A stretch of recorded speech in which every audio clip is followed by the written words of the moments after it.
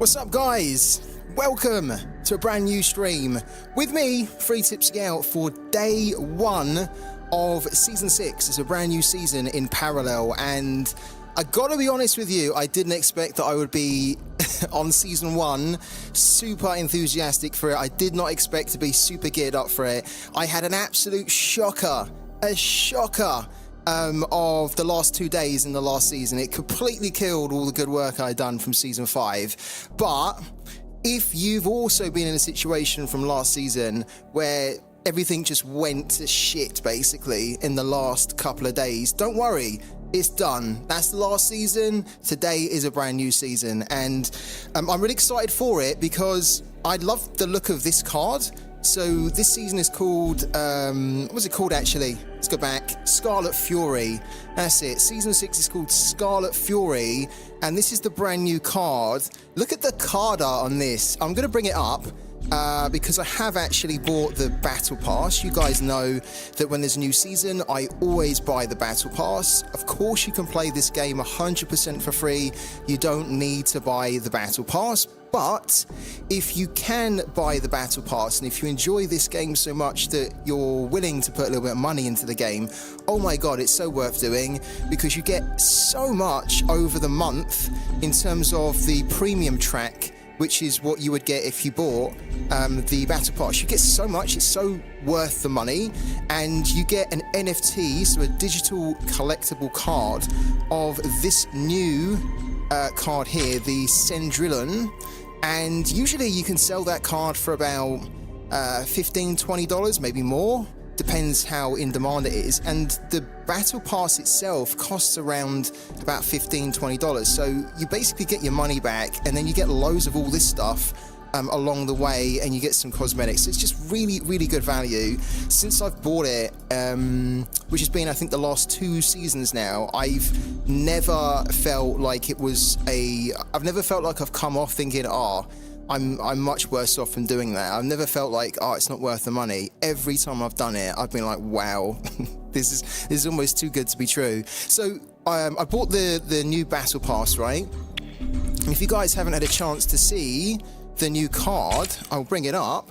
Hello also to Tao. Do announce yourself in the chat, guys, if you're here. Here's the new card. All right, brand new, released today. Sendrillon Rend from Earth, and it's a split card, right, which makes this so cool. So it's a legendary card. All the Battle Pass cards are legendary, which means that you can only have 1 copy in your deck. And because it's a split card, I really like these split cards. At the moment, they only seem to be for Marcolian, and I'd love it if they ventured out and done a few more split cards in different parallels, because I'd love to see some kind of like a split card in Shroud or Algoncore, for example. But at the moment, they're only Marcolian, and the split cards are basically a card, if you don't know, where you can choose whether you want to play a unit or an effect, right? And these are the corresponding cards to this one. And it's just such a good card, this. It's 5 cost, it has attack of 4, health of 4, and it's battle ready if you decide to play it as a unit. And when you play it on attack, so as soon as you play it, you can attack straight away. It deals 2 damage to another random enemy, right? Another random enemy, so that could even be the opponent, and a friendly target, so you will do some friendly fire. But I think it's worth it, because you get a battle ready. And that's definitely one of the key words that's been missing from Marcolian. They don't have a lot of battle-ready units at all. So having this, to be able to play for a 5 cost means that this could almost be the finishing move in a lot of decks, a lot of Marcolian decks, where they're kind of hammering you with loads of low-cost units, right? Because they love to overwhelm you and get a nice, strong early board. And as you're trying to deal with that board, you're thinking, okay, I'm getting on top of it. And then boom, turn 5, you get like a Sendrillon that drops down and can just immediately go and hit you. The one good thing if you are playing against this is that it's not evasive, right? If it was evasive, then that would that'd be overkill. So it's not evasive like Neve, but the fact it's battle ready and it has decent stats on it, and the abilities on it are pretty good as well. I quite like this here. The effect is pretty good, look. It's a little bit of it could potentially be a board clear, this, Deal 3 damage to each unit and player. That's interesting. We've not really seen a card like that. So, yeah, is anyone using it at the moment in their decks if they've bought the premium track? And has anybody actually got any good plays out of it so far? I'd love to know. We're not going to be playing with Sindridden. We might do a stream where we kind of like experiment with her and we just put her in a deck and see how fun it is. But tonight, the play has to be that we need to focus on trying to ladder climb. So it's the start of the new season. I've done my placement games. For some weird reason, I don't know whether it's the same for everyone else here, but for some weird reason, I can't see my win streaks, right? I've played 10 placement games and I've won all 10. You can see it when I go to home and then I go back to this screen. Look, you can see that I've got the 10 win streak and it kind of just disappears. But in a few hours time, the ranks are going to be revealed. Everyone is unranked at the moment. And this is basically the time to kind of like just try and power through as many games as you can whilst everyone is unranked, and then just try and give yourself the best possible start for the new season. So that's what we're going to be doing. It's really quiet in the chat. I only see Tao. Who qualified for the Invitational? Who's actually qualified for it? So did you get into the top 128 positions to qualify for it? If you did, I want to hear from you, and I want to hear what you're looking to try and achieve in the Invitational. I'm looking forward to that. I'm casting it, if you don't know, so I'll be hosting it with a couple of other guys out there. Should be loads of fun, and I'm really excited to see what like the whole community is going to bring to this tournament, what decks everyone's going to be running with, what kind of interesting plays we're going to see. I can't wait for it. So yeah, who's qualified for it in the chat? I didn't. Even if I wasn't casting, I wouldn't have qualified for it. That's how bad the last 2 days of the last season went for me. I didn't even finish in the top 128, so it's probably a good thing that I'm casting it. Where you guys at? Where you at?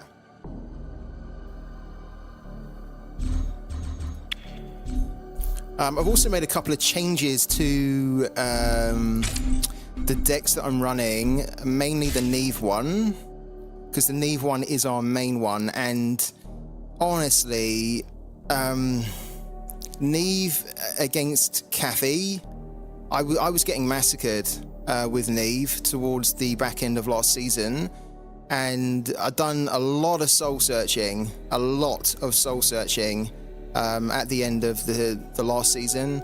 I actually was in a really bad place mentally, because like it was, imagine you've spent all season working hard, playing well, like gradually climbing up the leaderboard. You get to a really decent position. I was basically safe. I was, like master rank, 32nd, doing good. We didn't need to do anything. And I decided, let's keep playing, right? Because I want to get my 5 wins, and who knows, maybe we could get a really good finish to the season. And of course, it just completely went the other way. And after that happened, I was like, geez, do I need to take a break from this game, or like, do I need to stop like for a good while? What do I need to do? Because it was so bad to just kind of like lose so many games over like the space of 48 hours. I lost over 500 MMR, and I was just like, maybe I'm doing something wrong as well. Maybe my decks have a bit of too many vulnerabilities in them that I need to try and address. So one of the things I'd done straight away was I looked at my Neve deck, and it's funny now because now I've changed it. I can kind of see where it had like big weak points in it last season, which I didn't spot. I almost got into like that tunnel vision where I couldn't see it. And then when the season ended, I then obviously it was time to do a post-mortem. And as I started to look into it, I was like, okay, I need to have a lot more 2 cost in there. I need to have a lot stronger start, and there were just some cards in there that I just needed to take out and others needed to put in. So let's dive into it.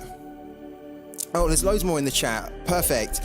Tao, Dransem, hello, man. Tao says, me 1 to 5 today. Neve versus Kathy. That deck is ridiculously imbalanced. It really is, yeah. Yeah, it really is.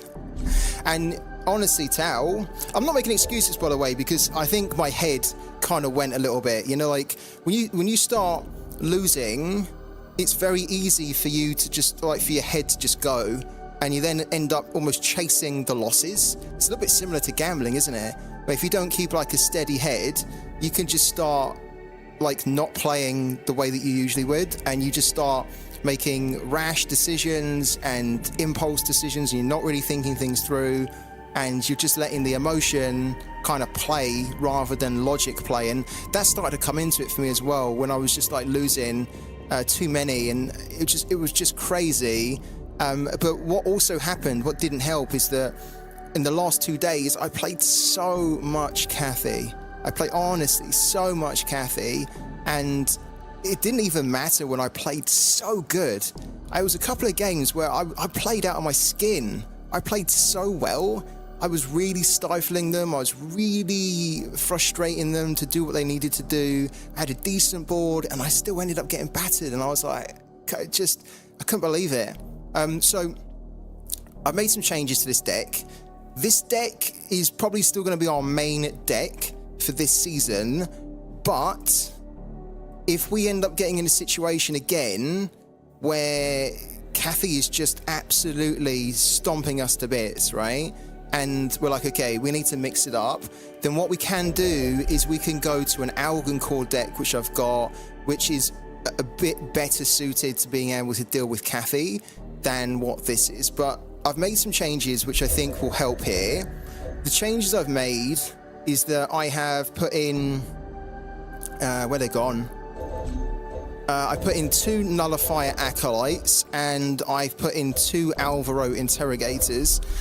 I think last season we had a bit of a weird mix where I didn't really have enough of either, or I had too much of one and not enough of the other. So having 2 of these, I think, is going to help us more to get a better, stronger board early on. I also, what else did I take out here? I increased the Triumph for the Loss to 3, because this is our most powerful card. And what I also found is that when we probably needed the Triumph to try and at least counter the likes of Kathy, we were kind of almost struggling to see it. So increasing that by 1 means that we should be able to see that more when we need it.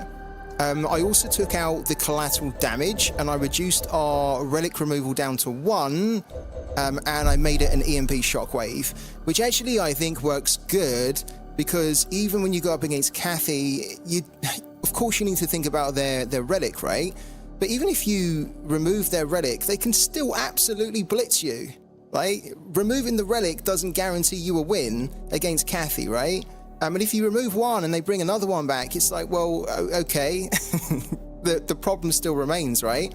So what I've done is I've taken out the collateral damage and I've swapped it with 1 shockwave. So we've only got 1 relic removal, but it means that when we get this, and if they've got 1 or 2 relics down, we get more value out of the relic removal. And also for our late end game board with Neve, this is going to result in a better unit because it's a 4 cost rather than the collateral damage being 2. I really don't want to have lots of relic removal. That seems weird, doesn't it, to say, but I found that last season we had 2 collateral damages, and it was almost like we had 1 card extra that we didn't need, that we could have been putting towards something else more useful in the deck. So kind of cutting it down, I think, is going to give us a bit more of a chance to win some of our matchups there. Hello also to Manu as well. Hello, man. How are you, my friend? We faced each other yesterday. We did. You absolutely smashed me, man. Yeah. This is when I was going through a rough time. It was horrible for me, and I really tried against you. You played really well, by the way. You deserve the wins. I really tried, and I was just like, damn, man, I'm just getting blitzed here. You know when you're playing good, right? You could play like 10 games and you could play like really good, but it's just not your day and you just end up losing. It kind of felt like that yesterday. I think yesterday I started the day at like 50th or something, and I ended the day at like 130. Can you imagine? I lost about 80 places in one day. It was awful. Anyways, it's done. I'm over it. Don't sound like I'm over it, but I'm over it. And I'm just trying to take a lot of the lessons from it because I don't want that to happen again. And I'm just trying to think, how can we make this better in the current meta before before Cathy gets nerfed, because Cathy is going to get nerfed to hell and she deserves to. But in the meantime, until she does, we need to like try and deal with it better with this deck. And I think the changes I've made will hopefully help us. I hope so. Yeah, you lost your head. You were so close to top 64, but you couldn't make it. Oh no. I think you're too hard on yourself though, Manu. I think you are hard on yourself, man. I think you've done an amazing effort. First of all, you've qualified anyway, right, for the Invitational, because you finished in the top 128. So that's going to be exciting for you. And the getting into the top 64 would have been a bonus, right? It would have been a nice to have, but I think the main to have was getting into the top 128, and you've done it, man. So yeah, don't be too hard on yourself. You've done great. You've done so good in a short amount of time, and you're still very new to the game. So yeah, amazing. And you know what? Just keep practicing, keep playing, and who knows, you could actually get quite far in the next tournament. What you do need to do though, Manu, what you will need to do from now until when the tournament starts is you need to start practicing with other decks as well, man.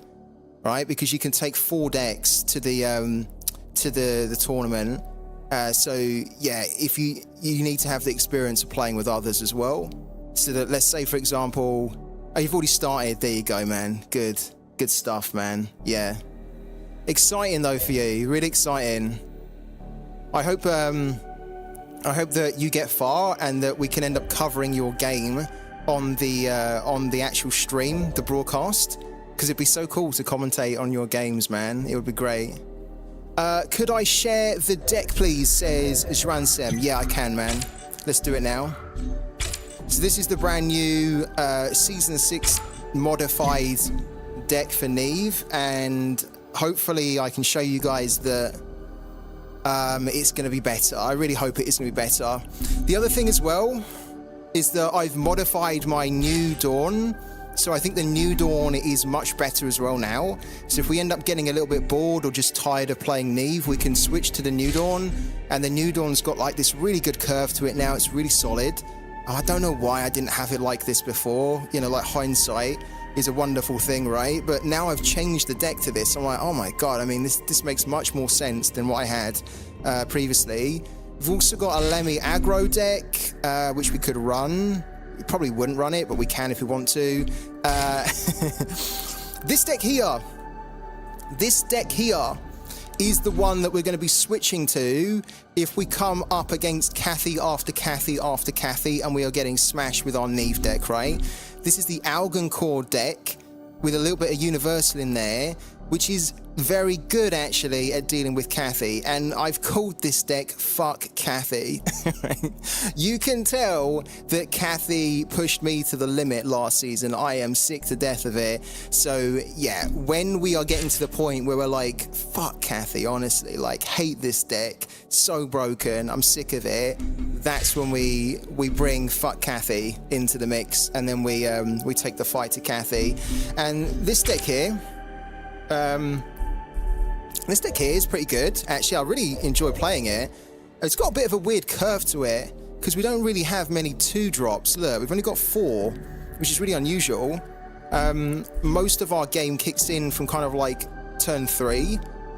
So yeah, it's a bit of a slow burning deck, but it's got so many ways here to really hurt Cathy with the Alvaro Interrogator, Also, we've got the relic, which is the turret, which can basically do more damage every time they use an effect. It's just got a lot of ways for us to control the board and still basically do counter damage to Kathy when they start using effects. So I found I started to experiment with this towards the back end of last season, and I saw a lot of potential in it, and I've kind of run through it again today, and I think that this is solid.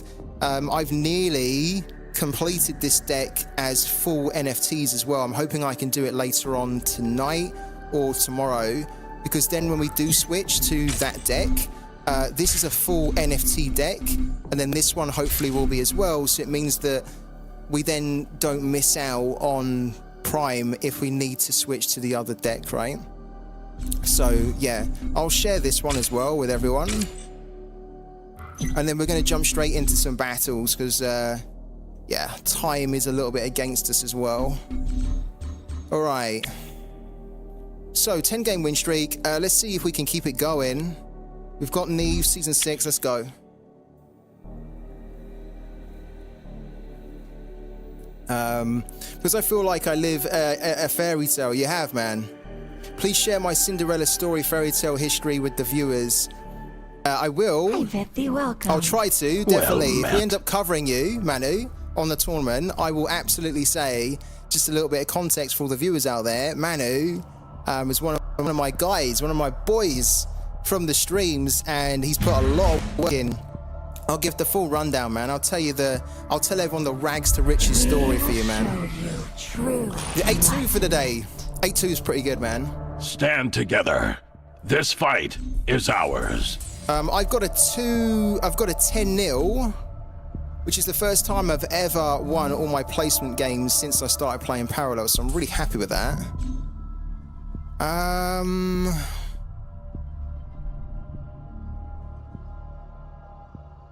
That's not bad. Let's do it. Oh, it's really good. Okay. Yeah, so look at this. This is a really good opening hand for us, actually. I am his blade. Okay. Okay, so that can go. Let's go. Come on, my beauty. Let's get climbing. I'll always be so grateful to you. You helped me out a lot, even when I was crying and thinking to leave the game. Well, that's the thing, isn't it? Look at where you are now, Manu, and the fact that you were on the verge of stopping playing. I remember you saying on the stream you don't want to play anymore. You're like, you just didn't think you were good enough and you were never going to get good enough. And I couldn't believe it, because like, you were good enough, but you were just having a tough ride of it. I'm so glad you continued, man. You've made it into a guild with access to bonds as well. What guild are you in? What's the bond? I think I'm going to join the Paragon's DAO one, because the bonds is kind of like still in a bit of an alpha. I'm not in a massive rush to jump into one, because I've kind of got most of the cards I need for the moment. But I think when the bonds launches properly, once it comes out of alpha, I'll probably join Paragon's DAO, because I'm already working with Paragon's DAO. You know, like I'm already writing for them. I'm jumping on loads of calls with them as well every week. So I'm almost one of the team. Exactly. I'm almost repping one of the Paragon's DAO team. I did speak to Midnighters as well. They reached out to me and they wanted me to join, and I kind of said to them, I'd in a way would be great to join, but I kind of feel like it'd be a bit weird that I would join Midnighters, but then I'd be writing content for Paragon's DAO, and some of that content would be talking about the bonds and that. So I just thought, let's do Paragon's DAO when it opens up. What am I doing here? Okay, let's bank one of those. Got to focus, haven't I?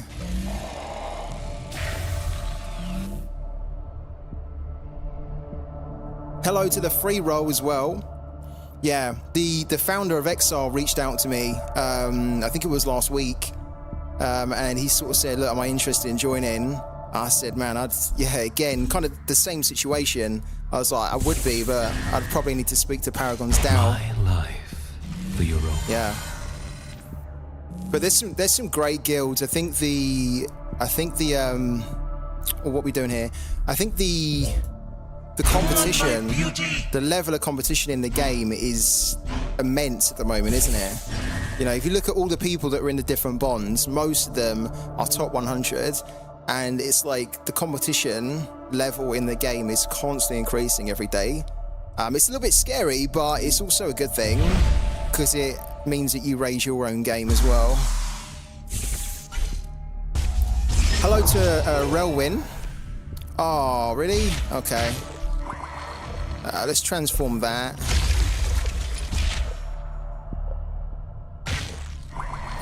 All right, there we go. Cool. We have a 3/6 Baron. Would you believe that? An untenable choice. Yeah, Midnighters, Exile, all really good. What's the other one? Oh, like YGG, right? And Tilt. YGG and Tilt also, I think, have a bond, don't they?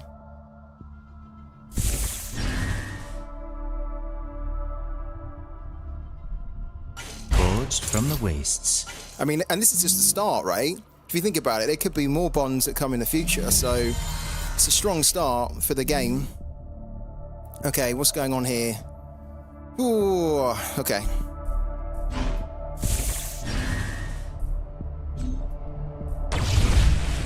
Let's get that down. Spectre crew on standby. We did bang, didn't we? Yeah, we did.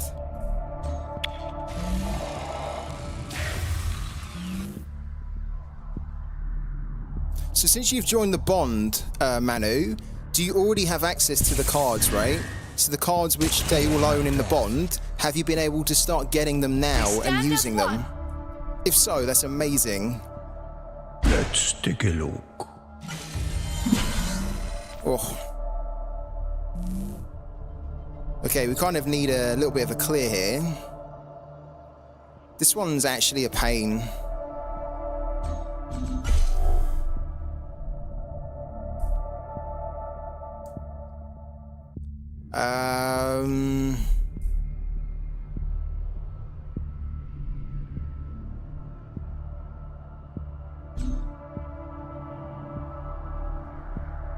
Oh.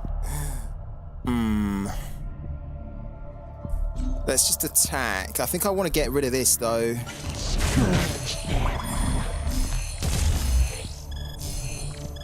I know we just sacrificed that. Okay, so now we've got that. It's actually not too bad.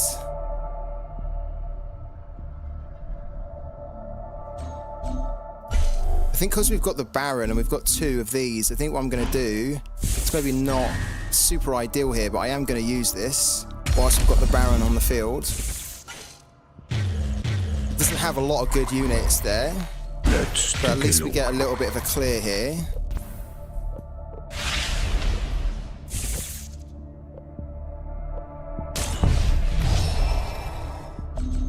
And we might be able to trigger something else as well. I was thinking about doing the Dominion. Yeah, I was thinking about it, but whoa.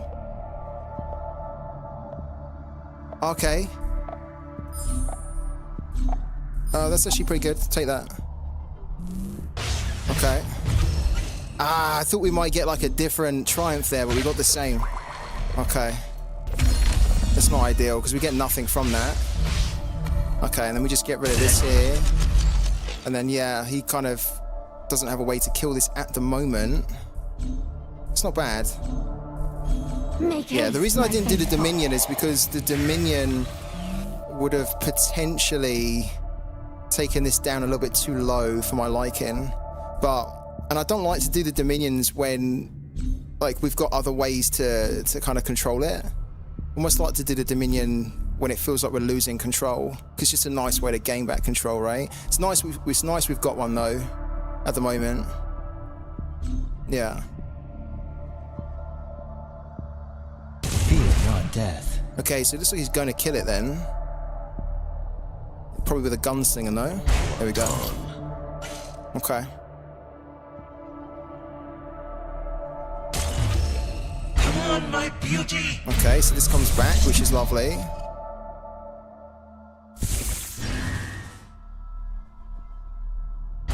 Okay, he's brought that on. So this is a good time to Dominion, I think. Because we've got some kind of like crappy units on here. He's got some We can take the Paragon off the board as well. So I think we might do it. We might get some damage in here, then Dominion.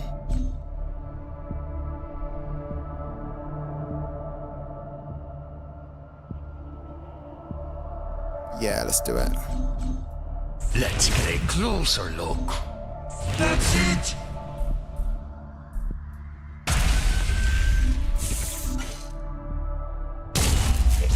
Two, 4, 6, 8, 10. So we're going to take 10 damage there. Today you went like 15 to 1, me versus Cathari. Did you? You know what? I've been a little bit lucky, Tal, because in the placement games I've played mainly mainly Cathari. I haven't really played many Cathy. I played a Cathy earlier. It was a bit strange.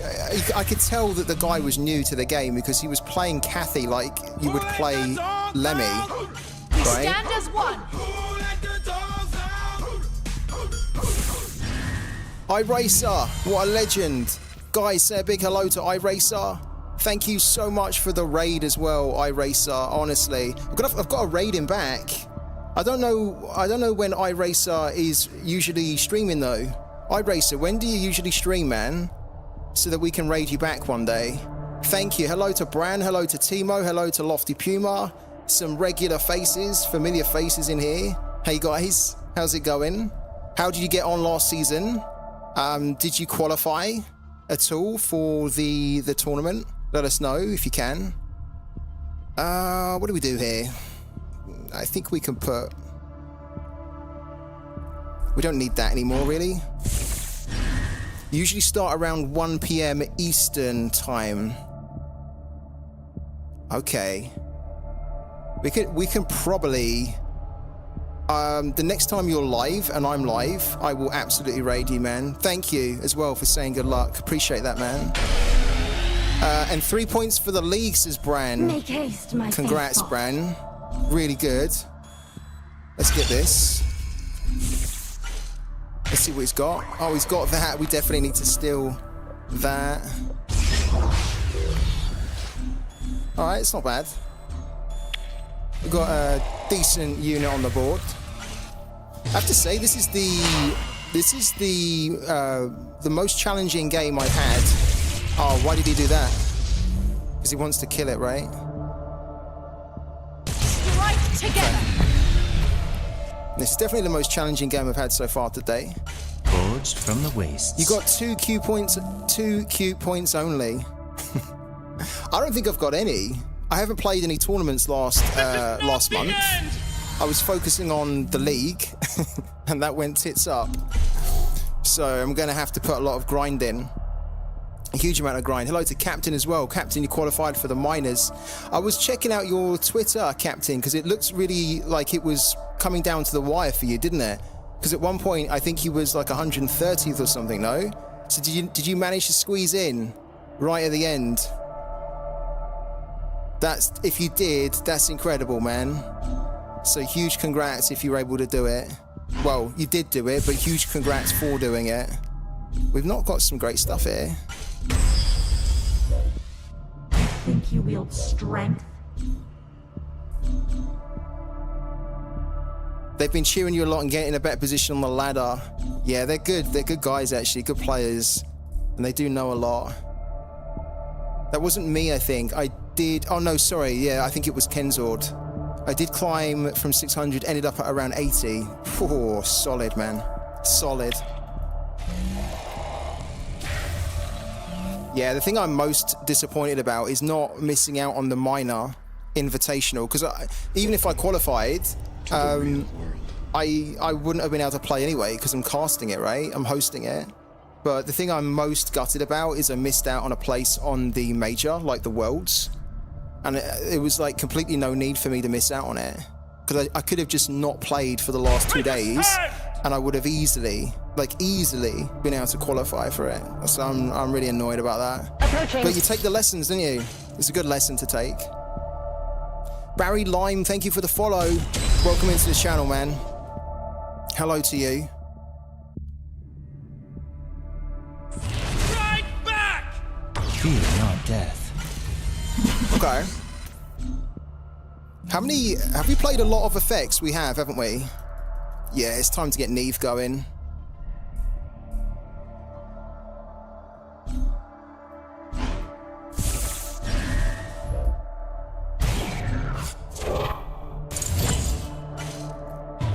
Where do you think you're going to start, Timo? What rank do you think you're going to start this season?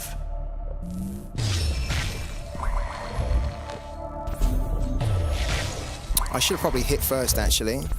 This was silly. Because like all of these, anything that requires assault, we could have assaulted it, but we didn't. Because we're paying attention. Making planetfall. Oh my god, we got an Adira. Wow, we take that. Come on. We take an Adira all day. Okay. We don't have any defenders, though. A little bit annoying.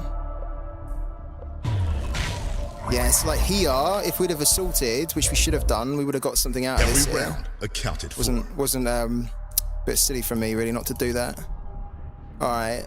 This needs to go, because if we keep killing these, they're just going to go back in the hand, aren't they? So that needs to go, first of all. And then... we can take... 2, 3, 4. Okay, let's take... This is a problem, but we want to take this out, actually. Ah, there's the defenders that we need. Perfect. Okay. This fucking thing. Your 7-3 calibration stats. Are you happy with that? I would have expected you, Penzokin, to get like higher than that, though, man. I wouldn't have expected you to have lost 3. I mean, I guess it depends on the matchups you get. Let's get rid of this as well. What's going on? Let's get rid of that. There's nothing we can do with the next 2. Make haste, Cool. my faithful.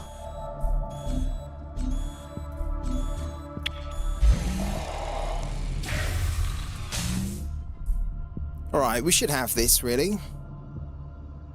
Should. Should being the key word. We've seen crazier things in this game than a full board that you don't then go and clear. I don't think we've got enough to win, though, on the board, have we? 2, 8, 9, 12, 13, 14, 20, 2, 3, 4, 5. We don't... Well, we do, but we're going to lose these, so then technically we would. Ooh, what's he copying? Really? The fleet shall triumph. To get what? Oh, to get the Astel's Glaive. Because that draws a random vehicle. So the oh, it could be the Rubicon as well, no? Fear not death. Doubt it though. Hello, Branzy. How you doing, man? You lost to 2 Cathy Masters and 1 starter deck Naeus, did you? Wow. And what was you running, Timo? Barry Lime says he lost to starter Naeus too. You do love to see it. I actually do, yeah. You know, when I was losing, I think it was last season, I lost a couple of games. You guys probably remember. I think it was actually before we started running Neve, actually. When we used to run New Dawn, we were losing quite a lot to Lemmy starter decks, right? Because Lemmy's starter decks, I think he's given up, isn't he? Yeah, he's given up. This guy's given up. A formidable foe. Yeah, we have enough to win. So let's go and do it. Just a scratch. Get off. Nothing more. Feel the power laid bare. Go. And spotted. Just a scratch. I will remember this Yeah, scar. I used to, when we was running New Dawn, Lemmy starter deck was wrecking me. And here we go, 4 hours, 16 minutes until the new, oh God, that's quite late, isn't it? That's like 1 in the morning, my time. I mean, I'm almost tempted to stay streaming until we can see the rank reveal, but 1 in the morning is kind of late. That being said, we did do it the other day. We done it on Tuesday, which wasn't intentional, but we did end up streaming until 1 in the morning my time. Who knows? Let's see how it goes, right? Great man, have some time off work here and went 24/6 in my games this morning, 8-2 in the placements. Great start for Brandsy, that. Brandsy, what's the main deck that you're going to be running this season? And just going back to my point about welcome. So another Well layer set. met. Just going back to my point about Lemmy starter decks and starter decks in general, it is actually quite nice to see them do so well, because it's a great advert for the game. It says you don't need to come into this game and spend like hundreds or thousands. You could basically spend $5 and compete pretty well, give or take a few cards that you might need to replace, right? But when Lemmy was Stand wrecking my together. New Dawn, I This was fight getting... is ours. Honestly, I was getting tilted because our New Dawn deck was kind of worth like 500, 600 pounds. We were getting beaten by a 25-pound deck, like, consistently. I was like, damn. Right, what are we doing here? Dominion's always quite nice, but we really need some low-cost removal here. We don't get it. We don't get it. It's nice that we get the Shockwave. It's not in this matchup, but I like seeing it. Now that we put it in. Or, you know what? We might have dodged a bullet here. We're not going to need this.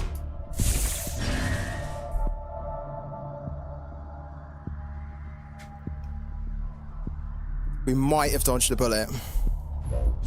Come on, my beauty. Like, we could have technically got rid of that, but I don't want to Dominion that. I don't want to Dominion 1, you know? Like, it's so powerful, this effect. You want to try and get good value out of it. So we'll see if we can deal with it on the next turn with something. Hopefully we get some removal somewhere. Neve's the main for now, but I'm going to play more Nehemiah and Kathy to branch out. Yeah, smart, man. What about Universal, Brandsy? Are you not tempted to do a little bit of Universal? Because I think Universal, from my experience playing the game, I think Universal is one of the strongest decks in the game. I'd love to do a Universal only deck. But I think it's, oh my god.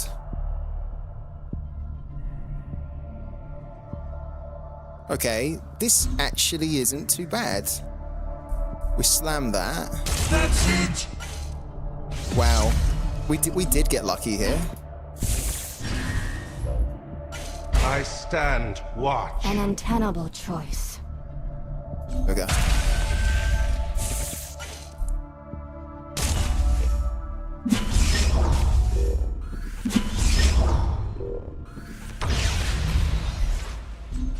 It's a shame that we couldn't get this down as well. You know? Like, if I'd have actually played one of our Singularity Stewards, well, to be fair, yeah, because we drew another one, didn't we? So if I had been brave enough to play one on the first turn, we could have had 2 here. No, that's not true. That's not true, because we wouldn't have been able to slam into that, would we? Yeah, so ignore me, because it has 0. There's just me trying to think about us being a bit greedy with the Singularity Stewards, but we wouldn't have been able to do it. Yeah, I would. I just haven't had the time in my first 2 seasons. I wanted to get really good and familiar with one Paragon first. Yeah, I think it's a smart decision. That's kind of what I've pretty much done. I mean, a lot of the guys here will tell you that we've pretty much... What is that? Discard a card, then draw... Okay, I've seen that before. Unnatural selection. You don't really see that very often. I don't think it's that great, then. I wouldn't have done that, personally. It does make me think that we're maybe playing like a beginner here. Because you lose tempo with this card, and, you know, when you're like an aggro deck, you don't really want to be playing that to lose tempo, I don't think. So, each to their own, but I don't think I would have done that.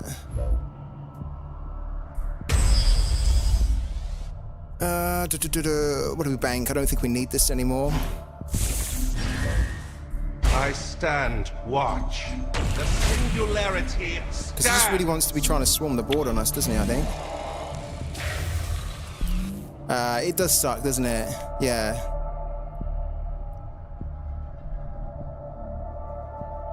What's he played? Yeah, he's got this as well. Look, Defiant Clone, which is like a very standard starter deck. Oh, lovely.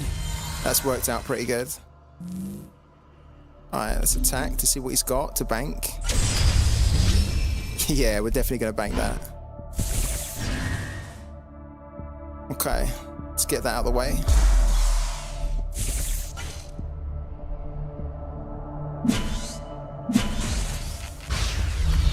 It does feel a little bit wrong, doesn't it? You know, like when you're playing these early games, you know, like it's not the placement games, but you're playing these games when everyone's unranked, right? And you could tell because everyone's unranked and you get matched up against someone that's not quite your level. It doesn't feel like a fair fight at times, does it?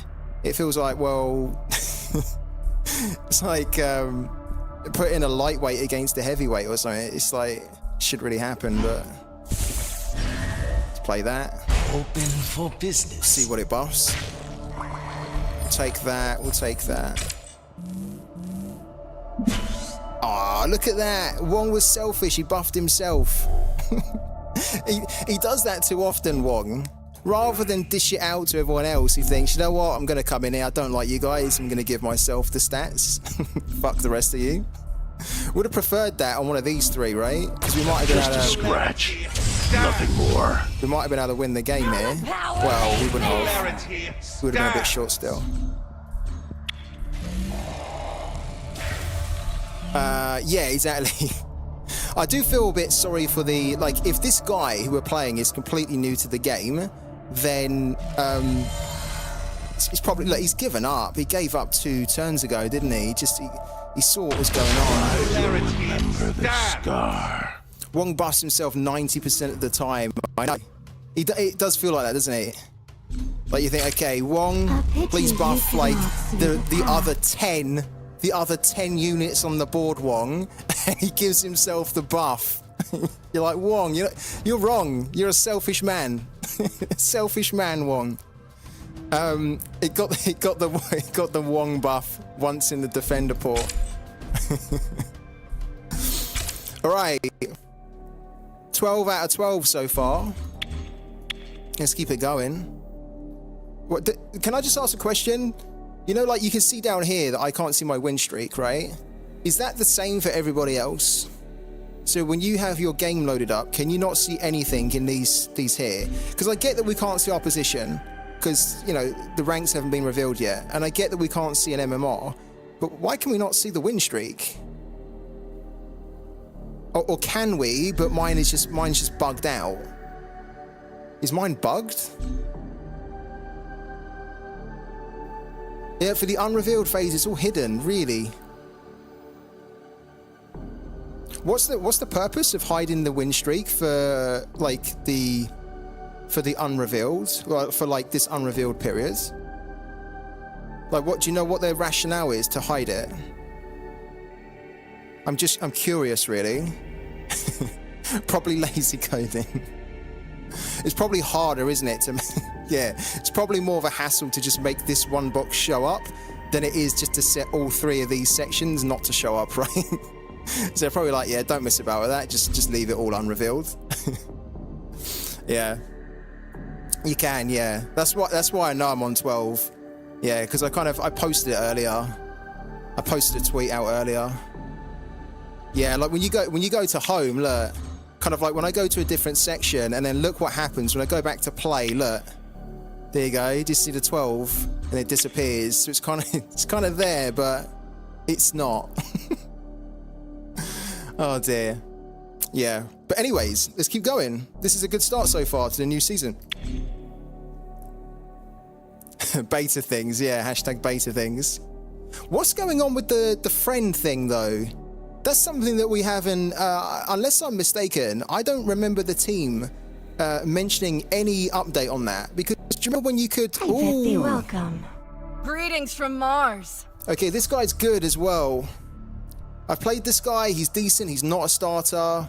This will actually be a difficult game. We could lose this here. So this will be a good test of our new deck now, I think. Yeah, this will be interesting. And so far, we've had it a little bit too easy, which is great, but it's not good for me, and it's not good for this deck, right? We need to see what we need to be playing higher opposition. So anyways, this is going to be really difficult. Catherine the Point, at your service. Okay. This is actually a good card to have.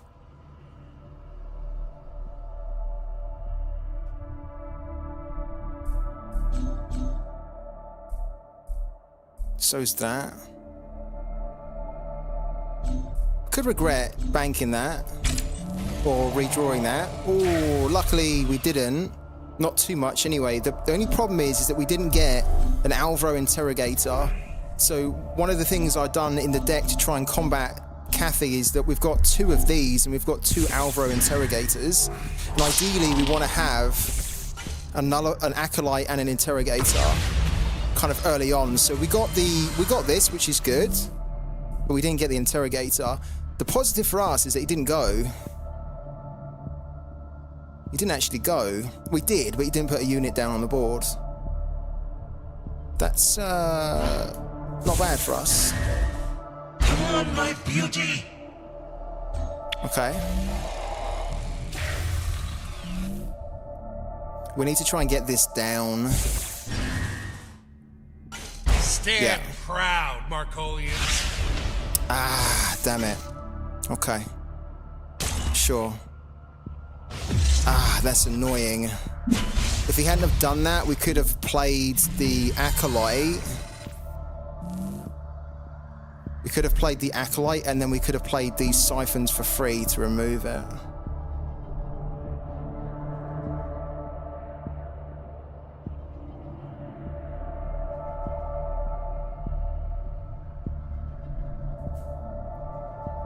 I mean, honestly, I don't think, because this is turn 2, so next turn for him will probably be the Rally Cry. I think I want to remove this before it gets a bit out of control. In fact, I'm going to do it. I'd like to get this down, and we will, but I'm just thinking, like, we need to remove this now whilst we can. So probably we bank that.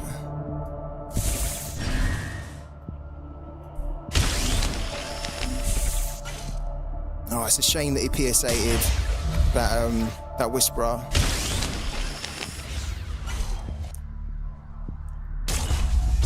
No, that's not what I'm saying.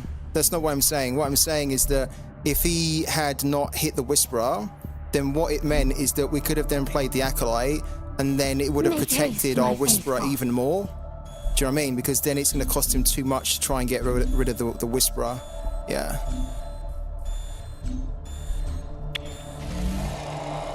Ah, this isn't good. This isn't that good because we needed something like a... We needed like a Spectre attack craft. Okay. He's got that as well, and at the moment we don't really have a way to remove that in time. Oh... Okay.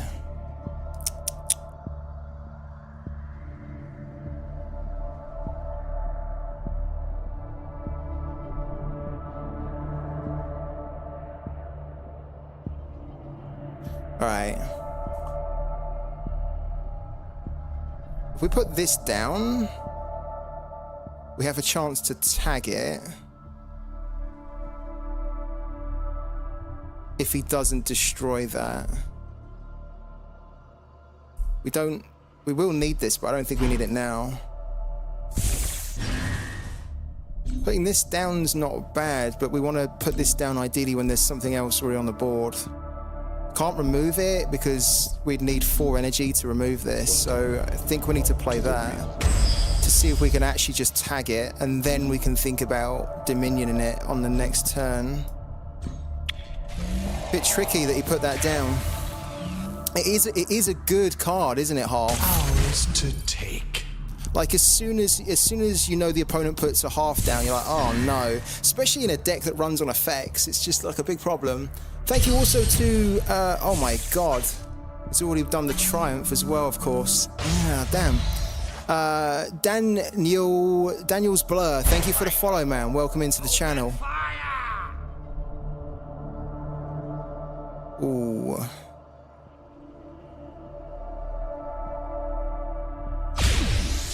Yeah, he's gonna get rid of that. Okay. Okay.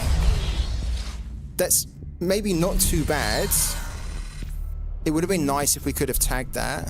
There's the interrogator, right? Interrogator's great, but not now, really. Or is he? Like, we can technically remove the board. But what I'm also thinking is that we can make him take some damage here with the interrogator on, and then the acolyte can also increase the cost of the effects he's going to try and play directly at us, right? So I don't like that we're going to have to do this, but I do actually think we need to bank the other triumph here, because we're going to need to trap her for when Catherine comes on, and we're still going to need this. So we're going to have to bank that. We're going to have to play that. This will hurt you more. Then play that. I think you wield strength. And this is why we've got these in the deck, just to make it a little bit more difficult for him to do, for these Cathy decks to do what they're trying to do. So he can look to remove this, right? It's gonna cost him health to do it.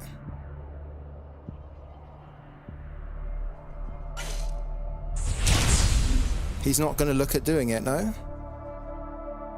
Interested to see what he's gonna do here. Maybe he plays Cathy.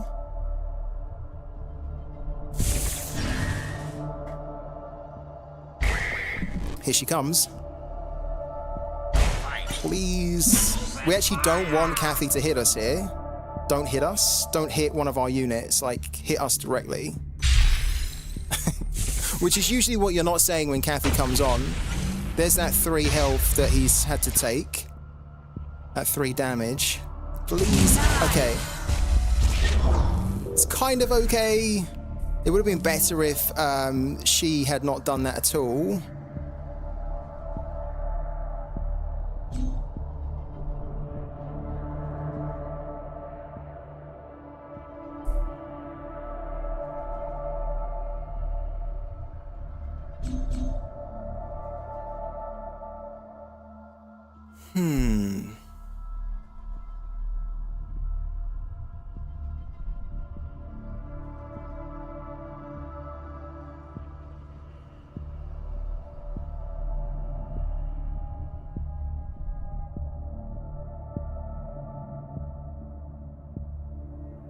Tricky.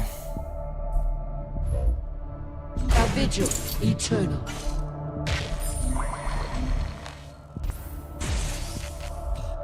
It's tricky because we are probably going to lose the interrogator. A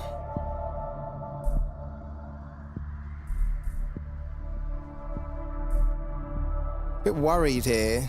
Like, we can remove this, and we should. Make haste, my faithful. Just a little bit worried. If he does a rally cry, we're going to need something like that just to try and stem the bleed. Okay. So we're kind of forcing him to attack with something here. Or, yeah, we are. Because if he plays an effect with this on the board, he's going to take 3 damage for no reason.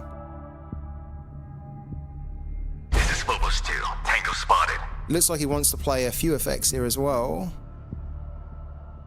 Oh, okay. It's one of the reasons why we kept the Dominion here.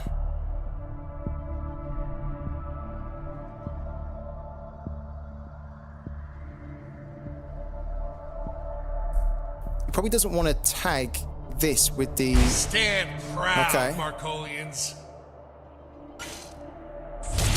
Okay, so he's got rid of that then, sure. Ours to take. Welcome. Okay. Okay. Right. Yeah, so we're going to take a little bit of damage here. Okay. The thing is, though, is that we can Dominion this now. By Dominioning it, though, we're going to take a lot of damage. 2, 4, 6, 8, 10, 12. We're going to take like 12 damage if we Dominion this.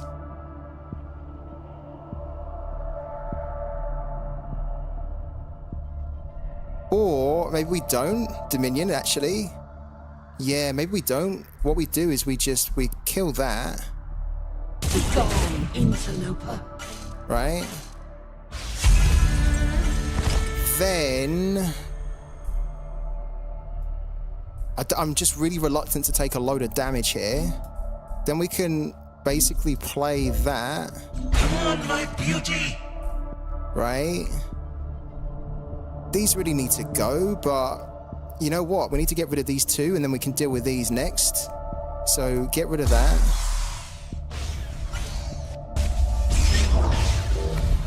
Because we can kind of try and deal... They don't do any damage on the board, right? He's out of cards in his hand.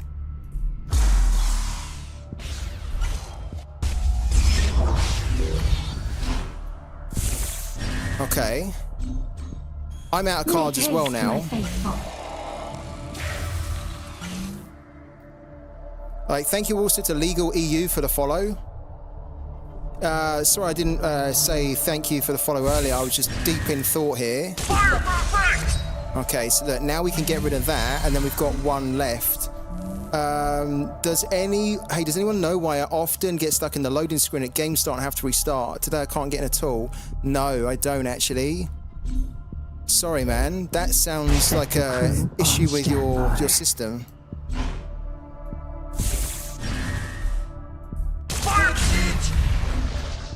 Okay, next turn we can kill this, right? If these two are on the board. We're actually... This seems weird, right?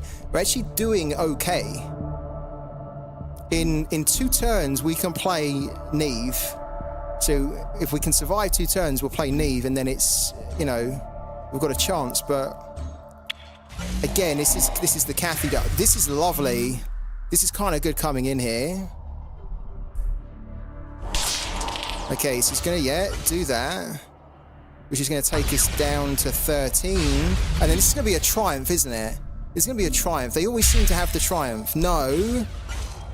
Okay, but this needs to go because this is starting to wreck us now. I'm not sure we can survive. Oh. This can basically slam into that if it wants to. We need to attack with this next turn and basically find some kind of removal. He's just taking a card. Oh, this is tricky. This is tricky. He's just given us probably a really crap card. He hasn't given us a good one. The problem is we can't remove this, right? We can remove this, so we will. We need to find a way to remove that. That will do. That will do. All right. That's exactly what we were looking for. Play that. Debt making it harder for him to play what he needs to. Get rid of that.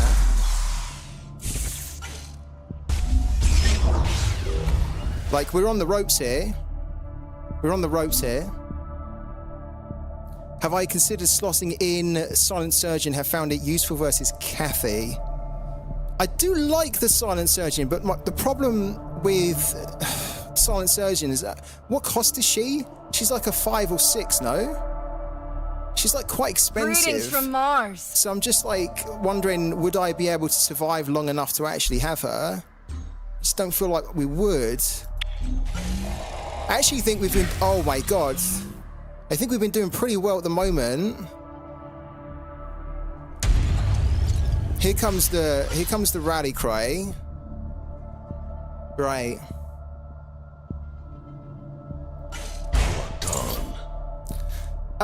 It was a good top deck, wasn't it?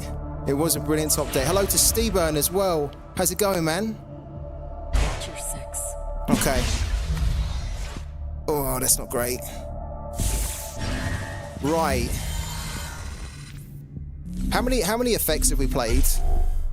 1, 2, 3, 4, 5.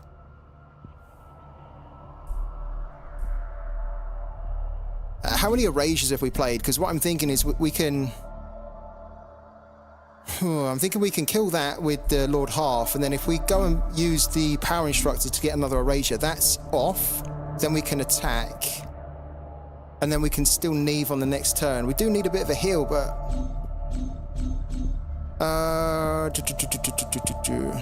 How many erasures have we used?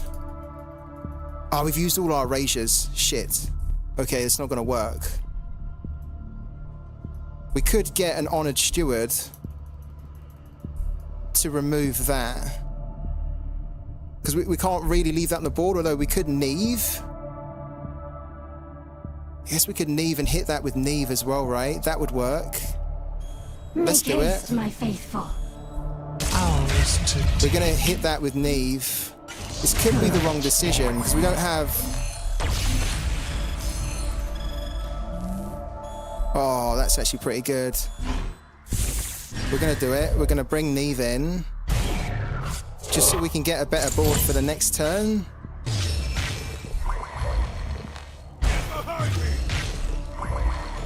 I mean, it's so rare that you get to, like, turn 9 when you're up against Kathy. So it's like, if we didn't take that opportunity, it would have been a bit silly, no?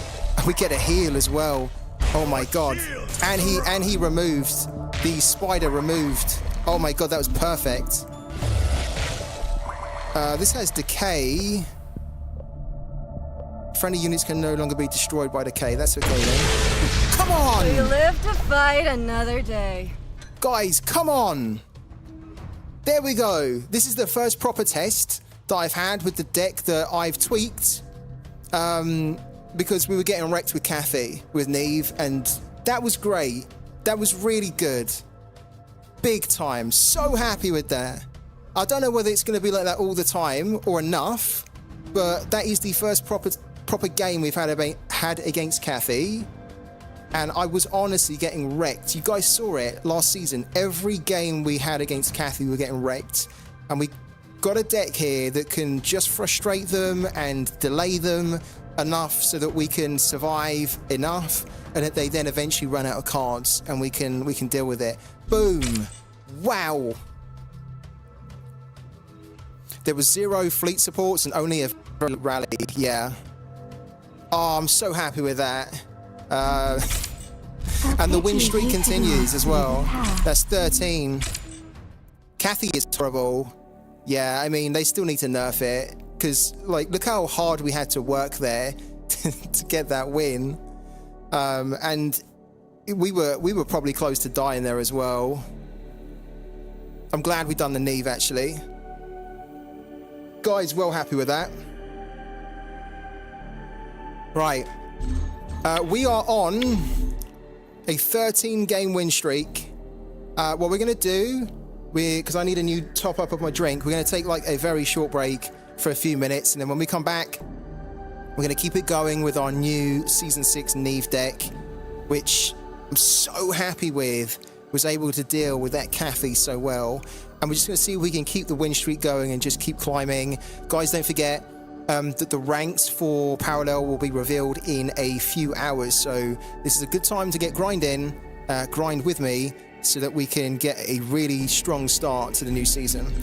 Guys, don't go anywhere. Stick around. I'll be back in 2 minutes. So see you in a second.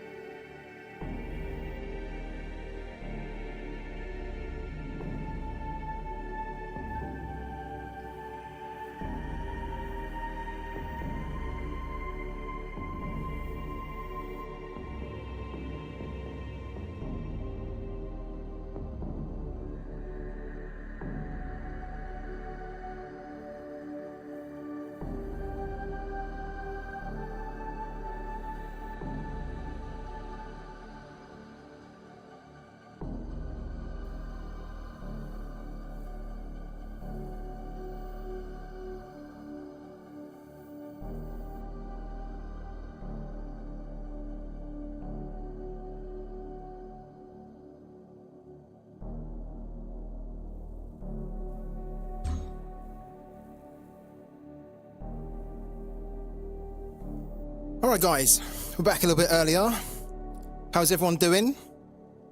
I'm so happy that we won that game. Honestly, I'm so happy we won that game because it's very well to plan it, right? But you kind of need to see how it does against the thing that you have built it for, and it worked really good that last game. We're on a 13-game win streak, as you probably just spotted there. We're going to keep going. We're trying to grind as much as we can.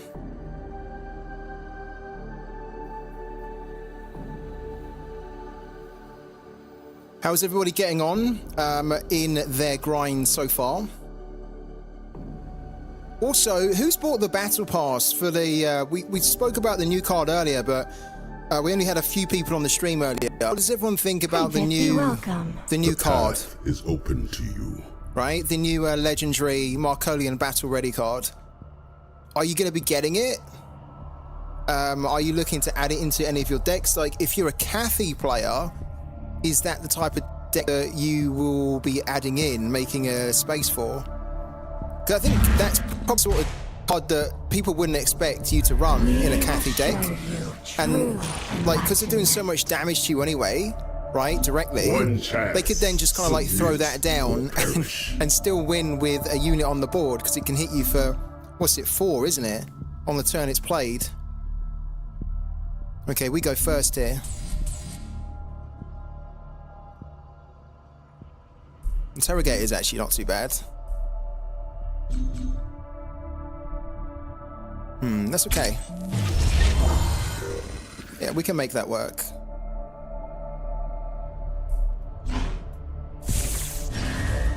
I stand watch.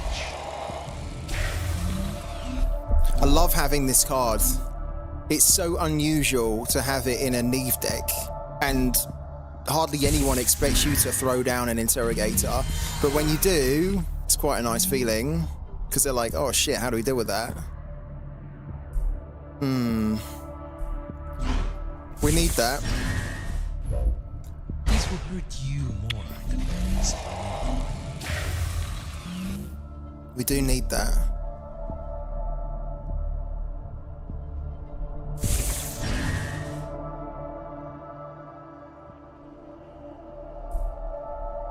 I don't know whether this guy is new or not. I don't recognize his name. Ah, does he have a siphon? He's going to siphon that, isn't he? You know what, Ransom? Right, do you know what? I don't think it does. In fact, I'm sure it doesn't, but there was a game the other day where I was doing a lot of damage to myself. Well, I wasn't, but I had the Alvo Interrogator and I was just playing effects, which was doing damage to myself. And then all of a sudden, I hadn't used a Dominion, and then I played Amalia, and the Amalia somehow done loads of damage, and I didn't understand, because like we'd only been doing damage to ourselves with this. So I don't think it does, but I mean, I could be wrong on that game that I played, where I just thought it was contributing towards it, but I don't think it does, no.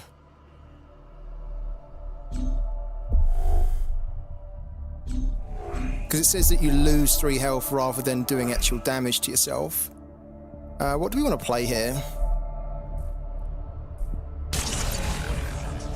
I'm not using an Erasure on a 1/1. So why don't we do that? And then do that. And we're going to take some damage here, of course, right? 3 damage, but it's okay. Ah, look what he's got. These are kind of a little bit of a pain. This is okay. I think I want that, though. Make haste, my faithful.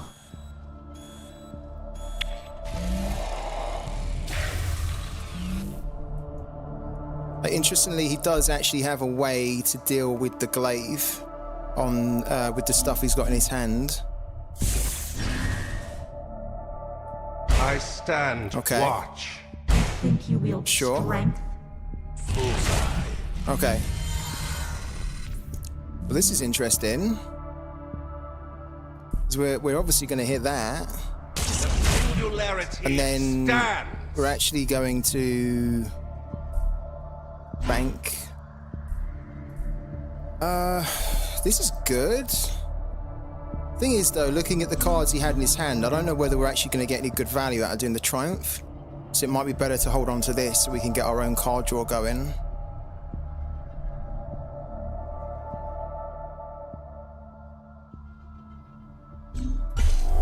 That being said, we've got 3 of these in the deck. We've only got 2 of these, and on turn 5 we could potentially play this and then steal something good. Let's bank this actually then. And then let's play that.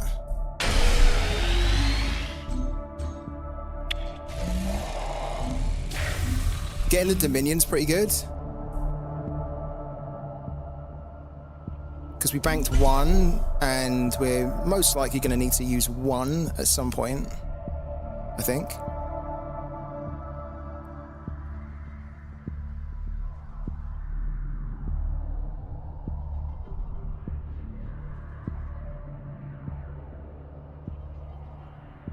I mean, when we looked at his hand, it didn't look that great.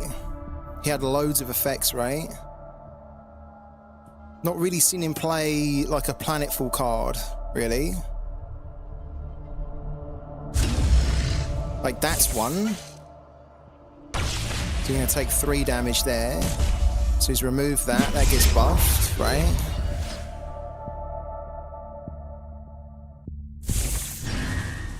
Okay, and then what? That's no good.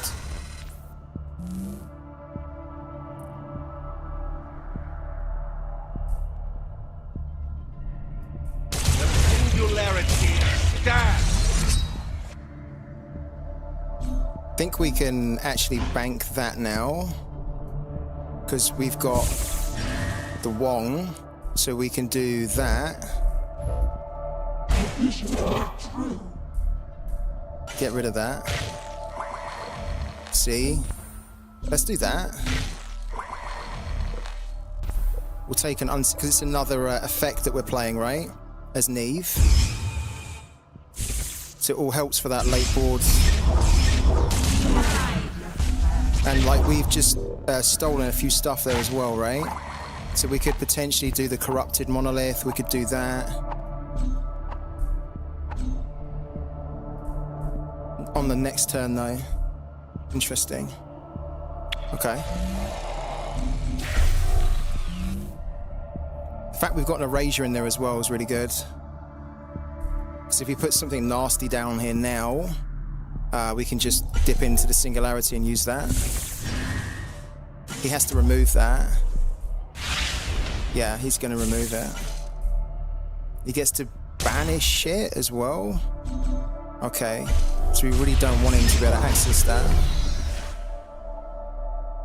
Is he going to... I was going to say, is he going to do Brand? But he's not, is he?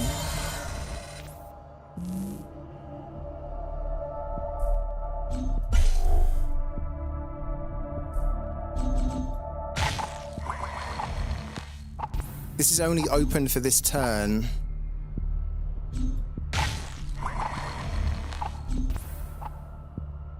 We don't really need that.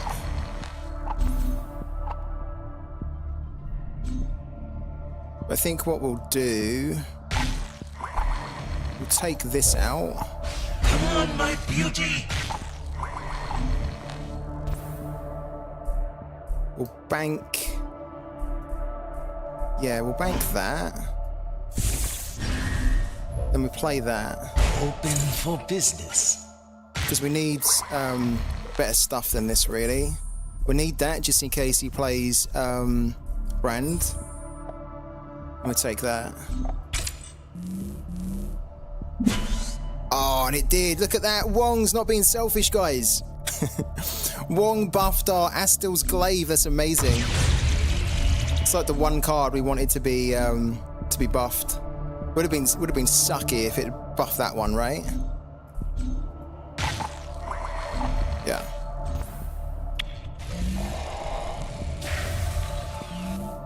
Okay.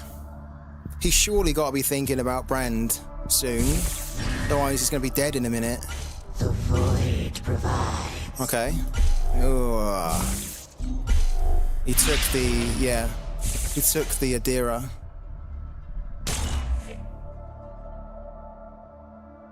And he can banish that.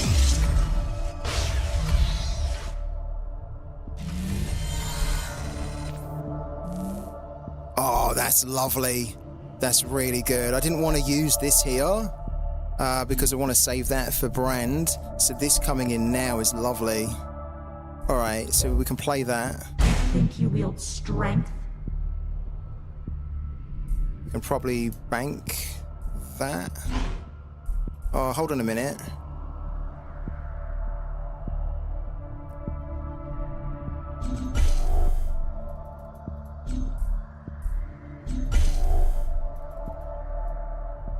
I mean, this is a low-cost card, low-value card. With what we've got on the board, we should be able to deal with the Adira as well if he doesn't slam in and kill it. So I guess we get rid of it. Then get rid of this.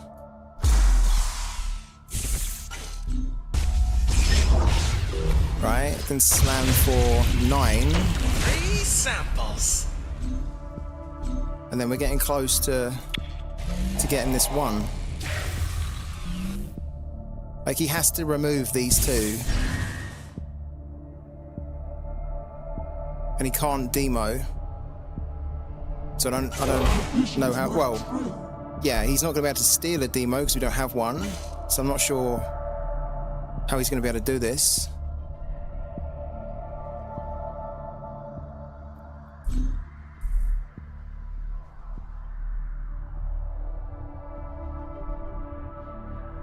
What could he steal here?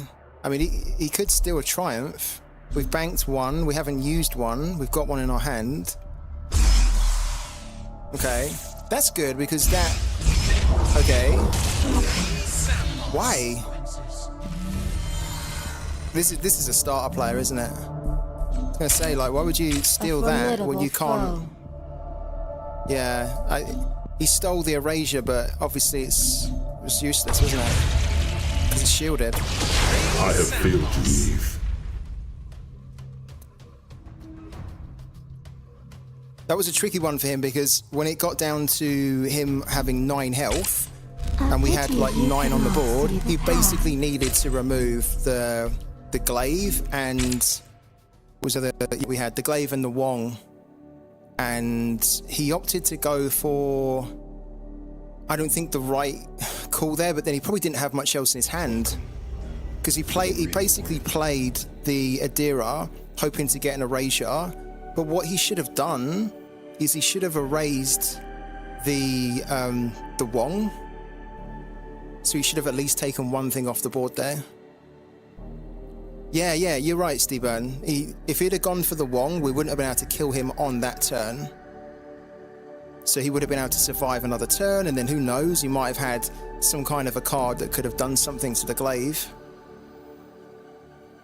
Yeah, but because the glaive was shielded, he kind of wasted an Erasure and then didn't have another way to follow that up to kill the glaive, so it was like a complete waste. Should have used it on the Wong. Thank you also to Solicus for the follow. Exactly. Look at Steven, you get it. Yeah, you get it completely, man. So if you use the Erasure on the Wong, it takes it to turn 8, and then if he just happens to top deck on turn 8, like a demo, he can demo. The only problem is that then on turn 9, because we would have had his health down to like 4, we could have then played Neve, and we would have won that way. So he was probably done for anyway, but still the play was to not go for the glaive, but to go for the Wong, I think. Let's go again.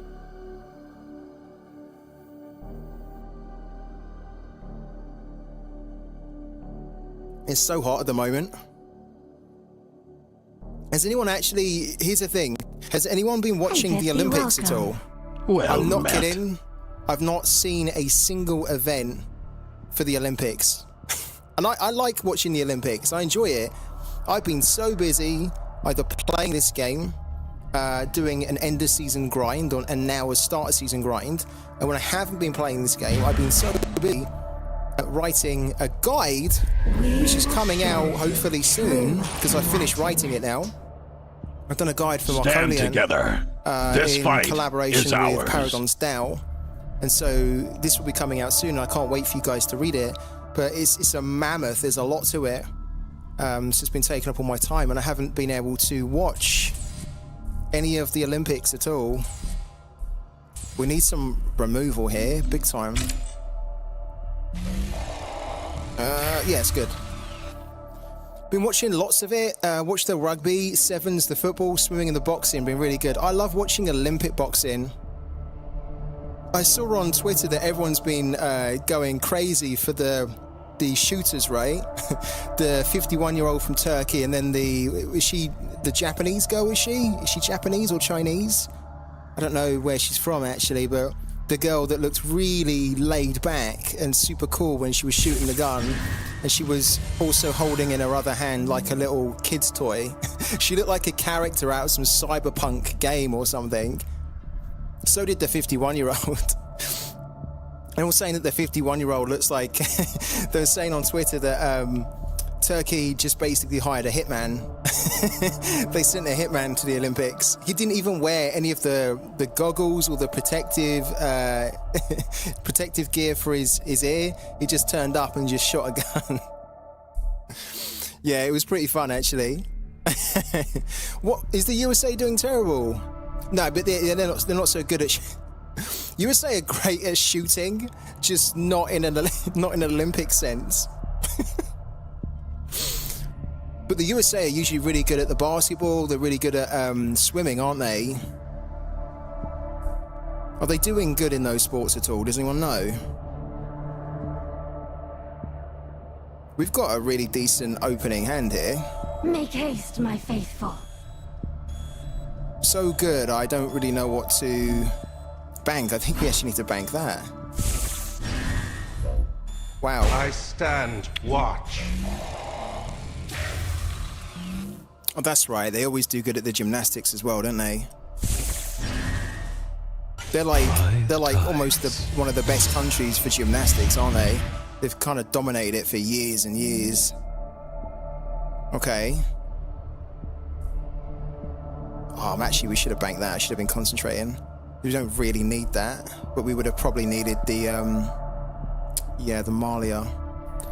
Okay, that's all right. We can make it work.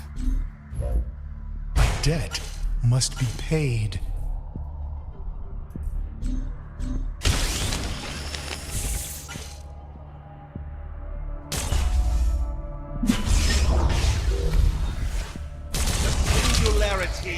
I mean, the advantage of keeping this is that we can play it on the next turn, and then this is like a one cost if we need to do it that way.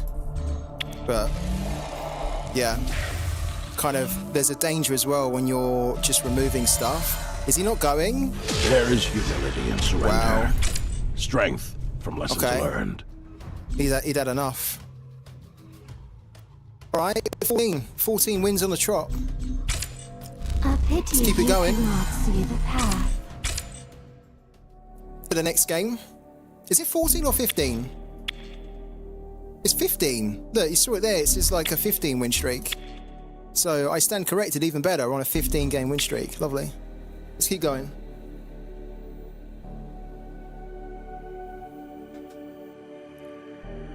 We are getting a lot of, you can tell we're getting a lot of beginner players as well. So it's not like I should really be raving about it. Be welcome. This guy's not a beginner player. Welcome. Lazy Dictator's actually pretty good. And again, this is a mirror match, so this is going to be tricky.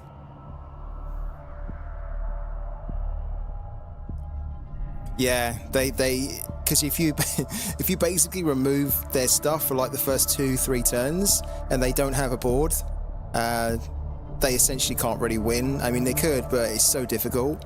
And it's so demoralizing for them as well, right? You're seeing it, Steve Burton. They're like, they put something down, you remove it. They put something else down, you remove it. They put something else down, or two things down, you remove both of them. They're like, nah, screw this, I'm done. I'm out. I don't want any more.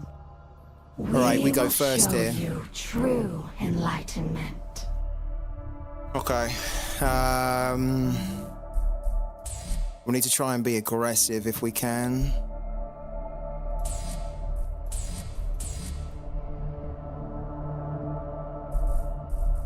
I'm looking for a one cost, like a Whisperer or ideally a Steward. There we go. Yeah, so kind of being aggressive paid off a little bit there.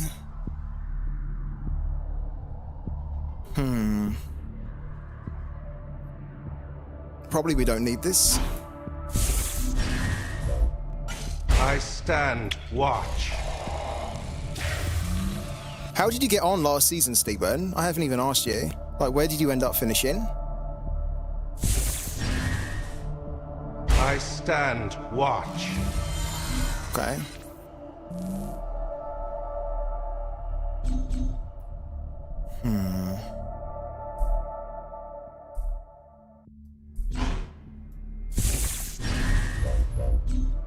Think you wield strength? Oh, our hand is bad here, guys. My hand's really bad.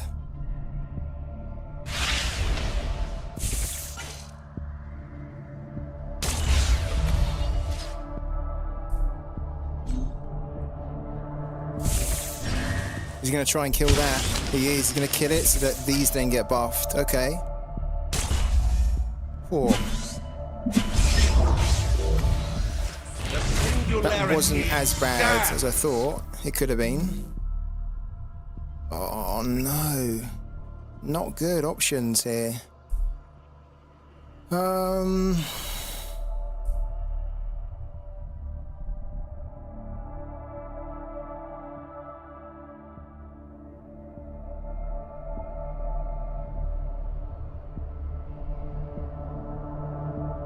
The kind of the question we've got here is, do we play another unit to then give us better cards by making this corrupted, or do we steal? Doesn't really have a lot of great stuff on the board. We're quite forget about this shield pod. Like, in fact, we'll get rid of it now. We're kind of even here. Don't really want to play this at the moment, so I think we actually bank that.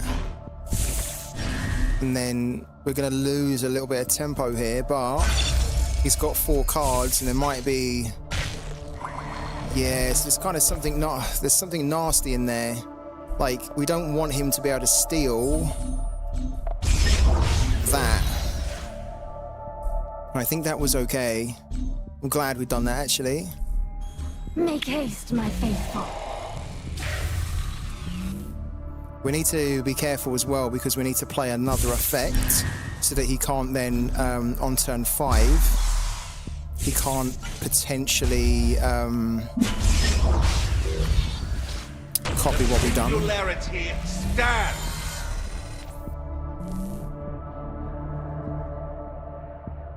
Oh, tricky. Oh, that's tricky.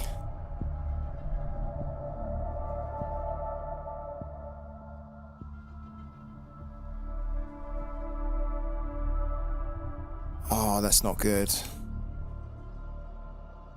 Okay.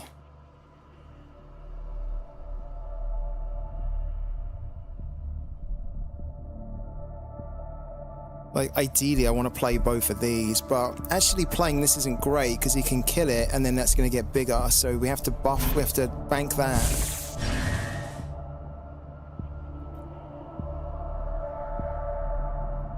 Then play that.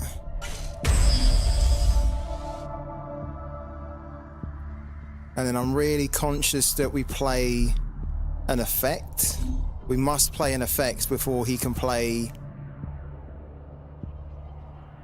Before he can play the Triumph of the Lost. Okay, we'll have to try and do it on the next turn. Yeah, okay.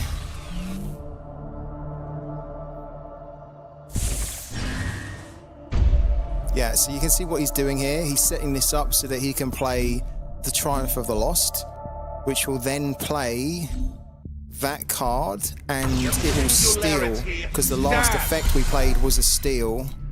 So actually what we need to do to stop that entirely from happening is we need to hit. Oh, he's got a Wong in his hand. All right, cool. Great. So now I think we need to bank that, then do a Dominion. Because we're going to want to keep that. We'll need to keep another Dominion. Yeah, that has to go. Okay.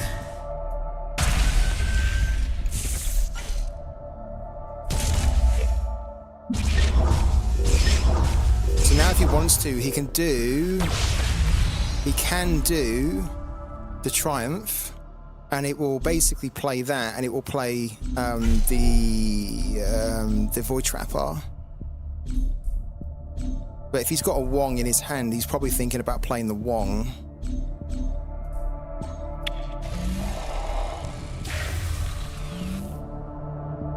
So we need to be a little bit careful here. Yeah, there's the Wong. Business. This is tricky. Because if he gets a Treacherous Scheming in here, he can scheme that on the next turn before we get a chance to play it. And if we play the Wong, our own Wong... Ooh.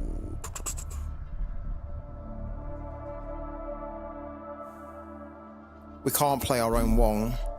It's going to take us down too much, I think. Well, we could do it, but...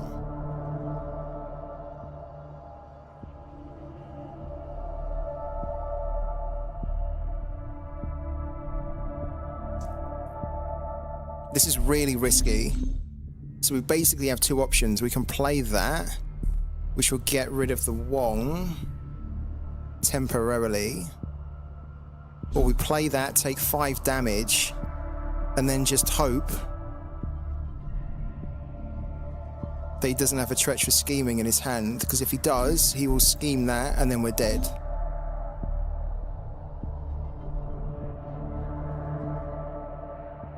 By playing this, it takes us down to 3. Make haste, my faithful. Very risky. Or we could just... Hold on. Let's get rid of that. Right? Let's just get rid of that for the time being. Let's go down to 12. It's not ideal. Next turn we can take 5 damage. If he schemes us now, that's gonna suck. No. Doesn't scheme us, but... Okay. We're not gonna be able to play this here. I stand watch.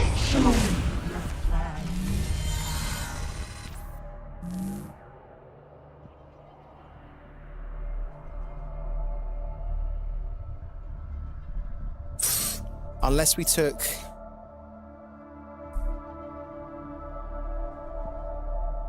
another 4 damage here, and then just threw Marlia on.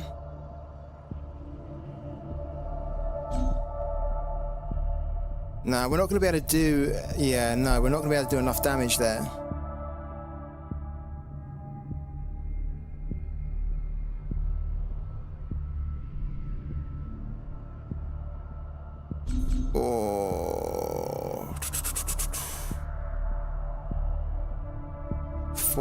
Then yeah, we need to get the heal, so we need to throw that down. The problem is he hasn't played the Triumph of the Lost, has he? I think we are dead here. I'm not gonna lie. I do think we're dead. I don't think we can actually use that anymore. Make haste, my Because he can faithful. copy this To the with a void. Triumph, and I think it will be enough to kill us. We also have to hope that... Yeah, it's gonna buff that. And it wasn't enough to kill that. Yeah, it's a shame. I was worried about that.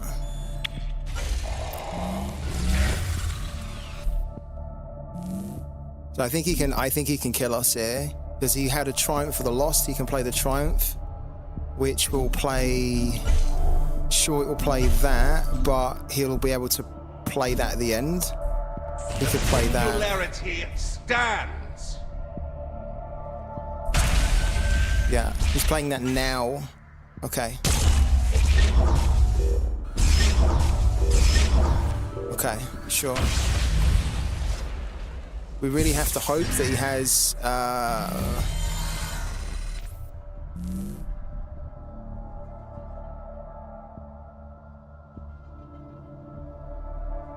I really do think we're dead here.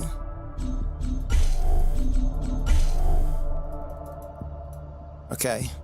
So I think what we have to do is we have to bank that.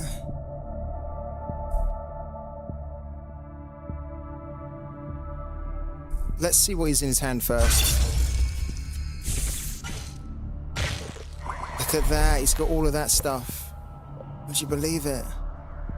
Oh, really, really rough.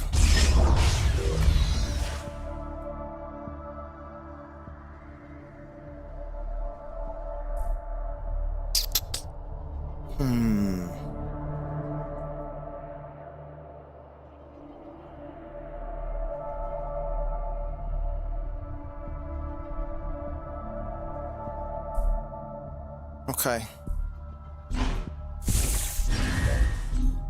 Open for business. We need to take that, because if he steals from us, he knows that we can do it back to him. And we'll take that as well.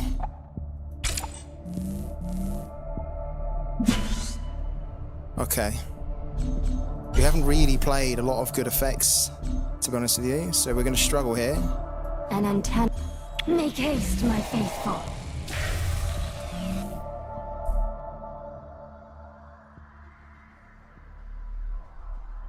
Come on, my beauty. Ah, he's going to go and get... Okay, sure. Yeah. Open for business.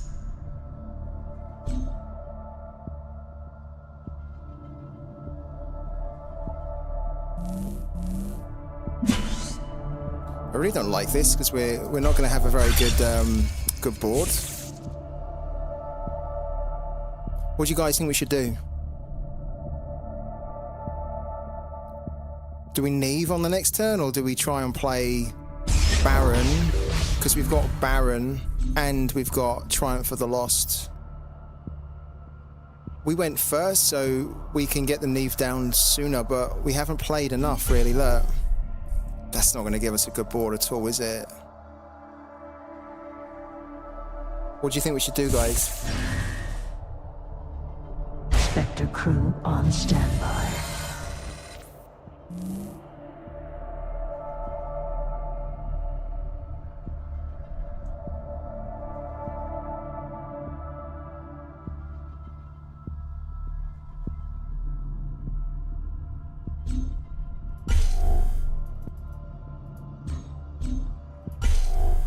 If we do it, no one's saying anything. Does no one have a suggestion?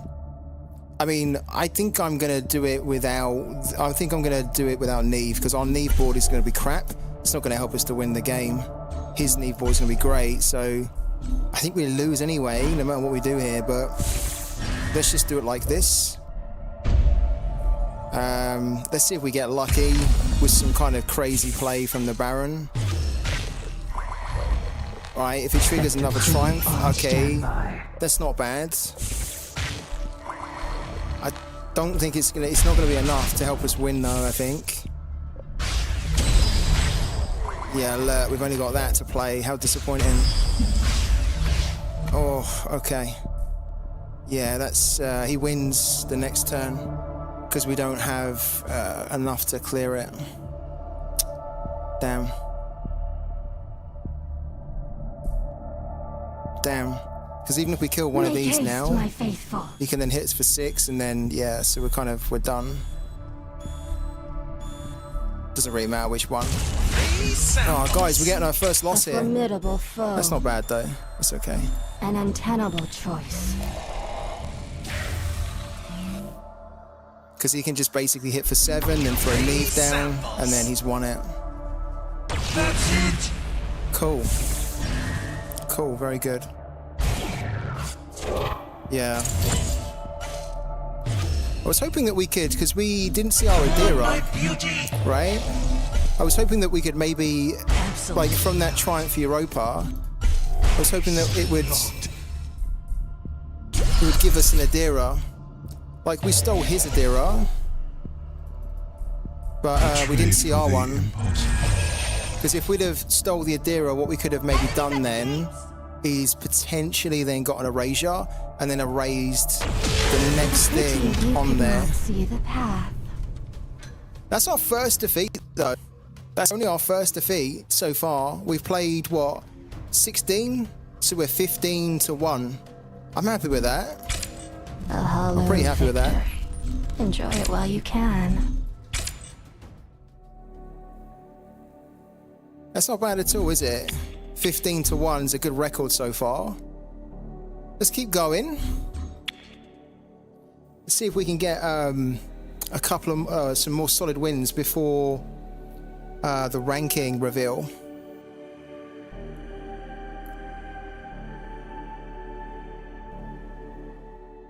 I bet thee welcome. Ah, okay. Greetings from Mars.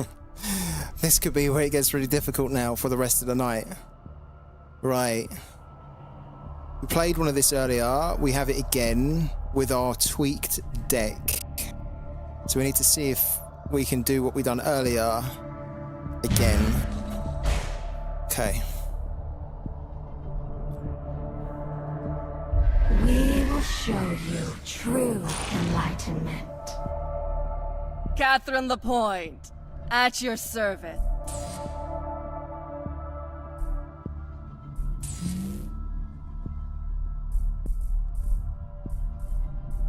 That's actually pretty good.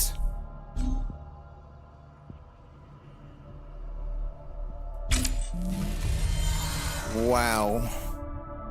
That's decent. The Start Dealings is amazing. We've got one copy of it.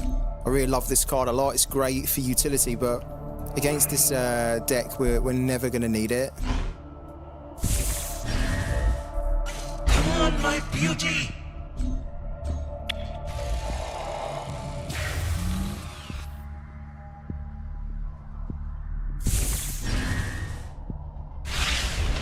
Okay, I was expecting that.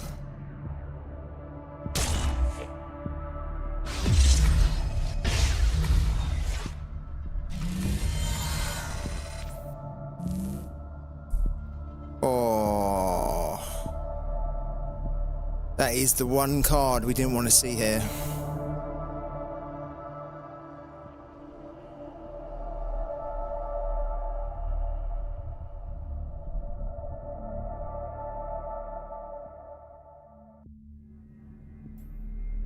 Because we've only got one copy of this, so if we bank it, we've got no relic removal. So we need to hold on to that. We want both of these, really. But we want to also play that. So I'm actually thinking that we bank that. Because if we play that, he could determine to assault it, but then he's going to take 6 damage to remove it, and then we've got another unit ready.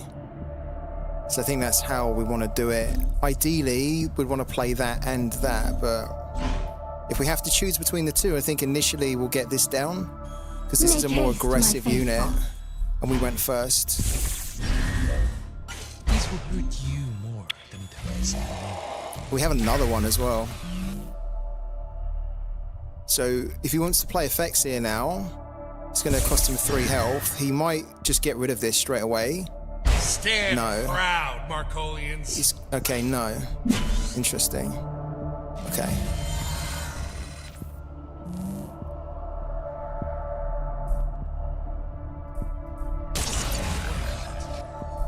Having 2 on the board is actually pretty... having 2 on the board is pretty massive, actually. Because his turn 3 could be that he plays the Rally Cry. So if he does the Rally Cry, he then takes 6 damage from playing it. But I wanted to get this down, because this is a good card for us to start cleaning up the board.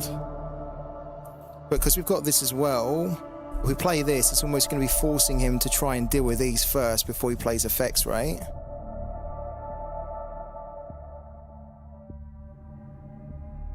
So I guess actually what we do is we bank that now. Because we need to hold on to this in case he does the Rally Cry, and we need to clean up the units. Make haste, my faithful. It hurts. Okay.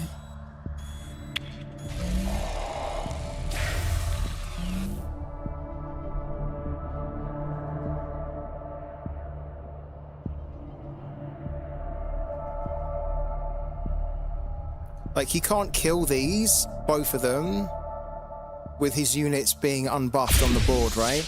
Oh my god, is he going to take that much damage? What?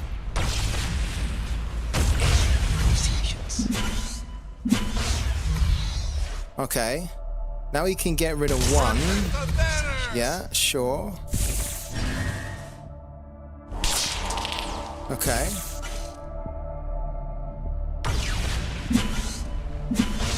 Okay. Cool. Protect the banner!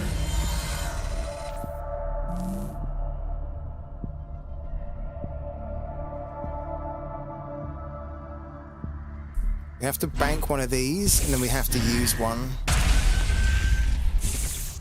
to take 4 damage.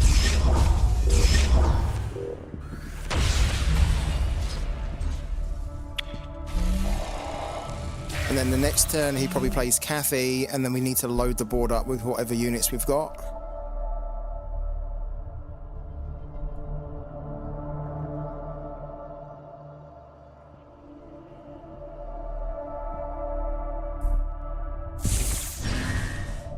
Yeah, it's got to play Kathy, surely. There we go. Hits us directly for 5.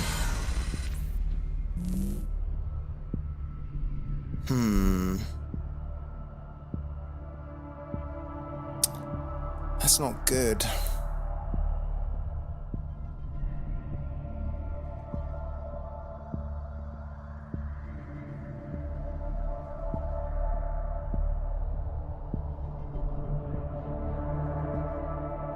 We've only got one of these and we can't really bank it.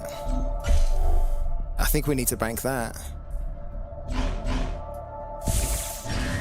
Bank that, play these 2. I stand watch.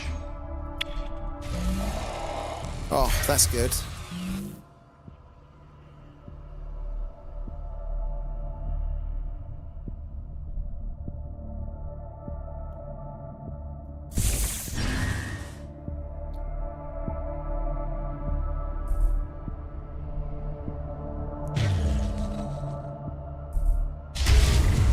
Oh no. He's actually gonna... Wow. Guys, this is the card. What? Wow. Guys, that was the new card. Did you see that? I didn't even know what was going on because it kind of glitched out. He played this and it dealt 3 damage to each unit. He played this as the effect. And it basically board cleared and then allowed his Kathy to hit clean for 5. Wow. I was not expecting it, but this is why, you know, like, this is cool, this new season, to kind of have that new card. That pretty much kills us, to be honest with you.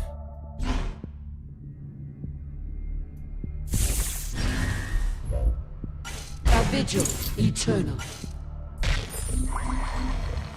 Kathy's gonna get so nerfed. Yeah, because we have 7 health and he can definitely kill us with cards he's got in that deck. He can hit us for more than 7. He can do a orbital strike followed up with a crack shot, and he has the energy to do it.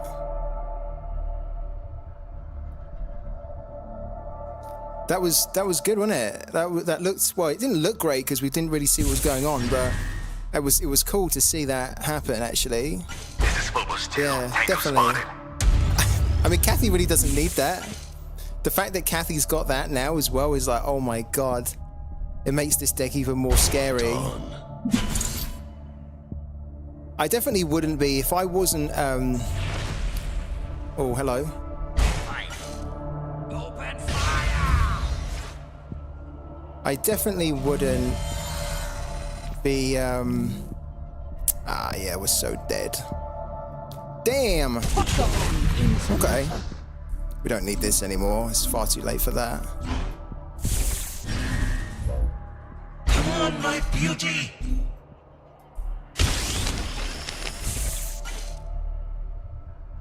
I like that we're surviving better though. We're kind of getting to turns 8 or so.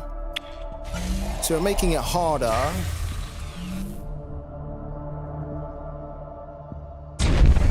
Here we go. Okay. Another glorious victory!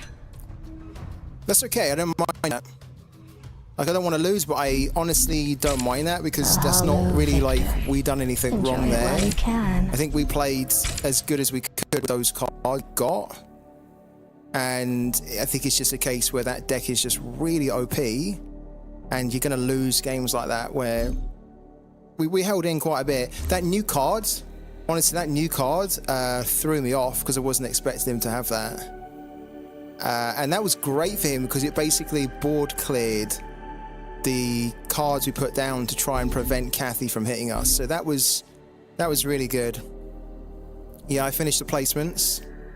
Did you? I finished the placements earlier in the day.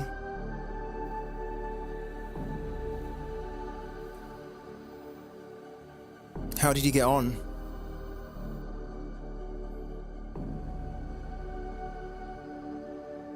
Haven't started. You're on the road. Oh, I see. Okay. So is it a case that when you get back tonight, will you start playing tonight, or will you just think, you know what, I'll just start doing it tomorrow or something, or the weekend? Because obviously it's near the weekend now, isn't it? That's a good thing with the placements, is that you don't actually have to get them really done before the season properly starts, right? Because it just waits for you to like do them. What are you planning on running this week, this season, Ricky? Like what deck's going to be your main one? And do you have like an alternative deck as well? I've got to jump, my guy. Got a COVID booster yesterday. I have a raging headache. We're just wanting to jump in and watch for a bit. I'll see you tomorrow, assuming you're streaming. I will be. I'll be here, sweating and streaming together. Thank you so much, Steve-Burn, for jumping in as always, man. Great to chat with you. And yeah, thank you. Yeah, thank you for support. Have a good night. I'll catch you tomorrow, my man. You'll be playing Prismatic. Okay. Yeah, something I really want to add to what I'm doing here is I don't have any of the keys, of course, and I don't have any avatars. So I think when I join a bond, I'm going to see if I can nab a key or an avatar, just to try and increase the earnings we're making. Obviously, these are not proper earnings, are they? Because we're unranked at the moment. But when we do earn, it's usually around kind of like 0.7, give or take. And I really want to be bumping that up a lot more. Because I think the goal for me this season, the goal last season was to finish in the top 50, and we got into the top 50, and then it just all fell apart on the last 2 days. Which won't happen again this season. But this season, I think the goal will be to get into the top 20. Because I think we can do that, especially when they nerf Kathy, which I think is going to be coming after this month's tournament. So I think they're going to be basically waiting until the tournament's done. Because obviously you can't make nerfs when people have been playing with decks, and it's too soon to a tournament to be making nerfs, right? But then after the tournament, I think we'll see it. But how frightening is that they've got now like that card, which, what's her name? Sendrillon, isn't it? Sendrillon? Yeah, Sendrillon. This is a frightening card, because even in the last game, if he hadn't have actually done the effect, let's say that he just would have played the unit could have hit us directly for 4, and then we would have had another problem on the board to deal with. I don't know whether Marco really needed this at the moment, but they got it, and it is a cool card. Maybe when they nerf Kathy, this will feel good still, but Kathy and Marco as a whole won't feel so crazy OP. Right, let's see if we can get back to winning ways. Our record at the moment, we've played 17, we've won 15, we've lost 2. Pretty happy with that.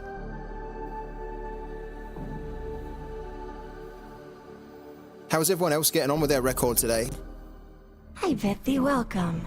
Well met. Who's got the best record in the stream right now? No liars. Who has the best record? Come on, this is your chance to flex. What is your record right now in these unranked games for the new season? I want to see true, realistic, not like 60, 70 nil. I want to see realistic streaks in the chat.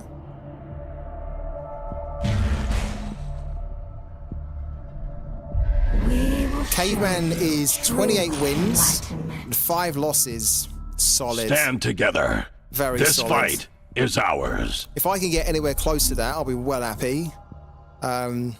We need to basically win a ton more games, don't we? And not really lose any to get close to that. That's brilliant, man.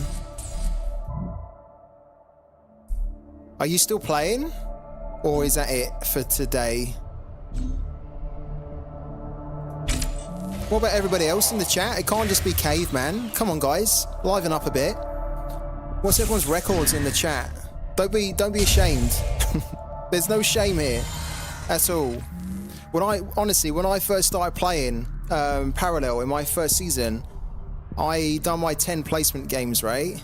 And I'm not kidding. Like, well, what do you reckon my record was in the 10 placement games I played in my first season on Parallel? What do you reckon? Who can guess it? I'll be very impressed if anybody can guess it.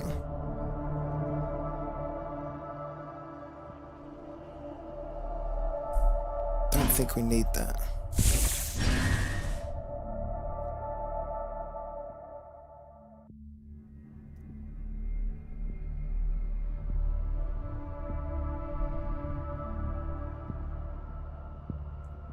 Seven to 3, says Caveman. It's not bad, actually. I like that you've given me a 7 to 3. It's a nice vote of confidence in me. Other guesses, guys. Chat, where are you? Where's the chat? We're looking for guesses around my first season playing Parallel. What you think my record was in the first season. Oh, this is pretty horrible. We can't get rid of it at the moment. Hey man, hey Brazilian kid. How you doing? I stand. How you getting watch. on? Brazilian kid says 6-4. So the Brazilian kid says 6-4 in for my first season playing Parallel in the 10 placement games. So we've got a 7-3 guess, a 6-4 guess. Okay, cool. Any more guesses here today? Any more? Do we get rid of that as well? I think we don't get rid of it, but I think we maybe reduce it down now.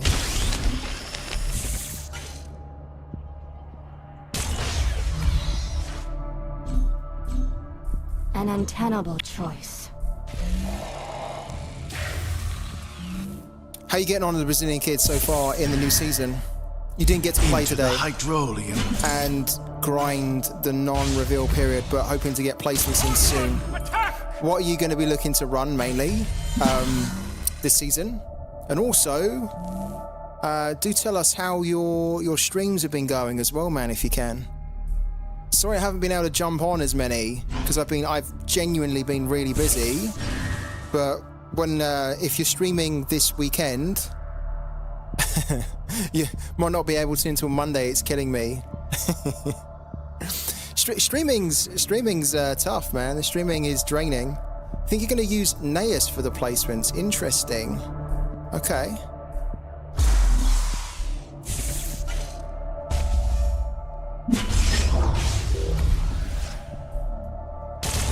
Singularity stands. It is fun. It's fun, but it's challenging. It's tough. I got to be honest as well. Before I started streaming, I used to think that streaming wasn't so tough, so difficult. You know, like it just would be easy. You just basic recording yourself playing a game, but actually no, there's a lot more that goes into it.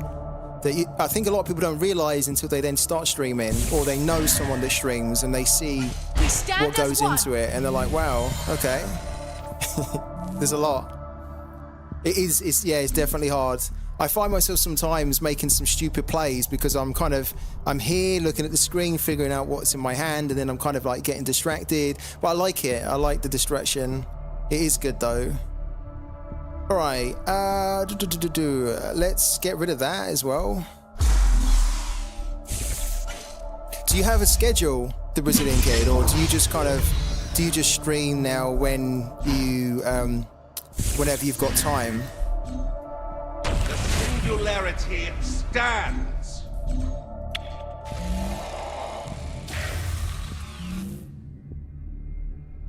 And do you only stream to Twitch? Do you stream to other channels as well? Like, do you do Kick or YouTube or Twitter, TikTok? Just when you've got time. Cool, man.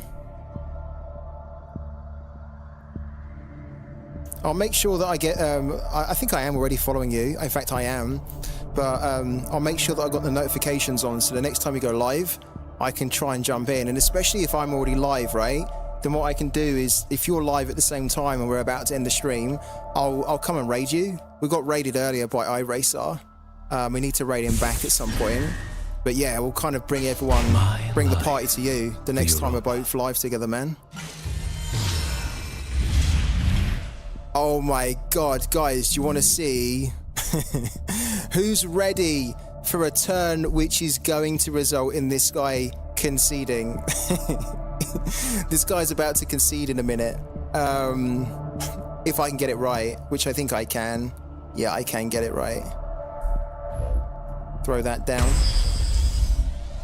Throw that down. I stand watch. Do that. And away we go.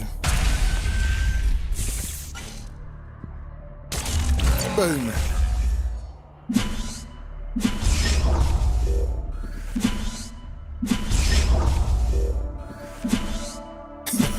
Lovely. Here we go. Is he not going to concede? Fair play to him if he doesn't concede. Just a scratch, But nothing more. I'd love to see how he gets out of this. Orez Quinto says, it's Jova. It's Jova. Got raided by Ali. One of my first streams, and it was like, you got raided by Ali? Did you really? That's like literally the best person to be raided by, Ali. She's got like, what is it, like 300,000 followers? My God. What an amazing stream. No, there isn't really, is there? I mean, what could he do? From the wastes. I mean, if he had a black market fixer could have got out of it, because the black market fixer could have come in and killed that, and then he would have only had 8 on the board. So there was a way for him to get out of it, but unfortunately not. Just a scratch, nothing more. I will remember the scar. She's awesome, man, and got 2 avatars from Kalos chat on the stream. You know what? I saw this, man. That is nuts. You could not see the I mean, fair play to you, because you deserve it, the Brazilian Kid, because, like, you have been so giving to the community. Like, look, you basically were the person that gave me something for free when I first got into this game. Do you know what I mean? Like, you gave me 2 copies of The Void Unleashed. You got the whole thing started for me. And, you know, I wasn't even asking for it. I wasn't even expecting it. And, you know, you just decided to do it because you enjoy what we were doing and you wanted to help out someone new to the game, right? And so it's nice that it's like the karma's coming back, you know, like you've been giving out so much and you've been helping others, even just stuff with creating echoes for people, right? You've done it for me. I know you've probably done it for loads of others.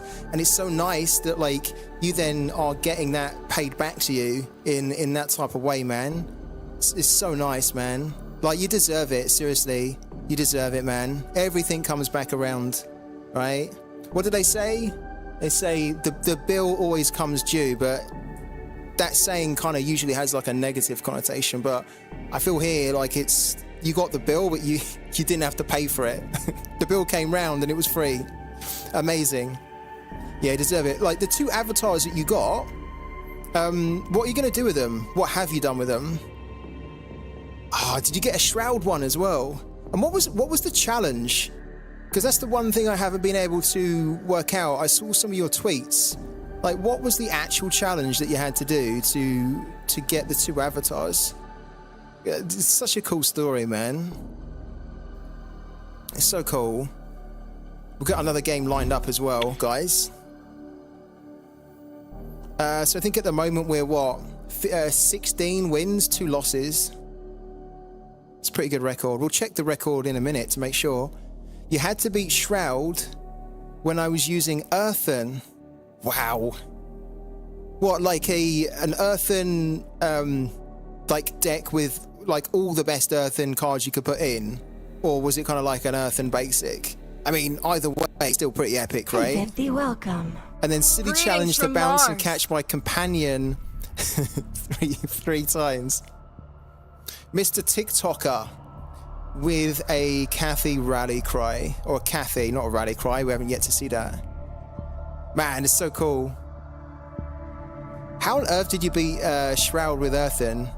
I mean, it can be done, actually. I got beat a times lost season with an Earthen where they just ramped so quickly. Too quickly, I couldn't do anything about it. Enlightenment. I'm glad you've done it, man.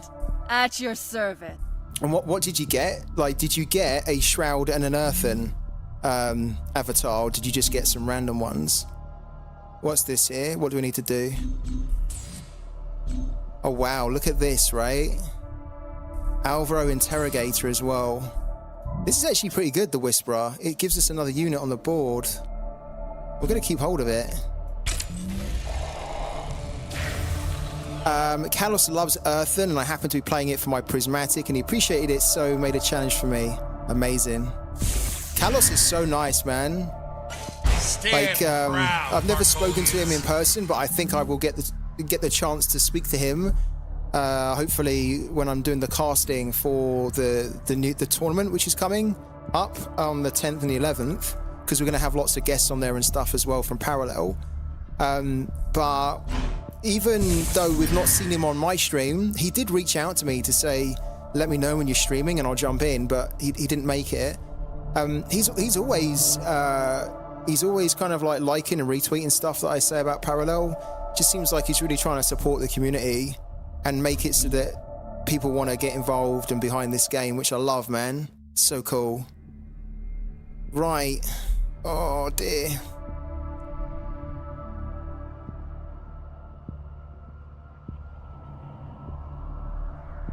Do we want to take a Determined Assault for the Singularity Steward or for the Whisperer? If he's got a PSA and Determined Assault... Make haste, my faithful.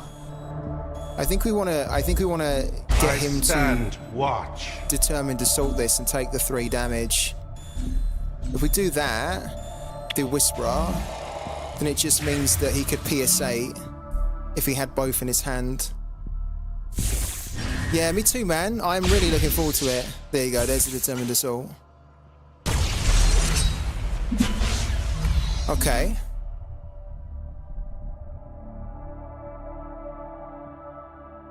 Right. Okay. So, we're not really going to be able to get a chance to play Wong. I don't think.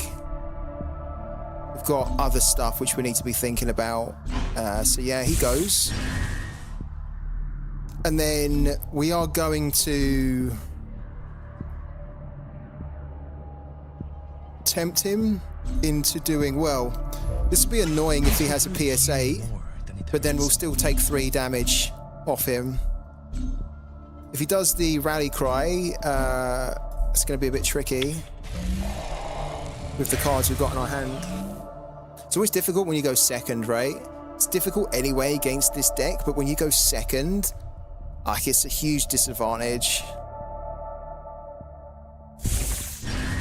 Because he can do the rally cry here, like that. And then by the time we get units on the board, he's already going to have a good board. that can wipe our units out and still have a good board, right? So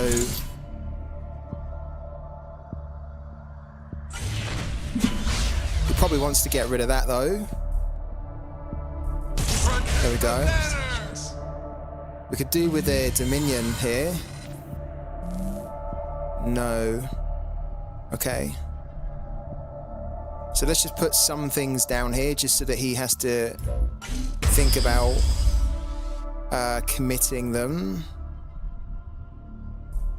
Oh, that's really... we kind of want that for Kathy, but actually we need to just be trying to match him on the board as much as we can.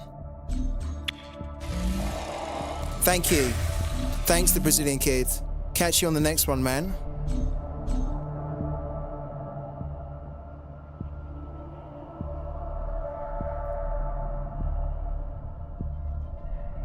I think the way this is shaping up, we're probably going to lose this.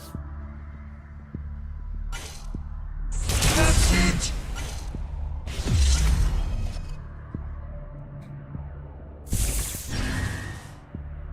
Stand proud, Marcolians. Okay.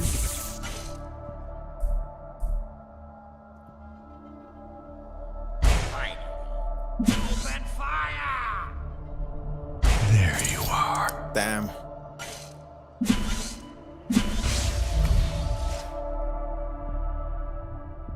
Protect the banner! Okay. Look at this board. This is pretty scary. Ah. Okay. I think we're dead, guys.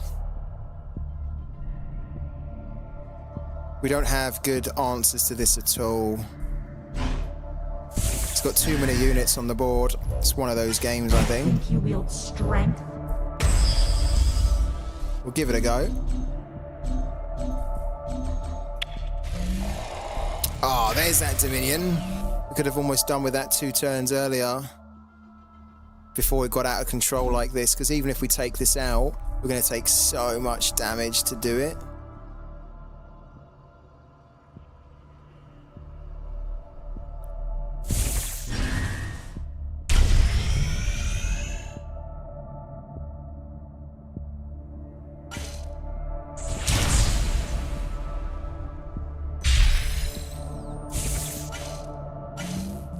Yeah, this one's over.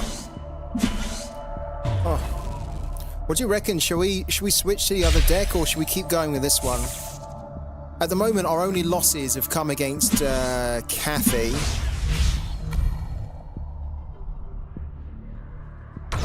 No, that's not true. We lost one against Neve as well. That's it! No mercy! Yeah, this is so over. Mine. Kind of needed to stop before it got to this point. But again, we went second, so if you go second and on curve, like they can basically play Rally Cry, then as I say, by the time you can then play a unit or 2 units, they've already got 2 or 3 on the board. Then if they follow up with another Rally Cry, it overwhelms you on the board. So yeah, nothing. We'll play this for kicks, right? Let's see what we would have got if we had. Yeah,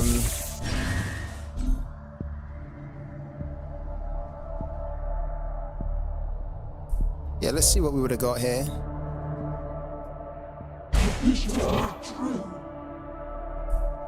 Denied! Yeah, we would have got that. Which kind of wouldn't have really been enough, would it? But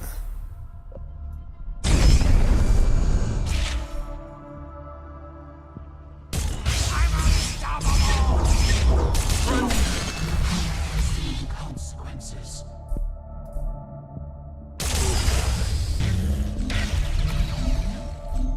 An untenable choice. A formidable foe. ah, and then we got that. Okay.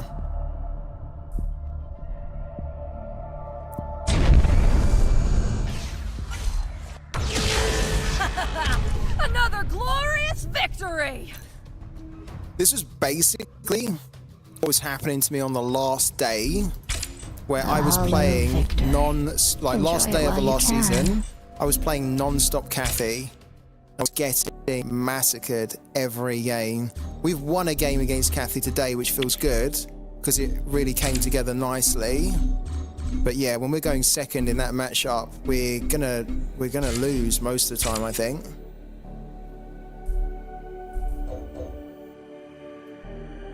What's everyone up to? It's super quiet in the chat. I want to kind of chat to people, but it's like a little bit quiet. I want to chat and play.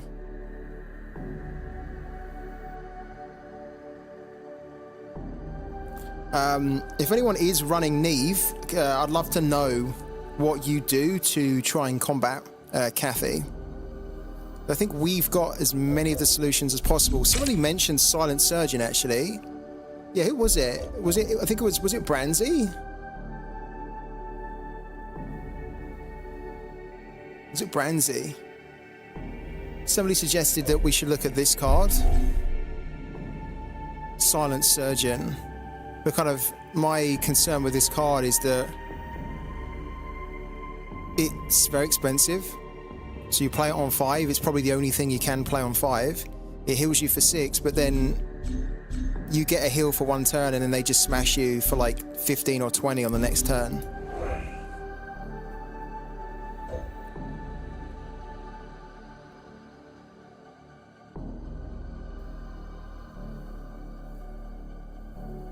Where's chat?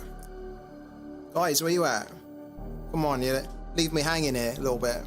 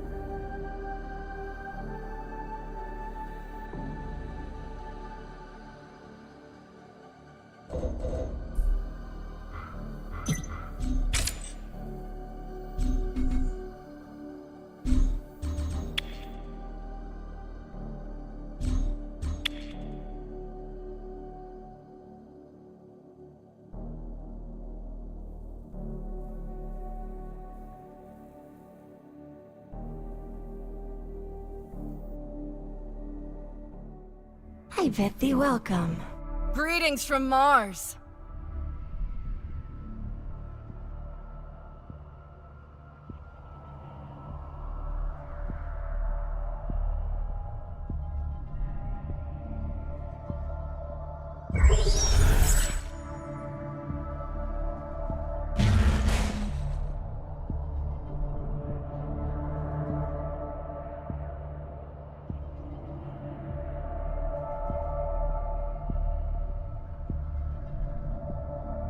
We will show you true enlightenment. Catherine the Point, at your service.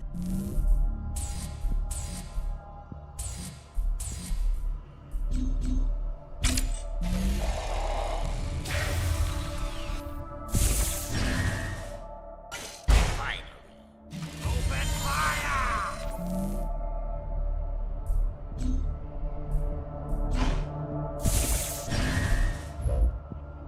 on, my beauty!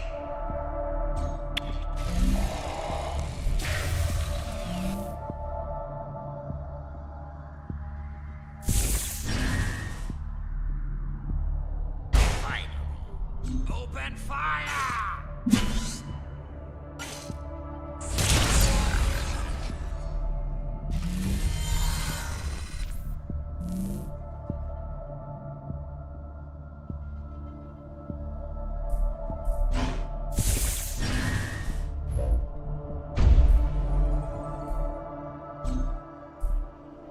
That's it!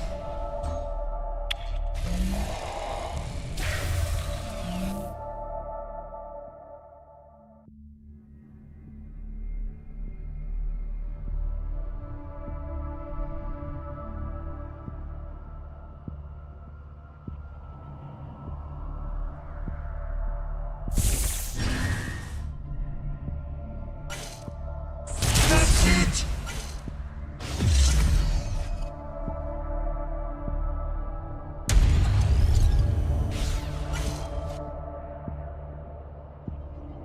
Every round accounted for.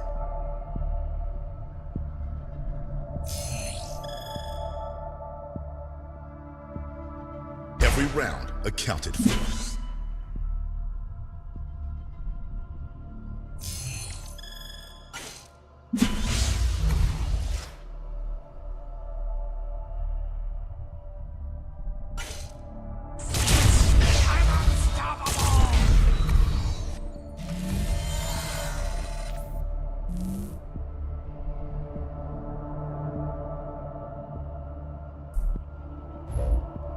My debt must be paid.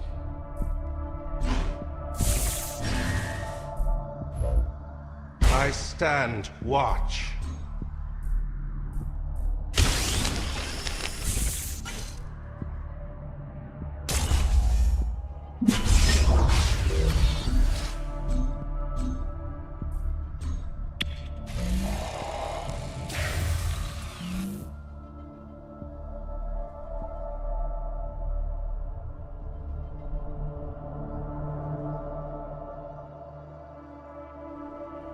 Sign that out.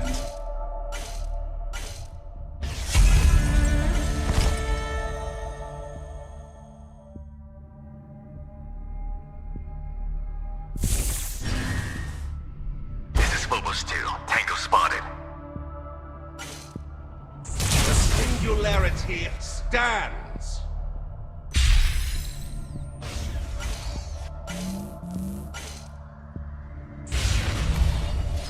Sign that out.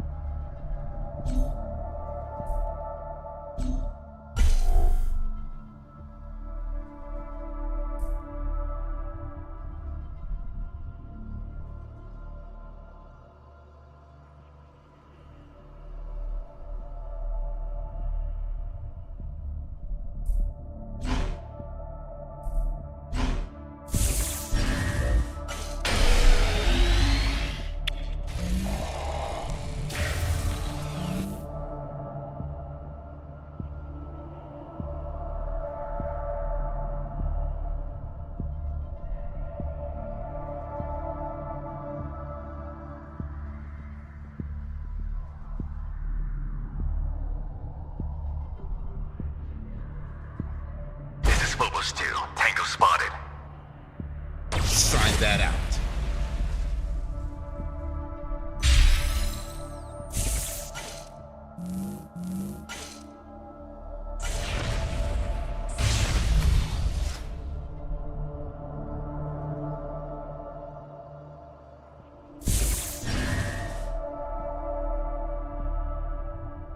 Done.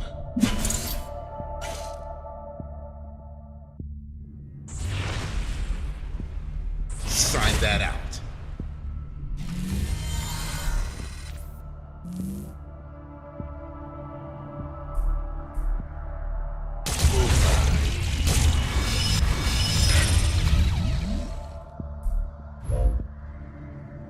hurt you more than it hurts me. Listen to the void.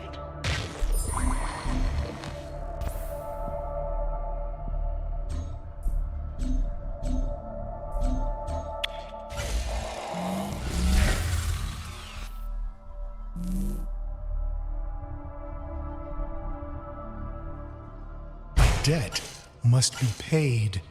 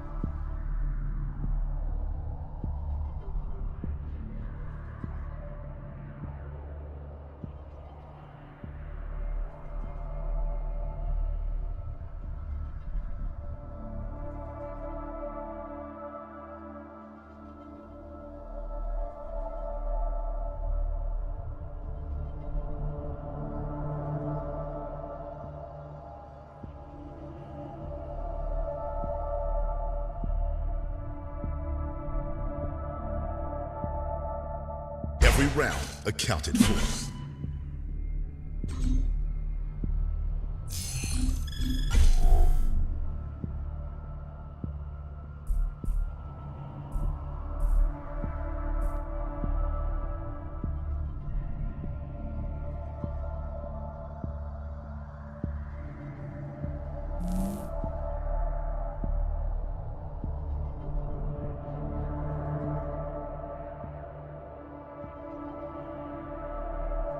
There you are.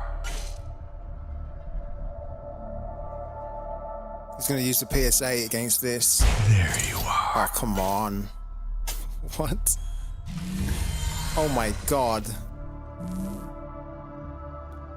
Okay.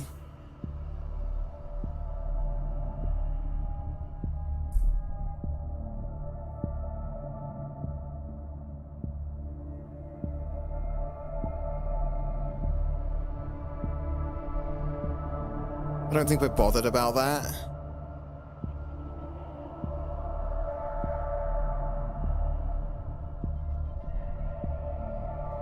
Yeah, we're not bothered about it.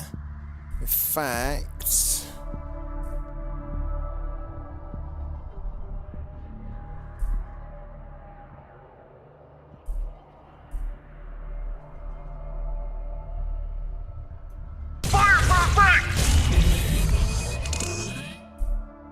Right.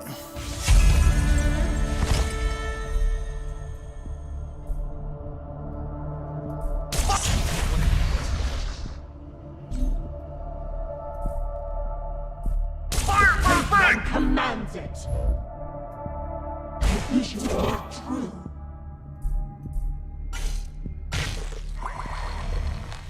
Oh, we can't use this, otherwise we're going to take 3 damage.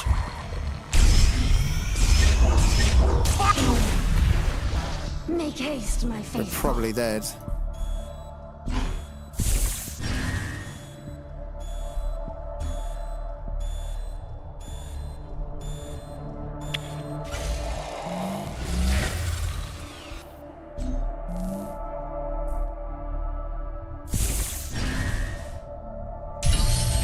Oh man.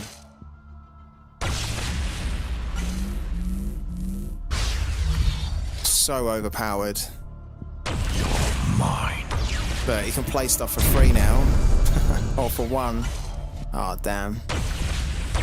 Gave that a good go. Another glorious victory! Phew. Okay.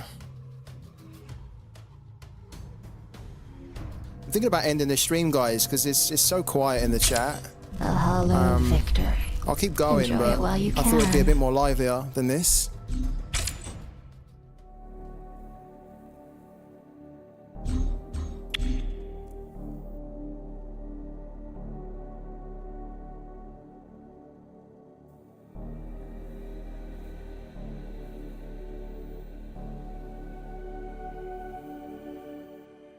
I bid thee welcome. Well met.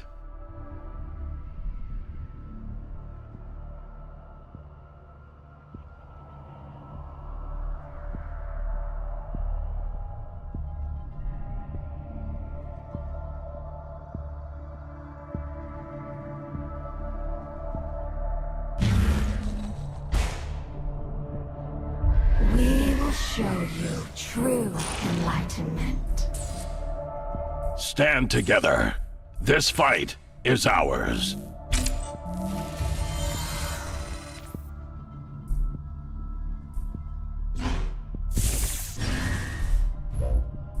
Come on, my beauty.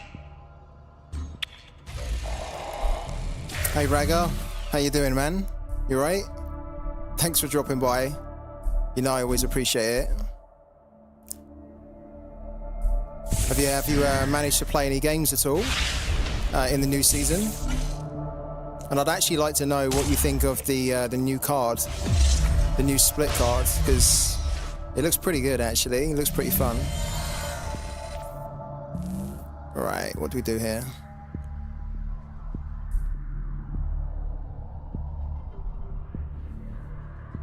Thank you. Appreciate it. It's a little bit quiet. I don't like it when it gets quiet like this, you know? I know there's going to be little quiet periods, but yeah, I don't like it when it gets quiet because, you know, you want to stream to have that interaction, right? So I like it when I see a couple of guys in the chat every now and then. It's nice, and yeah, thank you for dropping in the chat. Had to reset the PC, reinstall in parallel right now. Was you still having problems? Because you mentioned that, didn't you? On the call the other day, which is why you couldn't access the Miro board. It's good, yeah, and we actually saw it in play. Somebody used it against us. A Cathy deck used it against us, and we were not expecting it. And it came out of nowhere, and it's got like this board clear, potential board clear with it. It was really good to see. I like the card art as well. We'll show you in a second. I think it's great. Really do. I think it definitely makes you know my thoughts on Cathy, how I'm really not a fan of that deck, but it actually makes that deck even more insane now, because I'm sure we're going to start seeing loads of people running it. It's so good card, battle ready as well, can hit for 4. It's very good, really good card actually. I'm kind of slightly regretting that we, I think we can get out of this actually. Think we can get out of this. I just banked the Dominion, so that probably wasn't the best play. Fishing a Duckling on YouTube. How you doing, man? Thank you so much for dropping by as well. Fishing a Duckling, I love the name. I've added the discard split card to my Cathy deck, have you? You know what, Ragga? Somebody used that against me on the final games last season, and it kind of wrecked me. Kind of wrecked me in a game, because, like, basically, because it's an effect, right? They're still doing damage to you, especially if you've got the spotters down, and then they're basically removing your cards, so then you can't even, you can't even stop what they're doing. So it was interesting. I don't see enough people running it, and maybe that's just because there's better cards they feel that synergize more, but I wouldn't love to see that card be used more, but I'm surprised that we don't see it used more, because yeah, it really has the potential to screw you up. Let's get rid of this guy.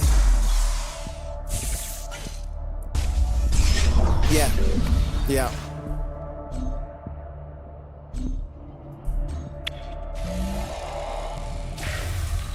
Where did you end up, Ragga?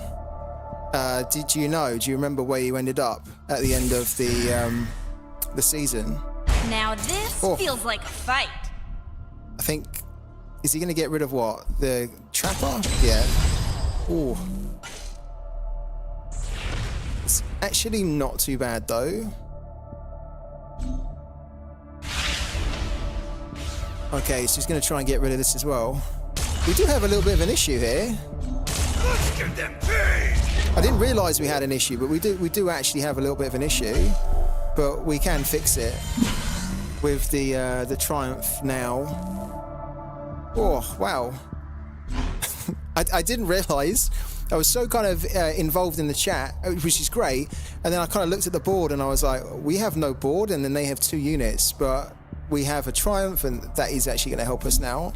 So we're going to do it.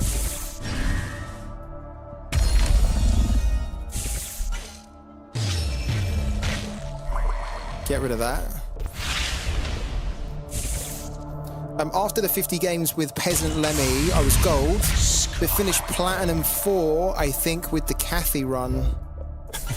Now this Are you feels like a fight. are you going to be rocking Cathy again this season? Honestly, Raga, if you can, try and do you get the battle pass at all?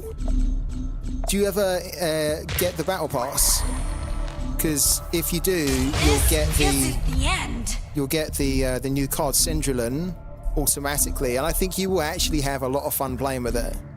Like, I'm not kidding. When I look at that card, I always think you're going to enjoy it. We're gonna check it out again after this game for anyone that's just sort of like jumped in. Oh, okay. Closing time. Oh wow. He's got a Wong. He could play that. Now he plays this that. feels like a fight. I would have played the Wong. This isn't the end. This is actually where it's going to get a little bit interesting because he just played a Triumph and. Oh, is he going to be sneaky though and play like a PSA? No. Okay, good. Yeah, so we can kind of actually deal with this here by going boom. Get rid of the Magna. Play that. I am his blade. Oh, he played that. Okay, fine.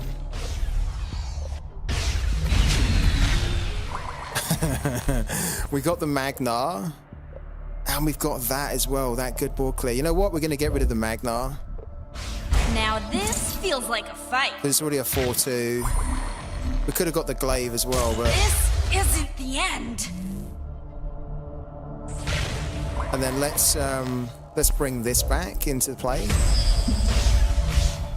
Okay, I don't mind that. And then we can bank something. Let's bank that. All right.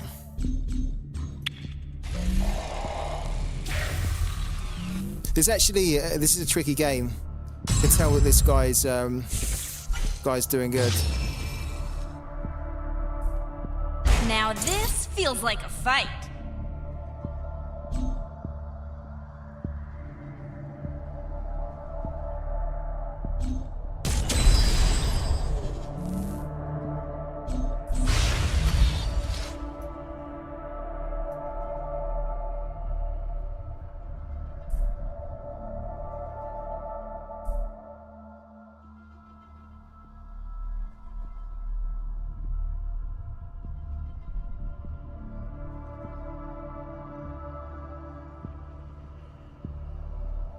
I am his blade. God, this guy keeps coming at us, doesn't he? It did, yeah. I got 10 out of 10. I've never done that before, Raga. I've never got 10 out of 10. To be honest with you, though, I got a lot of very easy games, right? Like, I didn't get somebody like this in my 10, so I got lucky. You still got to win them, though, haven't you? But I was sort of telling the guys, can anyone guess what my first season playing the game was when I done my 10 placement games? Can anybody guess like what my record was? And we had a couple of guesses, but nobody guessed the correct answer. So do you want to have a guess what my record was in the placement games in my first season playing Parallel? And then we'll compare it to the one now. 2 out of 10. Only 2? I'm offended. No, I'm not. But you thought I only won 10? Oh, 2, sorry. Wow. I mean, the funny thing is, Raga, is that you've actually... hold on a minute. What do we need to do here? Sorry, just a quick focus. Okay, this is what we need to do. Yeah, this is what we need to do. Hit that. Then hit directly. Let's get them paid! Oh, hold on. Hold on, I'm really... Make Yeah. haste, my faithful. Do that. Oh, God. Crew on standby. Bit panicky. I stand watch. Sorry, I'll come back to this in a minute. Just got to make sure I get this right.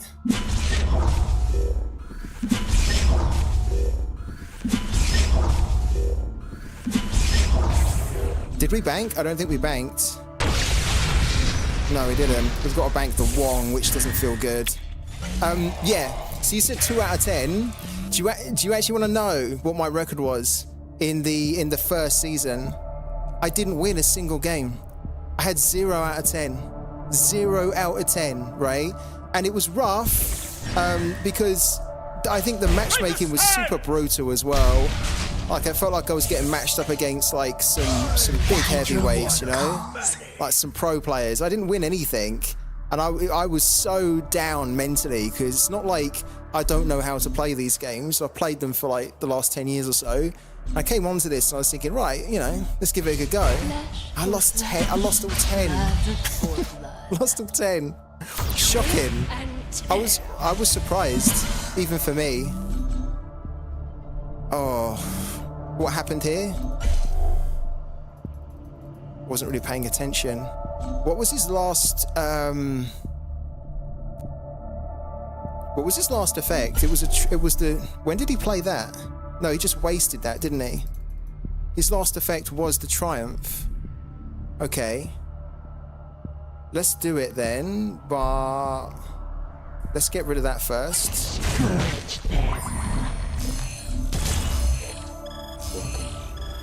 To the real. If we're not careful here, we're close to dying. We're really close to dying. Come on, my beauty. Thank you also for the follow. Here, but I'm gone. Thanks. I know you here, but I'm gone. I've played you in the game. Hello, man. Good to finally meet you. Right. Let's steal a unit that we can use to bank. I hope he's got a unit here. Yeah, look, we have to steal... We're going to steal that, actually. And then we're going to bank that. And then we're going to... He's got a triumph as well. We're going to triumph already. Because his last effect was a triumph. Yeah, lovely. Okay. Alright. We need to get the Baron. Where's the Baron? If we get the Baron here, we can turn this completely around. Oh, there's no Baron. Would you believe that?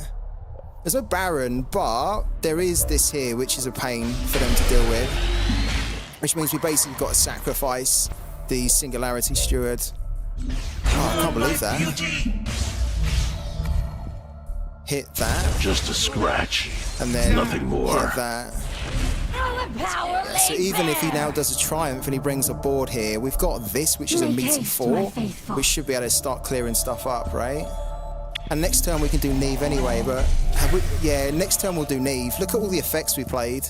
I think we've got this, haven't we, next turn? Ah, I think I spoke too soon because it's got the Cerulean Hunter that's just dropped into the waste. Okay, so he can definitely kill that, and he should. Blasphemy against us! Okay. We have them. Press the advantage. That's a little bit annoying.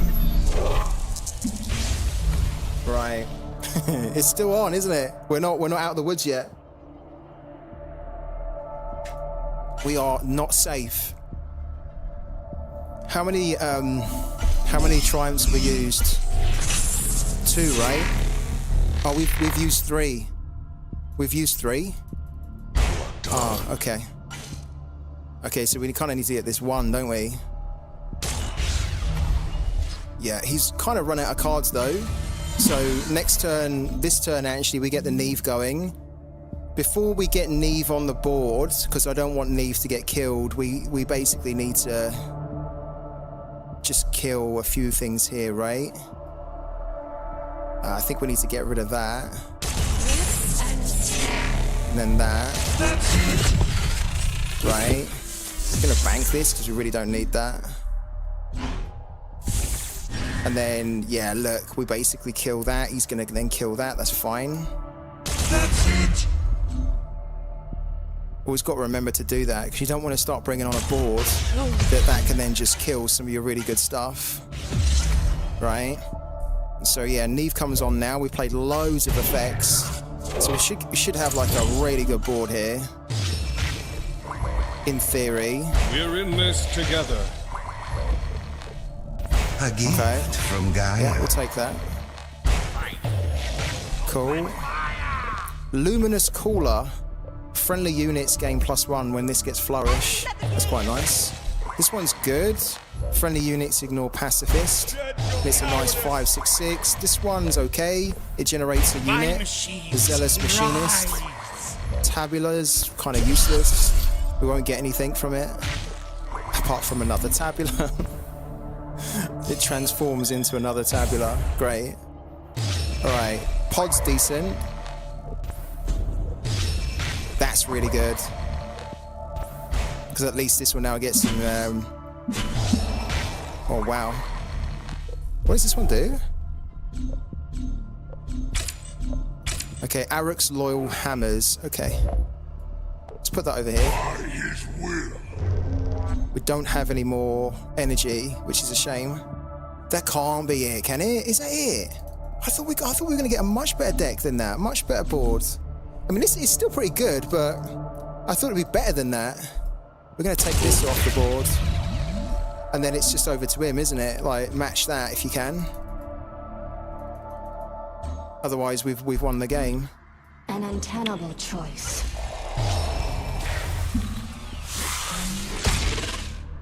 He's got one card in his hand. He hasn't played his Paragon, though.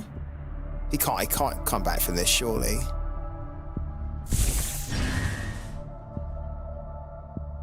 Can't.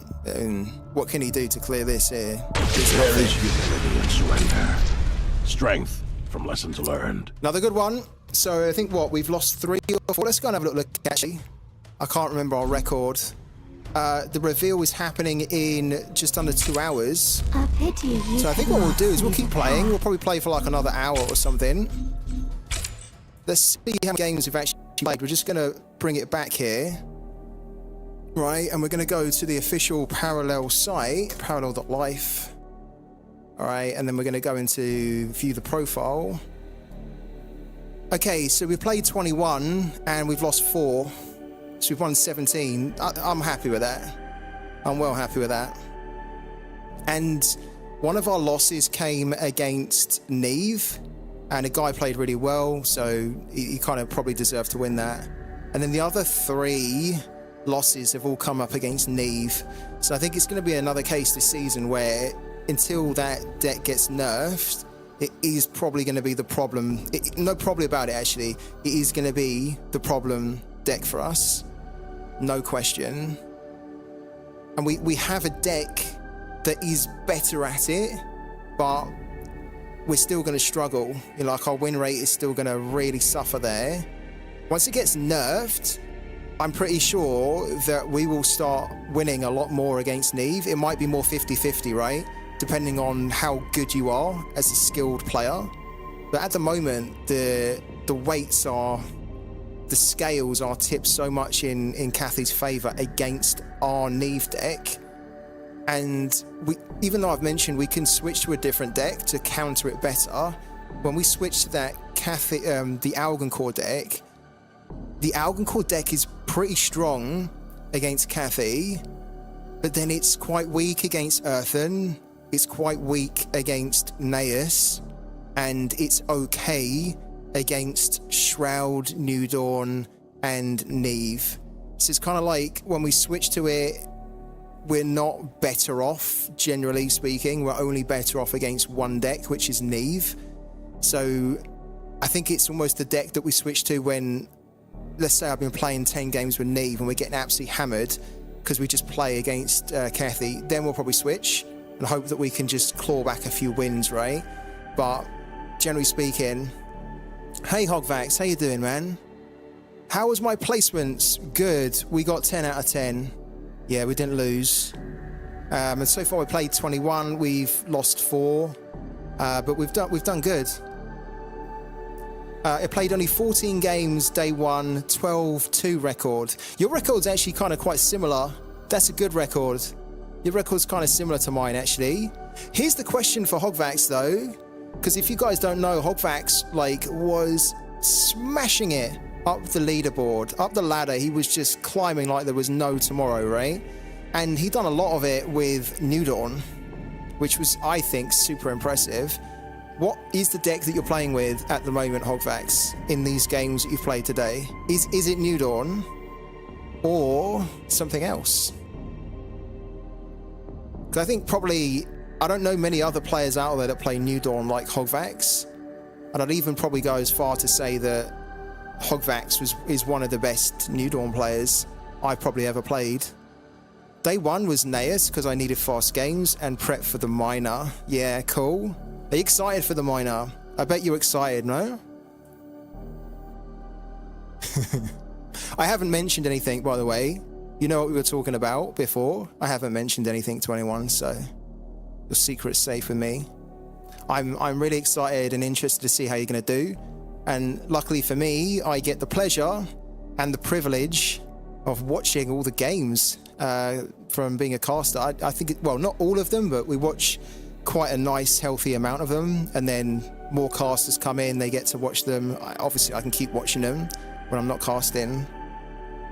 I'm just really interested to see how the game is evolving and how players are kind of adapting their decks.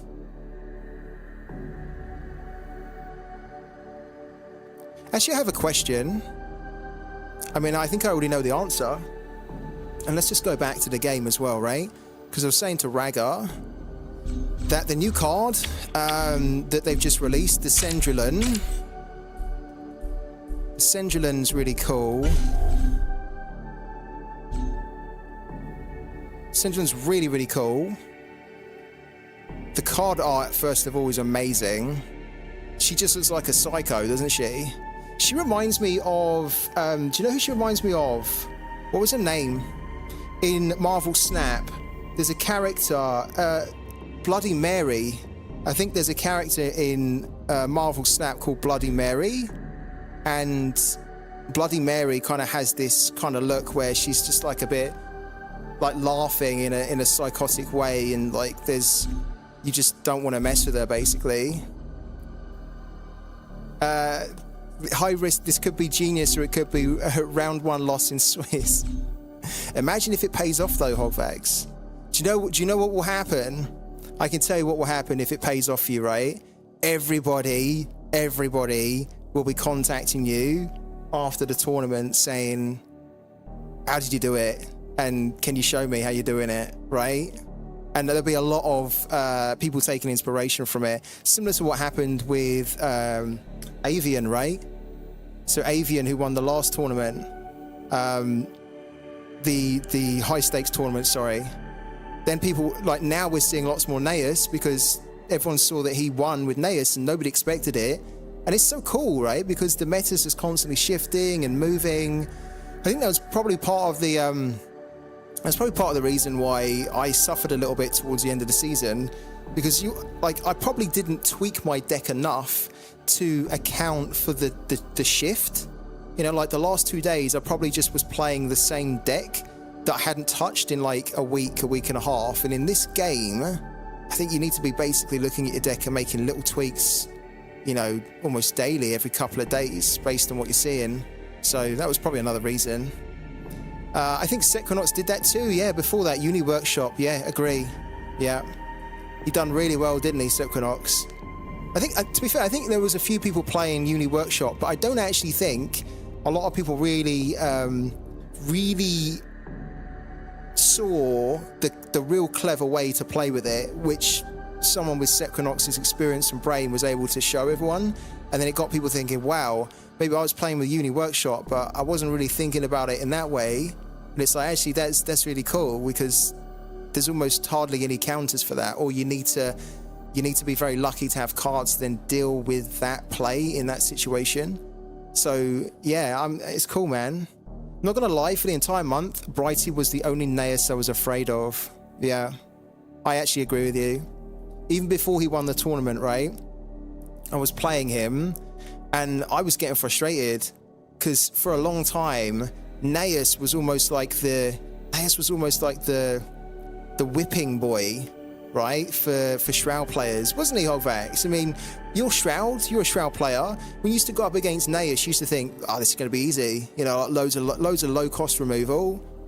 They can't develop a board, and then I can copy their big effects as well. So it was just like, unless I make huge misplays, I should be able to win this one. A little bit tricky actually sometimes for New Dawn, because they don't have enough of the board clear early on.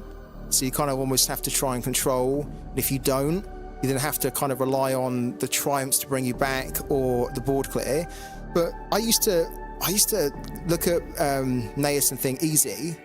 And then when I was going up against Avian, I was like thinking to myself, hold on a minute, how comes I'm getting battered here with Naeus? What's going on? It was refreshing, but it was frustrating. So, yeah, it was, wasn't it? Yeah, it was that one deck where if you lost against Naeus and you were Shroud, especially Neve, you almost feel like you don't deserve to be playing Shroud Neve, right? Because like she has everything in her locker to pretty much deal with it. But smart builds like what we saw with Avian have kind of flipped it on its head a little bit. Yeah. I think what's really frustrating with, in a good way though, I keep saying frustrating, but like what's really interesting is that like with Avian, what I never saw anyone doing until Avian was doing it was he was using those tabulas to basically copy or transform into the units which restricted you from doing anything as a Shroud player. So like on, you know, like turn 2 or whatever, switching and transforming into a Lord Half, which then was just like super problematic. And then on the next turn, because the tabula can basically transform into something that's in its bank, it transformed into another Lord Half. And it was like just these halves just stacking just meant it was so difficult. Really good though. Okay, but to be honest, as a Shroud, I will take Earthen over Naeus any day. True. Yeah, true. Although I got beat hard by an Earthen the other day. And you know what I had to do? I just put my hands up and I was like, just applauding it, just saying fair play, because you really done great there. There's nothing I could do. Like it was one of those games where, like by turn 5, the game was won. Like he aggroed me big time, and that's not something you really associate with Earthen. But when they ramp, and they really ramp, they very, very difficult then. Really difficult. And what made it worse is that because they have such big health, right? Yeah, turn 2 half, turn 3 synchro, yeah. And also, not just that, but towards the end of the game, he runs a hammer, doesn't he?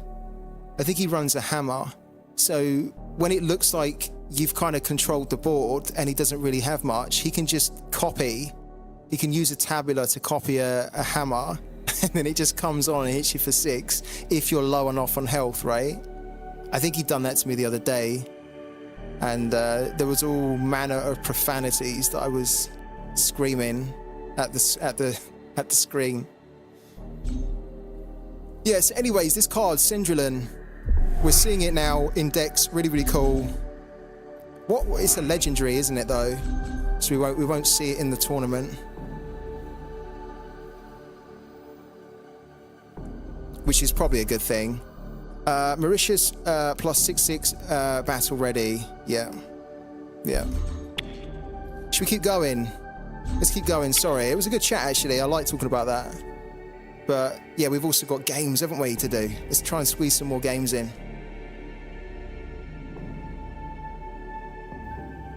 I mean, technically we could have finished, but I think let's just go in until we've really had enough. Welcome. Greetings This from the guy's Ogden not a starter. I've played him before.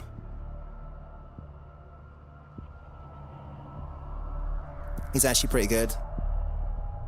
If I remember correctly, this Dan guy, he plays, I think, a universal Alchemy Core. So we know what that means, don't we, guys? Shroud, Nave going up against Universal. What's our kind of win condition here? We have to do some very specific things to have a chance of winning this one. Show you true enlightenment.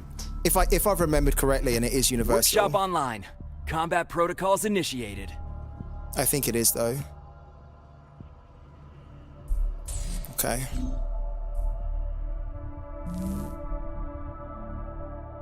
We don't really need that in this matchup.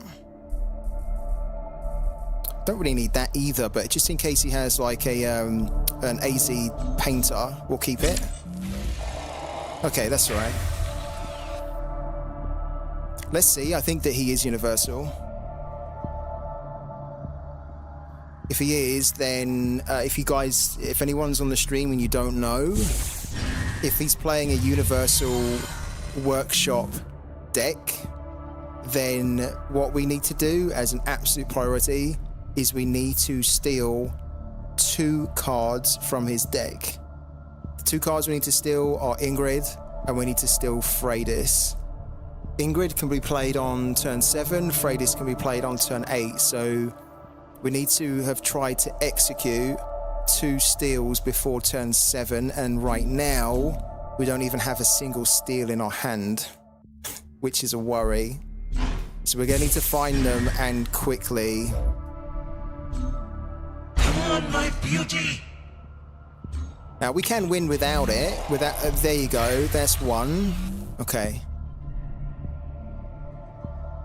We're going to try and hold off, I think, using them for as long as we can. Because we don't need to use it now, right? You almost want to give him the chance to draw it. So we almost want to be using it kind of turn 6 and turn 7. So on turn 6, if he has the Ingrid, we steal it before he gets a chance to use it. Then on turn 7, if we have another treacherous scheming, we then play it on turn 7, so we can steal the Freydis before we can play it on turn 8. So we need to hold on to that. What don't we need? What don't we need?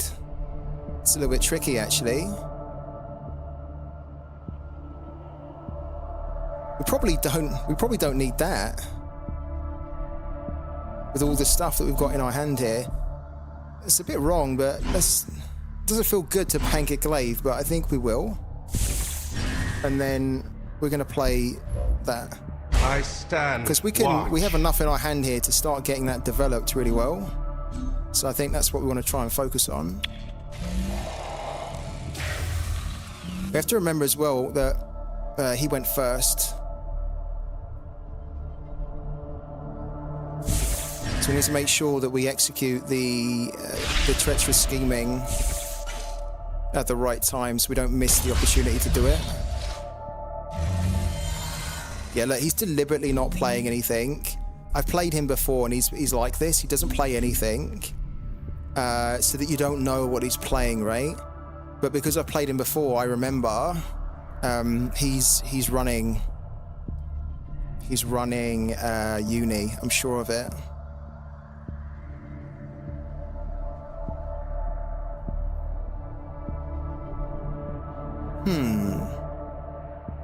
We don't really have good plays here.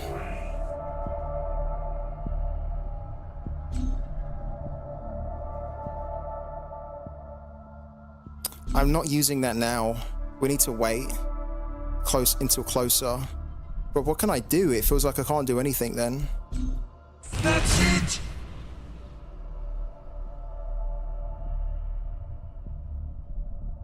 I guess we don't go.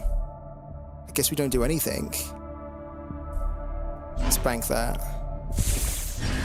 Make haste. Seems like a weird thing to do, right? Because we can go, but we really do need to save that until almost the last moment to make sure he's had enough time to draw the cards that we need to steal. So I don't think we do anything. And then he's gonna basically play the artillery juggernaut, which can come on and hit one of these for 2.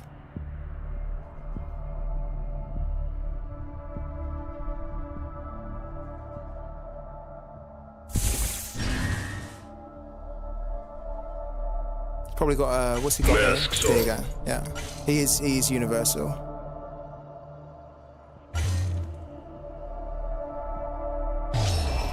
Okay.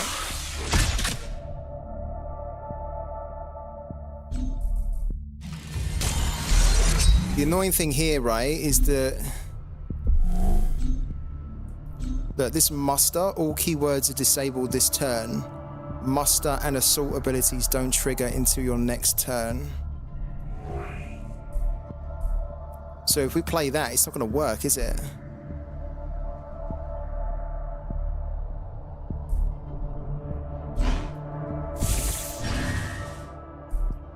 Actually, can we get confirmation on that? If I play this now, because this ability is stopping it, no? For everyone, it's stopping assaults and like muster. And because this is muster, we play that, it's not going to have an effect on it, is it?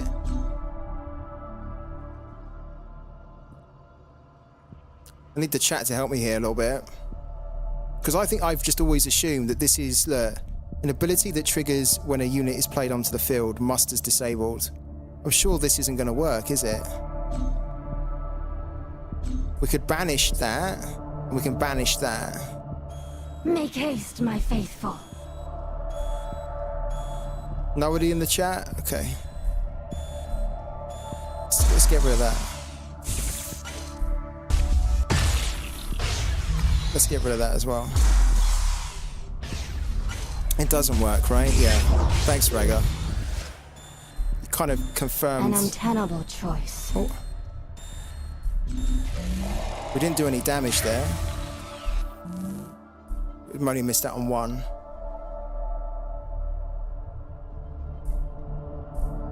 Yeah, thank you. Approaching. We've got our schemings, and we have 2 in the deck. Right?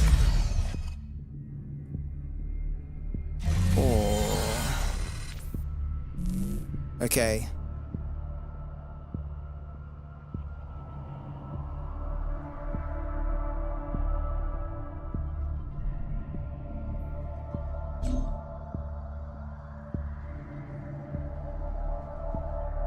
I don't think I want to use the erasure. No.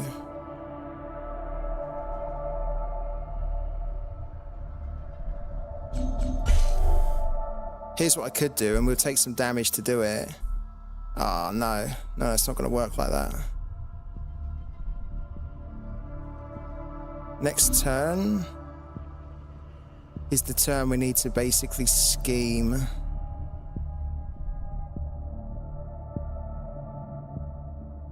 I want to keep that. I think we've used 2 erasures. We haven't used any of that.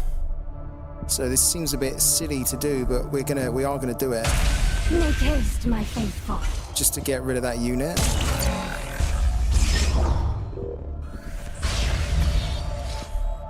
And then bank that.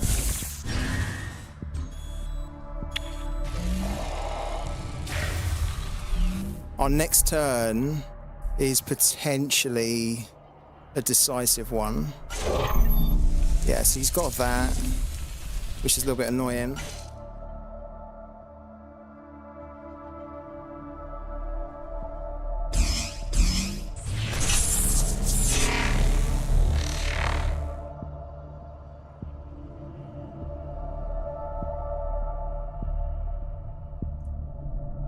Right, guys, this next turn, we either win or lose the game. That's how decisive this next turn is. We've got what we needed. To be honest with you, I'm not expecting him to have both Ingrid and Freydis in his hand. Can you imagine that? We absolutely need to try and steal one. We definitely don't need that. That's crap, actually. All right, here we go. Wish me luck, guys. Wish me luck. We need him to have an Ingrid and a Freydis, or one of those two. Here we go.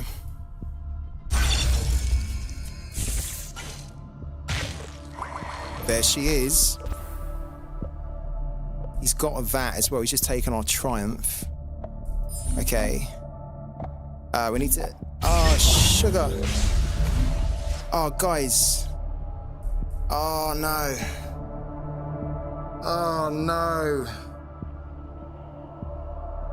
Oh, no. Okay, hold on. Hold on. I messed up because we needed to steal, then bank her, because he has a triumph, which means he could just steal that back. That's a bad decision, because now what we need to do is go in and take the triumph, so we can't basically steal Ingrid back. Oh, no. Oh. They're going to actually cost us the game. We've only got 2 schemings. We've got that, though. Right. Okay. We need to use the dark dealings to bring the scheming back. To bring one back, at least one. Yeah. This will hurt you more. Okay. It's me. Sure. So we just stole a void trapper. Oh.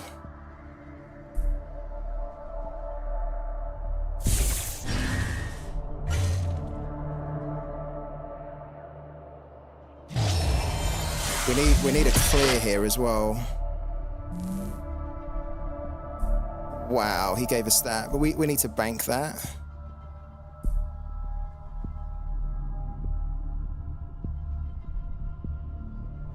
Yeah, because if he ends up stealing, well, he can't steal another scheming from us, can he? Because we just used 2. Oh, the real annoying thing here, we can't have this in our hand whilst this is on the board. We are going to bank that.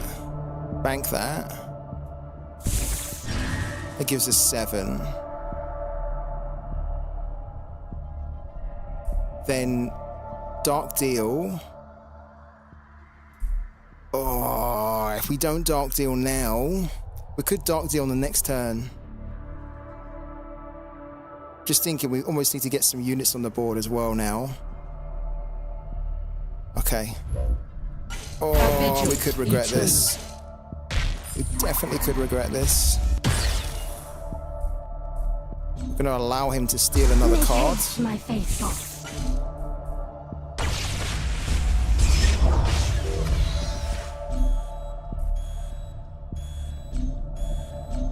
And then the next turn we need to... It could be too late.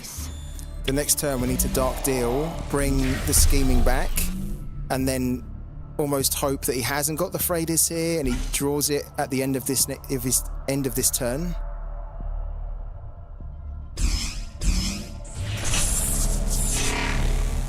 Hey, this is annoying. We need to get rid of this. This is stealing all our good cards. I need to... That's in our waste. Okay. Okay. This has got what? Gonna kill it with what? Okay. Right. This needs to go and be banked.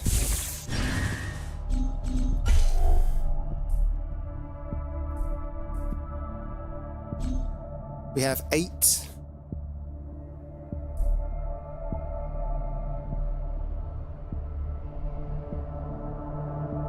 We need to get rid of that.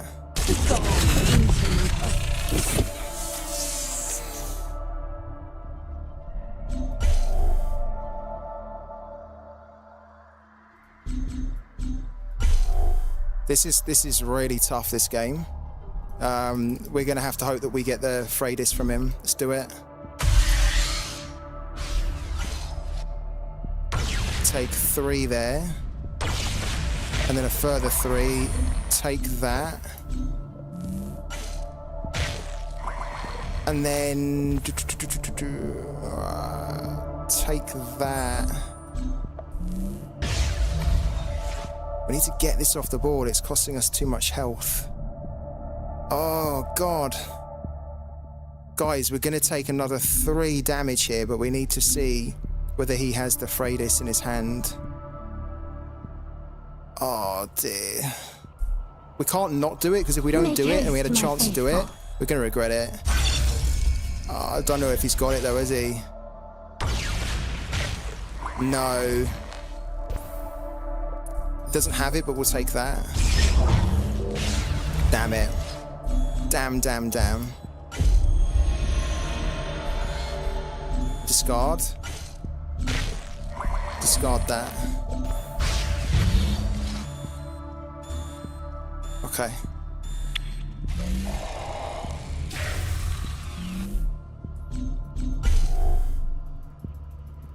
We've played an okay amount of effects, but nothing amazing. Okay. A debt must be paid. Okay. Just give me what I want.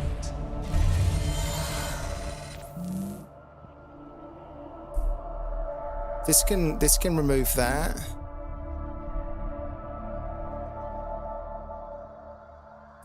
Oh. And then we're going to take 4 damage if we do that. 5 and 4. Then we'd leave this available for that.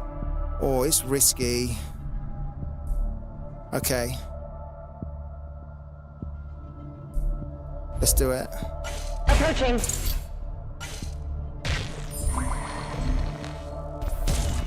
Negotiations.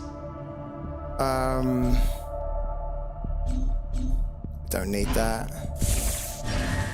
Then take 4 damage here to remove that.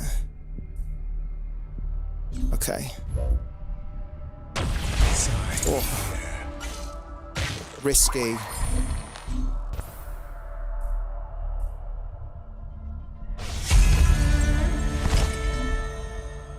And then we can use this to remove a card. We don't need that. Okay. Not bad.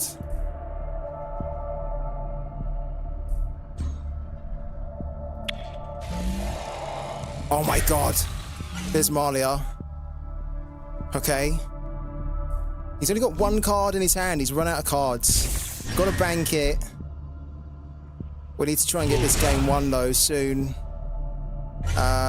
We're gonna do Malia and the Honored Steward next. Okay, that's okay. That's okay. So that. A vigil eternal. Right. Then Malia for the heal, because we absolutely need to heal. To the void.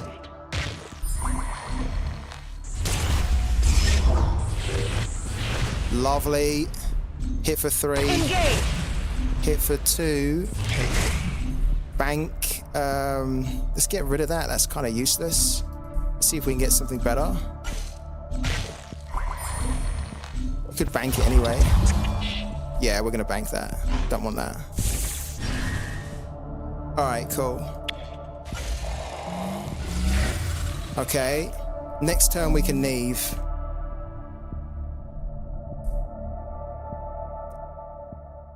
I'm hoping he doesn't have Freydis in his hand. I think even if he does have Freydis, I don't think it can win him the game.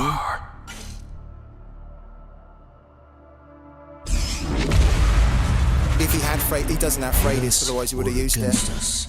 Guys, we've just done it. We just beat the uni deck. We beat it. A formidable foe. Amazing. Absolutely amazing. 3, Engage. 2. You fight like a well-oiled machine. We don't even need Neve. Someone's gonna get fired over this. And that was all because we saved our scheming so that we could scheme the Ingrid. We absolutely had to steal it. If we didn't steal it, there's no way we could have won that. And luckily, we didn't even meet Freydis, because we would then just able to control the game. Wow, that was a tough one. Really tough, but I'm really happy that this deck, when you play it right, can beat that. Because I've made some changes, as I mentioned earlier. I think I've improved this a lot. And I think it kind of shows at the moment with the win record we've got. We know we're still going to be weak against Cathy. and it's going to rely on us getting a really good starting hand, good card draw, and ideally going first. If we go second, it's going to be almost impossible for us to beat that deck. But wow, really enjoying it. Okay, let's go again. Raga, I gotta say, man, I'm loving that you're here in the chat repping. I know it's late though. It's late where we are in Europe, so I get it. Yeah, it's nice that we've got a little bit of activity in the chat as well. Greetings. Do you have a do you have a meeting tomorrow with Parallel? Because you usually have a meeting, don't you, every Friday with Parallel? Also, I must ask you. Well, I'll tell you as well. I've spoken with VE, and so when I mentioned to you on Monday, do we have anyone who can do the graphics for us, right? And so I reached out to VA, and he asked me to create like an issue or a sub issue in Linear. So I've done that, and I've also then created the sub issue copying in Fool and Nico, and so hopefully those guys are going to be on the case doing a cool graphic. But yeah, also, yeah, I'm very keen to hear your... Oh shit, what am I doing? What am I doing? Sorry, hold on. Oh god, I nearly messed it up there. Okay. Yeah. Yeah, I've completely finished the article as well. So even the glossary's been finished now. The only thing that will need to be done is just little edits, and of course just adding the image on. So yeah, I'm excited to talk about it all tomorrow and to get everyone's thoughts. All right, what do we do? Don't need that at the moment. Let's go. I stand watch. When is your daughter back, Raga? Is it this weekend? Or is she already back now? I stand watch.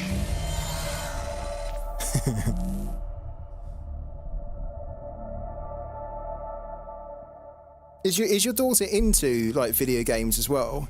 Because I kind of feel like, because you're a gamer, and she's probably been exposed to some of the games that you play. Does she game herself, or? Can you imagine if she ended up playing playing Parallel, and then you met on the ladder and she absolutely smashed you. She absolutely destroyed you. What we doing here? Oh, this Saturday, okay. So you got a couple more days to chill. Let's get that down. A debt must be paid.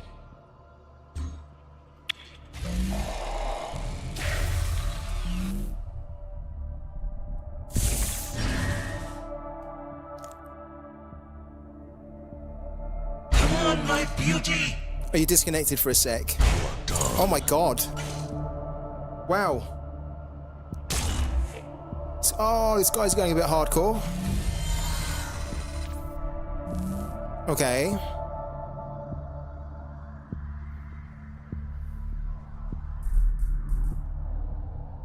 This is unfortunate. I thought that we would have... he's had a really aggressive start. I thought that we would have enough opportunity here to prevent him from doing anything. Okay.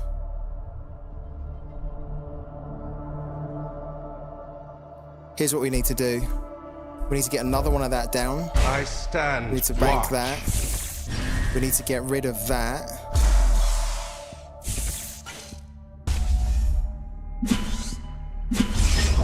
Right. Then get rid of that. Then we can kill that.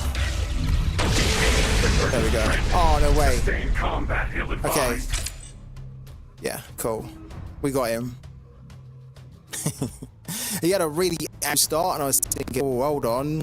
It's a bit unusual, but we had a solution. A pity you could not see the path. All right. Let's our record out in a minute. How many win streaks are we on now? We're on a 3-game win streak alone. This is bugged for me. Can you guys see this over here? This bounty.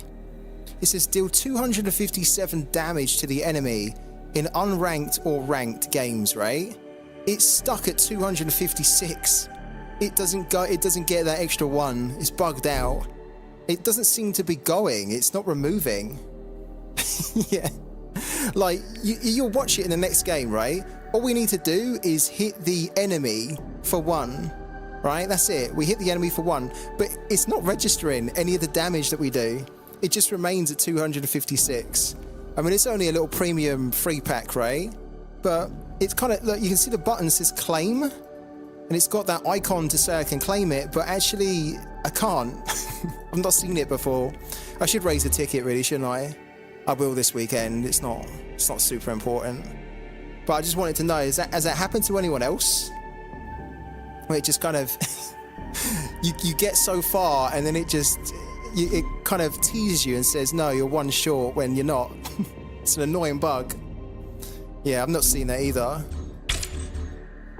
I'm going to show off, just whilst we can, I'm going to show the Algonquin deck, which I have actually called, for those that have just joined, my Algonquin deck is literally labelled Fuck Kathy, because I last season, it pushed me to the point where I was about to go on a murderous rampage. It pushed me to the point where I actually had to go and look for another deck specifically to counter Kathy, and it was, in my opinion, Algonquin. So we're calling this Fuck Kathy, and this will be the deck that we jump to when things aren't going so well for Neve. So let's just run through this deck in case anyone hasn't seen it, because I quite like it. I haven't got all of the cards as NFTs yet, but I'm hoping that I might be able to do it tonight. The only problem is that the Memento of the Fallen, which we have in here, which of course if you're running Algonquin, you really should try and run this too. This is really expensive on the market. So if I can get like a cheap Echo copy, cheapish, then I'll probably do it. If not, then I will need to get it in a bond. I'll need to borrow it, because I think when I was looking at the first edition card of this, someone had it listed up for like $800, $900, and I was like, no, no, not paying that. Don't mind paying a couple of $100, but 900's money I don't have. So yeah, that's probably the only card that I'm gonna have eventually that won't be an NFT. This one I think I can pick up tonight, the Mobile Fortress Tetsu. I also think that I can pick up the Star, Arik's flagship, and then I think I can also pick up, where is it? Yeah, I think I can also pick up 3 point defense turrets as well. So just a quick rundown of the deck in case you're unfamiliar with it. This deck has a couple of ways for us to win. One of those ways that we can win is by playing the Sesmir, which is the monster card in this deck, the 8-cost shielded defender, which is a big problem for your opponent when you play it, because this can just generate loads and loads of units on the board, and because it's a defender and it's shielded, it's difficult for them to get through it without damaging it, and then that just creates units, right? So this is almost like our end game card, and we try to play this on turn 5 by using upcycle technology, which basically, if you don't know this card, you attach this to a unit which is going to get destroyed, and then once that unit gets destroyed, you can bring a card which you have banked, an Algonquin card which you've banked. You can play it for free. So whenever we get Sesmir, we basically don't keep it in our hand so that the opponent can steal it, right? If they're a Shroud, we bank it, and then we run 2 of these so that we can then try and play the Sesmir, which is an 8-cost. We can play it on 5 for free by destroying like a 1/1 unit or something, right? Something really insignificant to bring back the Sesmir and play it on the field, right? Really cool when that works. If that doesn't work, or if that's not what we're fancying, if the game's not really going that way, then we've got a couple of other ways to win as well. One of those is by using the portable energy bay, which can create all of these little drones, right? So just spams the board and makes the board go super wide. And then we attach the memento of the fallen, right, to these little 1/1s, and then we destroy them, or we can destroy them by slamming them into units, or we can just destroy those 1/1s ourselves. And every time we destroy them, this gets bigger. It adds a +1/+1. So if you've got, like, say 10 of these little 1/1s on the board, by the time you've destroyed all those little 1/1s and you get to the 10th one, this has some stupid amount of counter on it, like a +10 or so, right? You can just hit for like mad amounts of damage. And what makes this really good is that it's actually almost impossible to remove it from the game. There's a couple of ways you can do it. Like, for example, if you shroud, you can scheme it and then you can just bank it, right? And then it's removed. But what makes this really tricky is that when this is destroyed on the opponent's turn, right? So if they destroy one of your units and one of your units has this attached, right? Look, you can see here, if this upgrade would be wasted on the enemy's turn, instead remove all the counters and return the upgrade to your hand. So it gives you another chance to try it again. So it's really, really annoying for the opponent. And then we've also got another way technically to win, and that's just from being quite almost like aggressive. So kind of like controlling the board early with the likes of, where is it? The Hardlink pilot, which is shielded, getting some upgrades attached to that. So it's just a bit of a pain for the opponent to remove. And then just trying to wear the opponent down with the, where is he? Do you know what I wish they would do? And if this is possible in the game, please tell me now. Because if I can't, if it's in the game and I don't know, then I'm obviously being blind. But do you know what I wish that they would do? Like, I wish that this was sorted by cost, right? So I wish that, because this is the cost on the left-hand side. So I wish that when you was looking at your list, it started at a cost of 1 and it showed all your 1 cost, right? And then it goes to your 2 cost, then your 3 cost. So it just makes it a lot easier to find the cards that you want to talk about, right? But it's in this kind of weird order where, like, there's a 7 here, there's a 1 here, a 6 here, a 1, a 2. It's just very jumbled and just a bit strange why they've done it like that. So yeah, I'd love for them to do it. I'm sure it's an easy fix as well. Just sort this by number or cost ascending. It just makes it a lot easier to manage and talk about your decks. Yeah. All right, let's keep going, I guess. Did they know about it? They must know about it, Raga, right?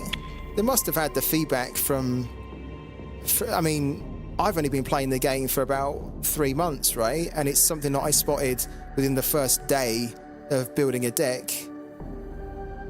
So I'm not, they must know about it. I bet thee welcome. Don't know why they haven't changed it yet, because you'd like to think that's not too hard to change, right? I guess it's just not really high up on their priority list, is it? Maybe they're probably just so focused on getting the bigger, more important things done.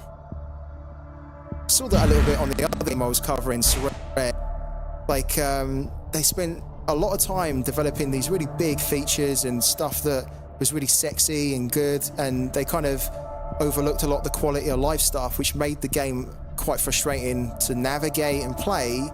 And then they would kind of release this feature which, you know, would have probably taken loads of time, much more time than it would have just tweaking something or changing something. So yeah, I hope they change it though. I guess it's not like a priority. What's happening here? Bulbasaur the Pokemon we're fighting. In my experience, anything that takes 2 sentences to explain takes a couple of months to develop. That must be so frustrating though, no? I have failed you. Because I would get frustrated with that, because for me, something like that there, I would understand why it's not high up on the priority list, right? But I almost feel like the argument that it's a nice quick win that you could do in a day or less could just be done, and then you forget it and it's done, right? You don't need to worry about it. So why isn't it done? But what's the best what do you think is the best development team that you've seen, Raga, for all the companies that you've worked with? And why, more importantly, why? I'd be interested to know whether it's like a huge company, like a multinational, or whether it's like a small or a medium-sized one. Because, you know, like sometimes at the bigger companies, they get too bogged down in process, right? So the red tape and the bureaucracy kind of slows things down, and there's more politics and there's more people wanting to weigh in. Sometimes smaller and medium-sized is a bit more leaner, less like layers, less decision-making layers. So something like that in a startup, a real startup, they could just be like, oh, let's just quickly do that for 5 minutes and fix it. We just won that, but it doesn't count, does it? Because he conceded really early.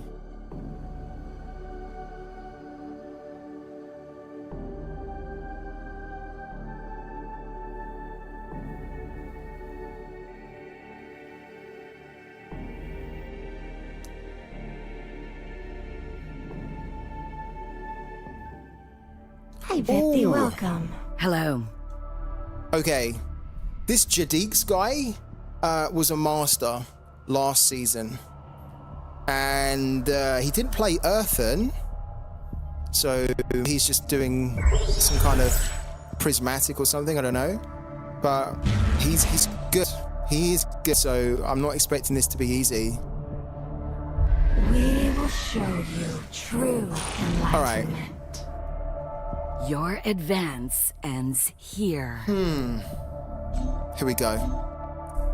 We don't need that. We don't need that. We do need that. We do need that. We do need that. Cool. Hard to say which was the best. I like you are saying there are pros and cons.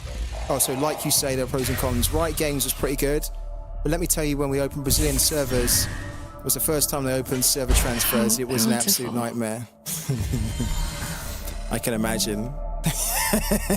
Was it just a lot of like disorder and chaos and a lot of kind of messy planning on, like, almost winging it, as we say? Do you have that expression in Brazilian, like winging it?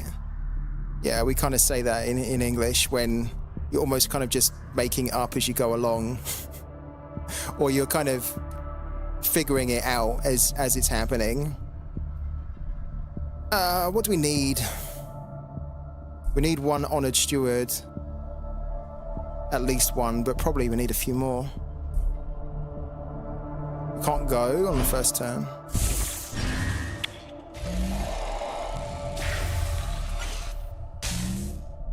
I bet it was pretty cool though, working at Riot Games.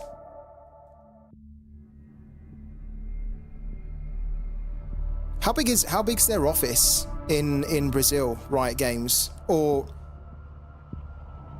I always get this confused. Was you working for Riot Games in America or in Brazil? I might get that a bit confused. If you was working in Brazil for them, I'd like to know how big the office is. If it was in America, their office is massive, right? Or in Brazil, really? How big's their 60 people, really? So it's actually, I guess that's a little bit more than I thought. I am called upon. The thousands of accounts in Limbo that we had to manually restore, about 20 to 30 minutes each. And yeah, we say wing it. Yeah, because that's their HQ is in America, isn't it? Because it's an American company. Oh my God, look at this here. This is what makes Earthen such a pain. Their ramp is insane. Okay. Their ramp is absolutely insane.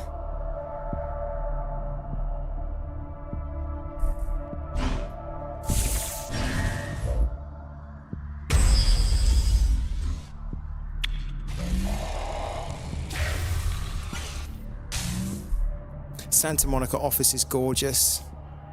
That area is, I imagine that area is lovely as well. Santa Monica.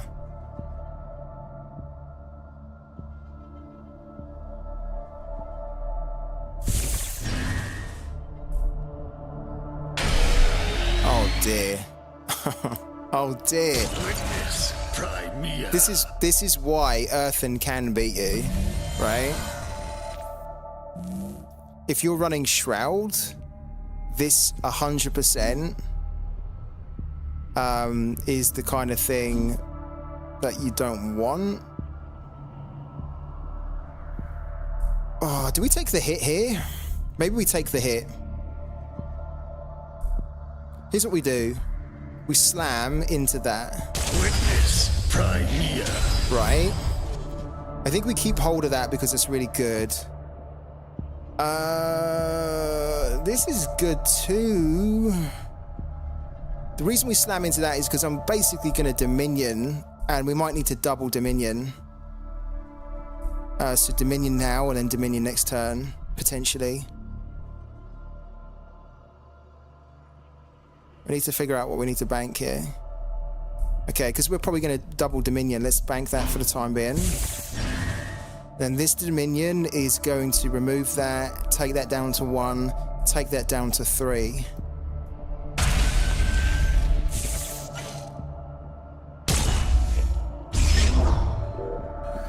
So we don't actually take a lot of damage there this time, but the next turn we probably will. Okay. Yeah, this is what makes Earthen so tricky. Is that this card here is super powerful. It's really good.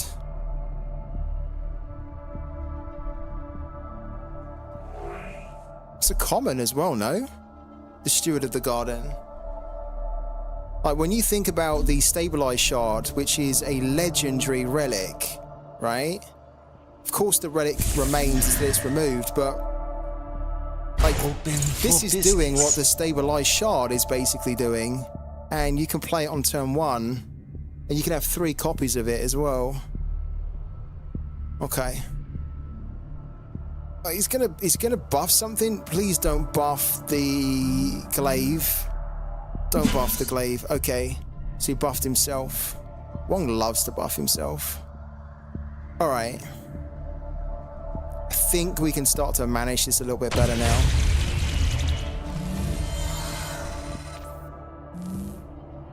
In fact,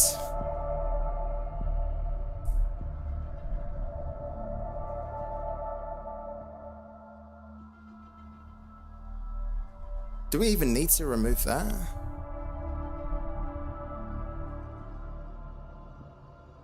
We can't leave this as 6 on the board, can we? I don't think.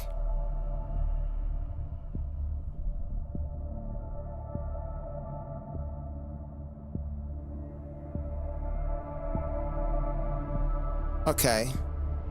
Interesting. Let's do it like this. I stand watch. This is really difficult. Really difficult. We've only got 1 relic removal, so I can't really bank that in case he plays a Gaia's Call. We're not going to use this now. Make haste, my faithful. Oh, do we really have to bank that? I think we do. And then we get rid of that.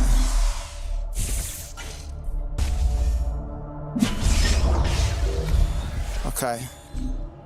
An untenable choice. I could have done the Dominion, but I didn't want to do it and leave a unit that could hit us for 6 on the board. Right? Ah, interesting. Like, this glaive can't really kill this at the moment. What I'm worried about is if he puts like a fungi on this, that's going to be a pain. Don't let them through. Okay, that's annoying. Just basically setting things up so that he can play the Neve. Right.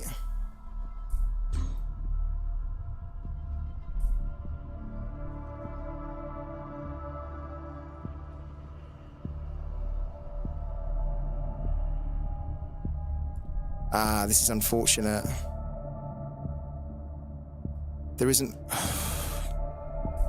really a way here.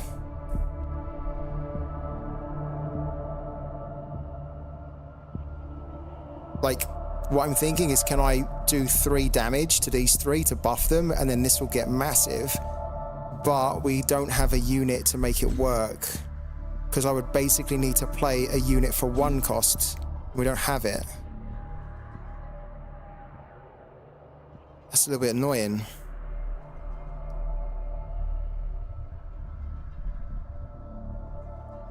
So if that's the case, then make haste, my faithful. We need to bank one of those. Hit this, if we can.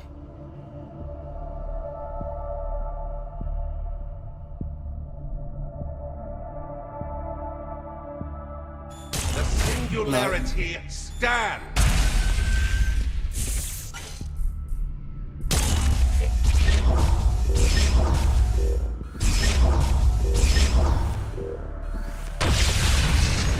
Ouch. An untenable choice. Okay. The reason we had to do that is that if we left that as a 0-8 and he brings Nehemiah on, that then hits us for 8. Whereas if he brings Nehemiah on now, that's only going to be a 3, but it's going to be able to hit us actually for 5, which is still a lot. But I think we have a way to deal with it on the next turn, I'm hoping. This is difficult though. If he has, okay, he's got that. Called upon. Wow. Okay. Whew. Okay. Okay.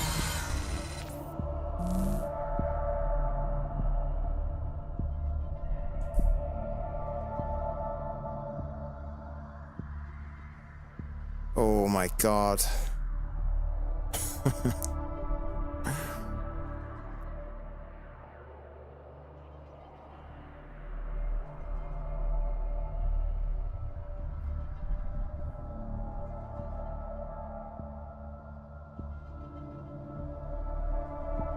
If we do that to remove the primary conduit,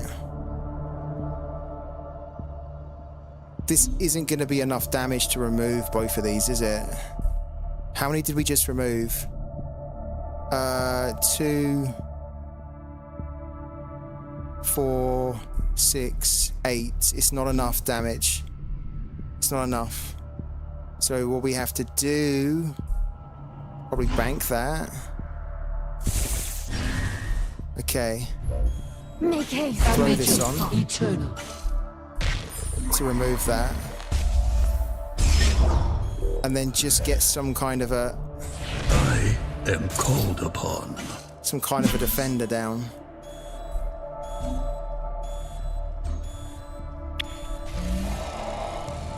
The next turn, we can actually Malia, potentially.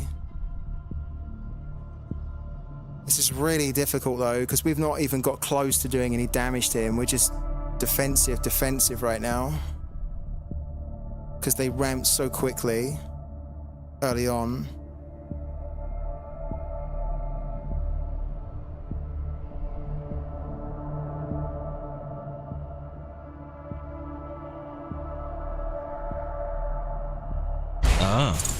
Interesting. So you're gonna do like a formidable presence or something to kill. He could do a formidable presence to kill that, and then it's gonna bring back his primary conduit.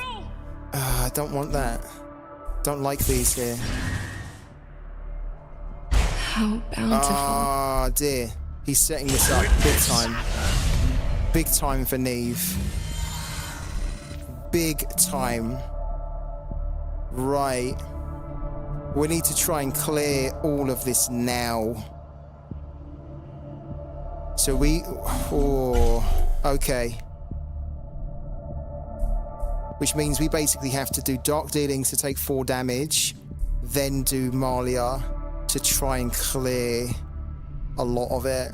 If we can't clear a lot of this now, we are going to be dead.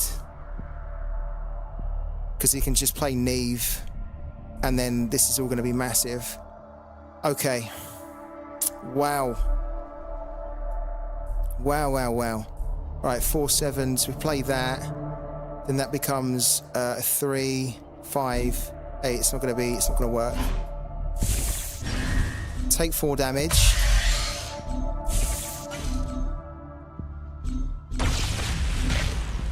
Place a card in our hand. Yeah, we're gonna need a defender, right, if we can survive after this. And we probably need another one as well.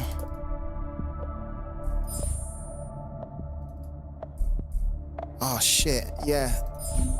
There's a bug there. All right, here we go. Here we go. This needs to clear 2 or 3 of these things. Okay, that's gone.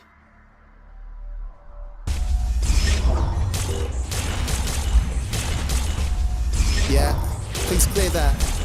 Yeah, cool.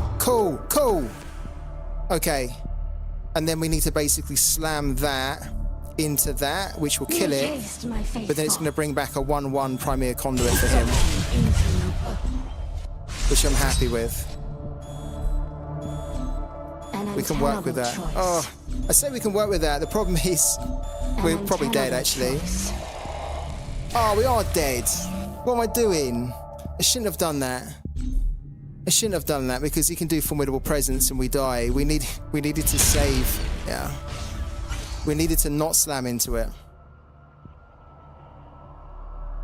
If we hadn't have slammed into it, we would have had an extra 2 health. Oh, no. Silly mistake. Silly. It's one of the reasons we brought her on, to get the heal.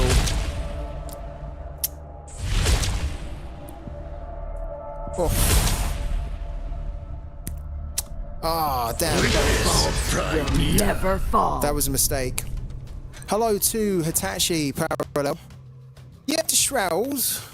Shrouds our main deck. I was testing out the Algon Core while you can. because I like it and it's good against Kathy. See that we still don't get this bounty. We will still use it. It'll be like our alternate deck. Oh. To be honest with you, look, I'm just thinking about that last play.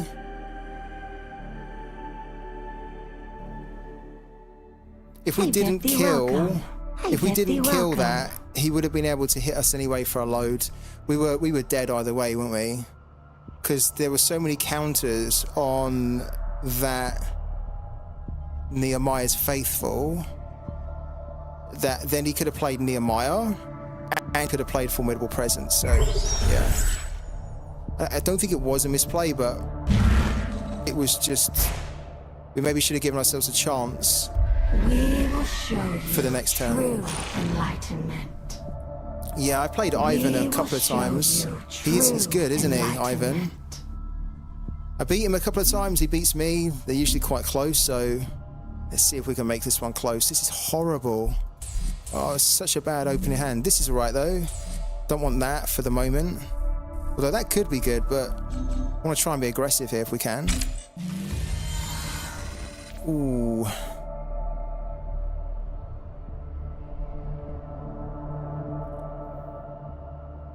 I'm not expecting him to do... Yeah, let's bank that. I'm gonna say I'm not expecting him to do a Whisperer, but if he does do one, we want to be able to like remove it.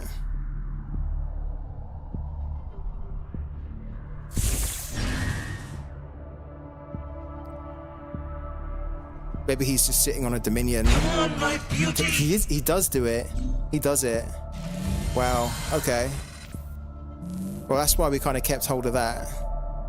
Because what I don't want him to do on the next turn is basically steal some stuff that we're kind of still using. We're not really going to need this in this matchup as much. It is nice if you can put it down, but it's much more against Kathy. So leaving this in here means that he can steal a Wong, because I'm assuming he's putting that down because he's got the scheming. So on turn 3, we need to figure out what we want to bank. For now, let's bank this here. And then let's get rid of this so we can't scheme on the next turn one of these units. Because I think I would like to play one of these here, probably that.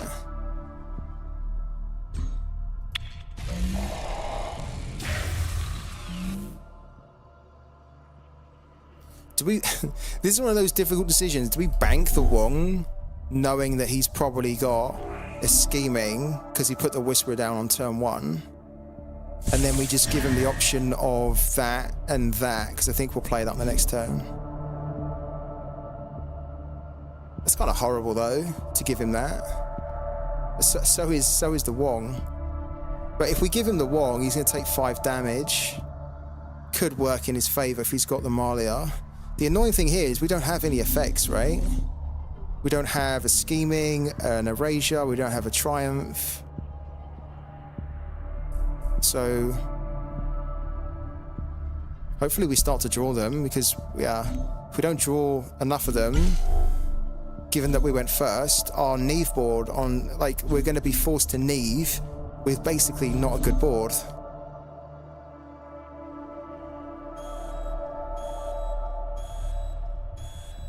He's thinking about this, isn't he?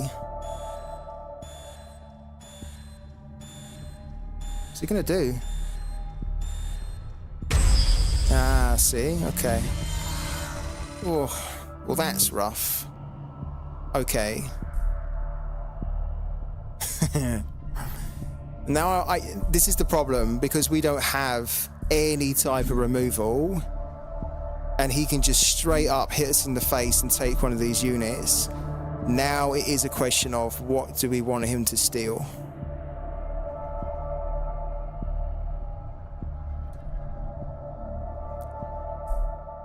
I don't want him to steal the Wong, potentially. I don't really mind if he steals that. I don't really want him to steal that. If we put that down, he can hit it, and then he can steal it that way. But then at least it keeps some things out of our hand that he can't get. I can't believe we're doing it, but we're only really doing it because we don't want him to either steal it here now and then scheme it on the next turn. Because remember, I think he's got a scheming here. So we don't want him to steal that, so we're going to bank it.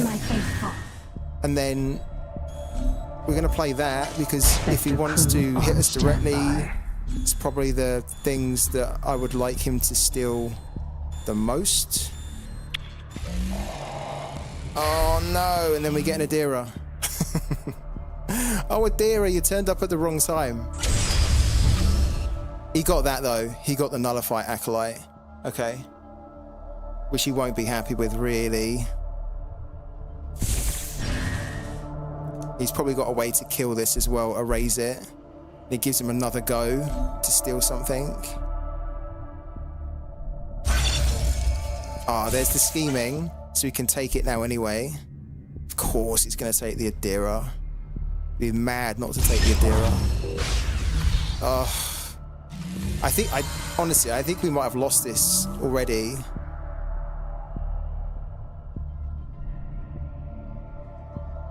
We need to remove this before we play Astel's Glaive, because let's be honest, we're probably going to play Glaive. So we give him a craft, a Spectre attack craft. I saw someone, I was playing up against someone, right? And they were in the same position, but like my side, right? So imagine that this was me and this is the opponent, right? And what they've done is they attacked with the Spectre attack craft. They just attacked face, and then like they then played the glaive. And I was like, what? Why? It's just like almost the worst thing that you could give to a Void Trapper. So we'd much prefer to give him that. And then actually play the glaive, which is going to be a bit of an issue for him to deal with. Let's get rid of that. And then play that.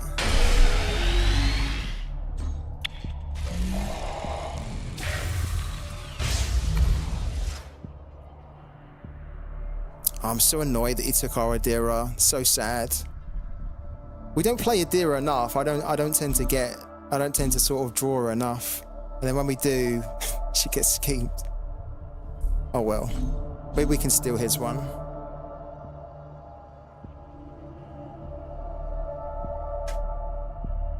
Guys, what would you do in this situation? He's got 3 energy. He has to try and remove the glaive and the Spectre attack craft. A Dominion's not going to remove both. It will remove the Spectre attack craft. Does that. Fair enough. That's what I would have done too. There's nothing you can really do about this at the moment. Until the next turn. This turn, we maybe want to be a little bit aggressive, I think. Because if we're aggressive, it's going to give him a problem where he's got three units he has to try and deal with. We're probably not going to need that, are we, in this matchup? Spectre crew on standby. And then let's give that as the last card. What was the last effect we played? Okay. That's one of the things when you're playing Shroud you always got to think about in a mirror match. You got to think about what's the last card and the last effect that I want to play. Because if they, like on this next turn, if he has Triumph for the Lost, he can now basically play, that's my last effect that I played, and that's my last unit. I wanted to give him that rather than that. Okay. That's if he actually has a Triumph and if he decides to play it, right?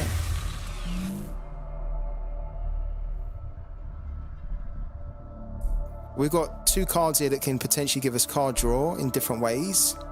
And we've got a unit here that's just going to continue to do damage, and yeah, it's a difficult one for him to deal with because it's shielded. If he Dominions, he takes away the Spectre attack craft and the Void Trapper. There you go. But he leaves the glaive. It's probably a pretty good play. That's what, again, I think I would have done the same. Oh, this isn't good though. This isn't good because in order to make this work with Malia, we need to play her almost last. And because he's just done a bit of damage there, if he then plays a Triumph, he can copy that. We can do it the other way, and we might need to do it the other way, because we're kind of struggling for cards, right? Hold on. At the end of your turn, if you control a friendly corrupted unit, draw 1 card and heal yourself for 2. We won't be able to control a corrupted unit though.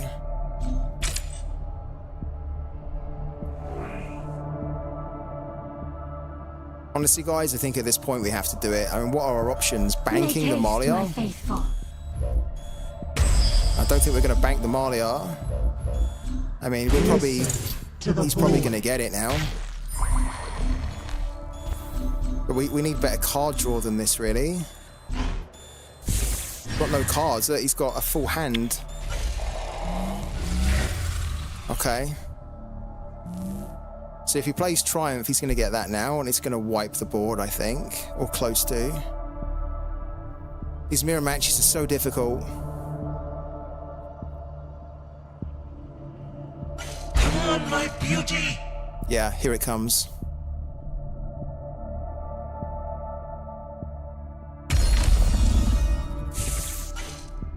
Yeah.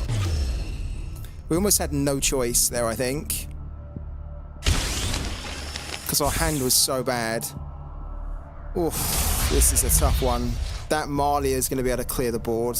Listen to the void.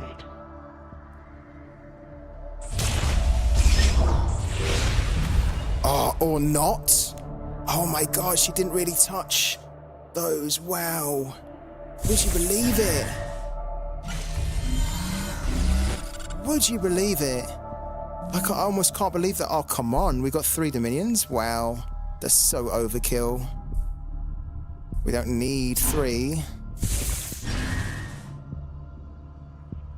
We've lost our corrupted unit as well.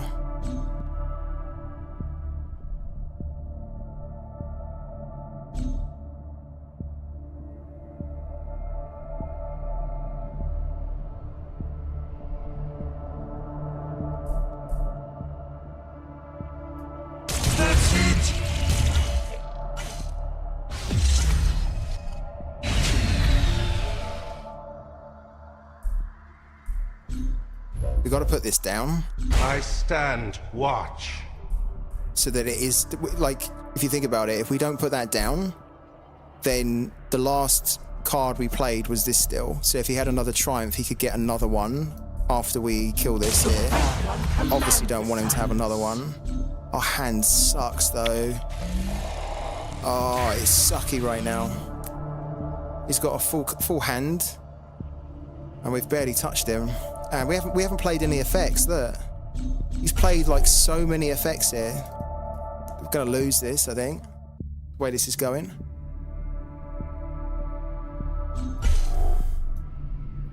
Because in 2 turns we get to Neve, but we have no. Who wants to see the most pathetic Neve board they've ever seen in their life? It's gonna be 1 card that we get from the life siphon if we Neve in 2 turns, compared to his 1. He didn't play that. 2, 3. Oh. Rough.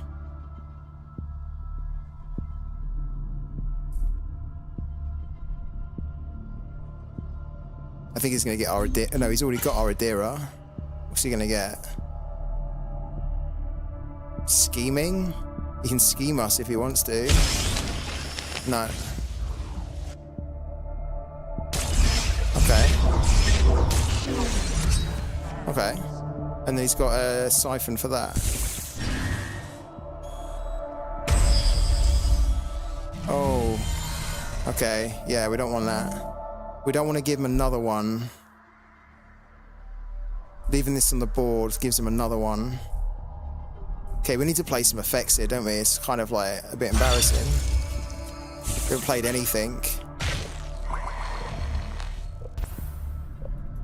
He's got 2 triumphs.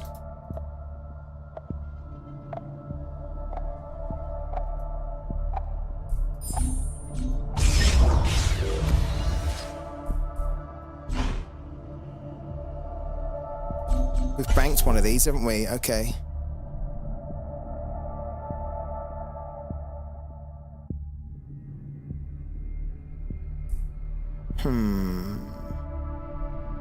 Okay. We're not giving him Amalia.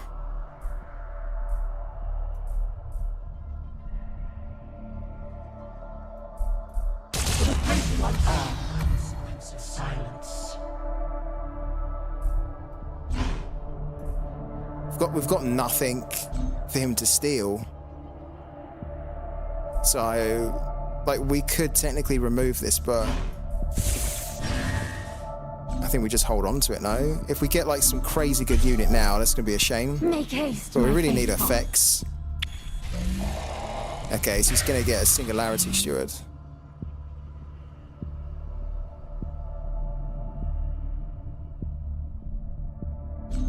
This is... We're gonna lose this here. And I think we're gonna lose because we just haven't drawn our effects, really. We've had very few effects that we've been able to draw.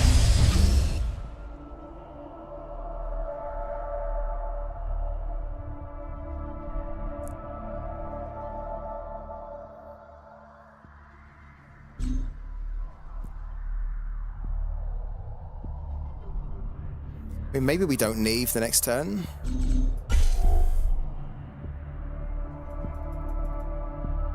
But look, he's got that in his waist. And we know he's got a Dark Dealings. Maybe I should have stolen the Dark Dealings.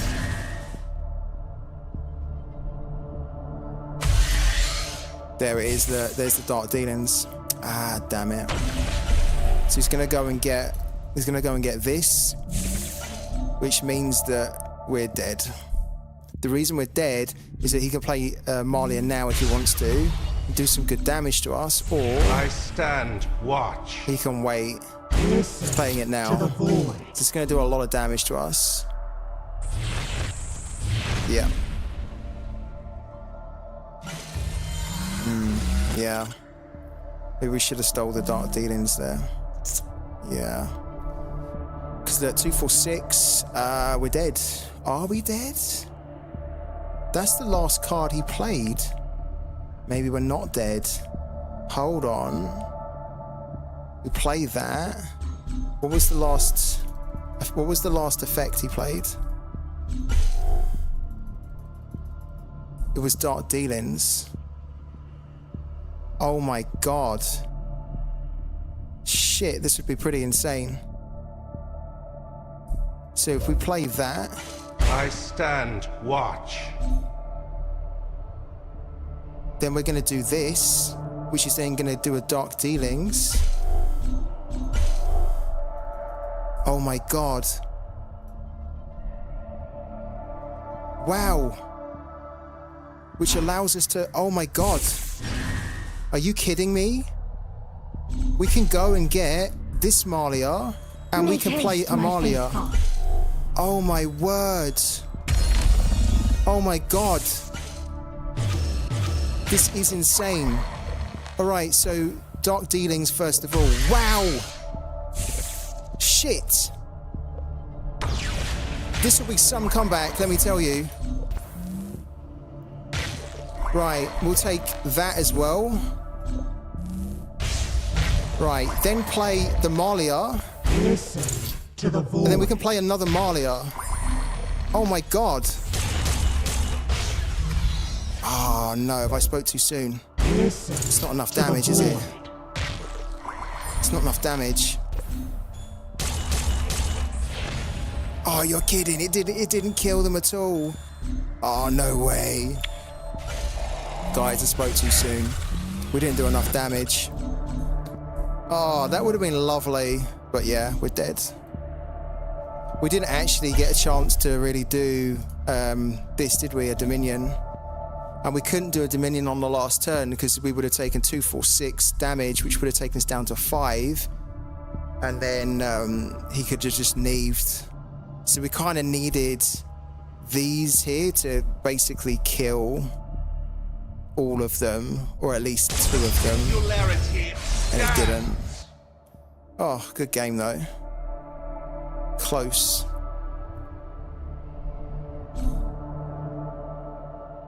Very close. Stand watch.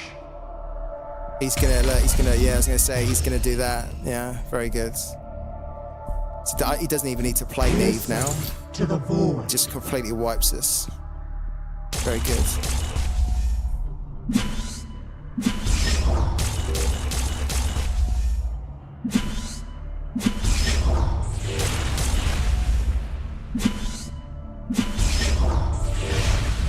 Yeah, and then look, that's 6. Very good. See the path. Very good. Well deserved. Well deserved. 33 minutes. A hollow victor. Enjoy it while you can. Oh my god. Kalos. Kalos Simu? Is this Kalos?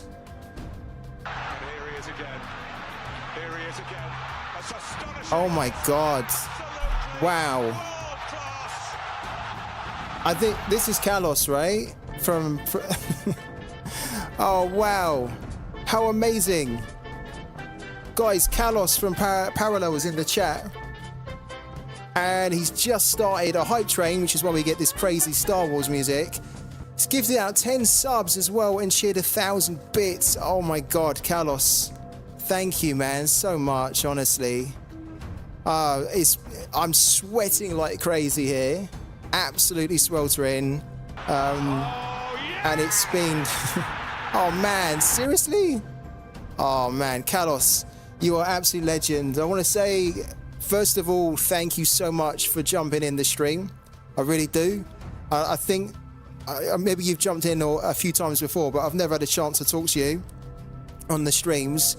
So thank you, man, for jumping in, and thank you so much for this generosity with the bits and the gifted subs. Wow, like seriously, I'm very humbled to receive it. So thank you. And yeah, whilst I got a chance, I want to also say thank you for making this amazing game. Thank you, because it's brilliant. And I'm so glad I found it. I'm sad that I found it so late, because I was almost looking for this game years ago, and I don't know how it slipped under my radar. I have no idea how I missed it. But I'm glad I'm here now. Kalos is taking this stream to the next level. Oh my God, wow. Kalos, complete legend. Honestly, complete legend. Thank you. Yeah, amazing, Kalos. I might even get a chance to talk to you as well, Kalos, on, no. Martin Tyler, the commentator that you hear when that comes up, I don't think he can keep up with it. Martin Tyler's going to have a heart attack by the end of this stream with the amount of oh yeses he's doing. Oh my God. Yeah, I think we will. Yeah, for the tournament, Kalos, I think when I'm casting, I think that I will get a chance to talk to you, maybe, on the tournament. So that'd be really cool. That'd be amazing.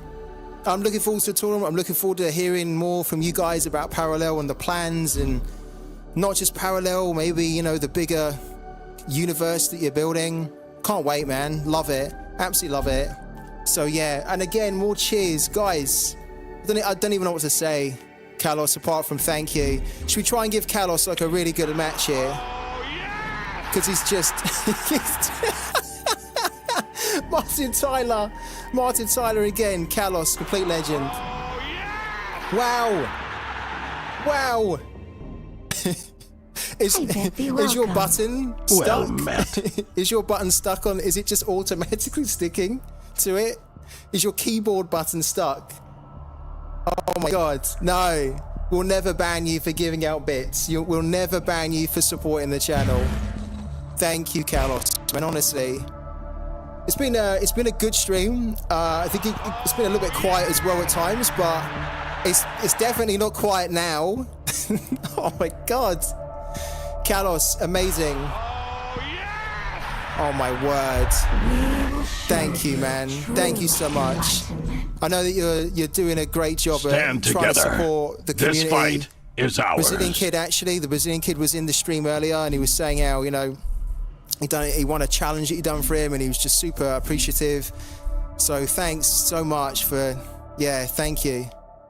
Absolutely amazing. Right, should we try and win this for Kalos then? Let's try and win it, right? We go first here, because he's just absolutely sorted us out on this channel. So we're going to win this one for you, Kalos. Don't go anywhere. I'm going to win this game for you. You'll send me an avatar if I win this. Oh my God. Right, no pressure then. No pressure. All right. That's nuts. That challenge is nuts. Who are we playing here? Oh my God, guys, the stakes have been raised here. All right, let's try and win this. It's really unfortunate we can't go on the first turn. Right, let's see what we can do. We were looking for that low cost removal. Oh my God. Thank you again for the bits, and thank you also to, I can never really see your name properly because the text that it gives you is like dark blue and it kind of clashes with the background. It's PK, sorry. PK. All right, guys, here we go. Let's try and get this done. Kalos has set us a massive challenge here. If we win this, I can win an avatar, which would completely blown my mind. Wow. All right, focus. Here we go. All right, so let's go. All right. A debt must be paid. Here we go. Timo, how you doing, man? You all right? The hype train has reached an all-time high. Oh my God, Kalos, the support's insanely good. Honestly. Yeah, I do need to focus. You're distracting me with with all these bits that you're throwing. Is this the tactic, Kalos? to throw me off by making Martin Tyler say, oh yes, every 2 minutes? All right. We need some removal. Guys, I need to win this. There he is again. All right. Where are we? To take.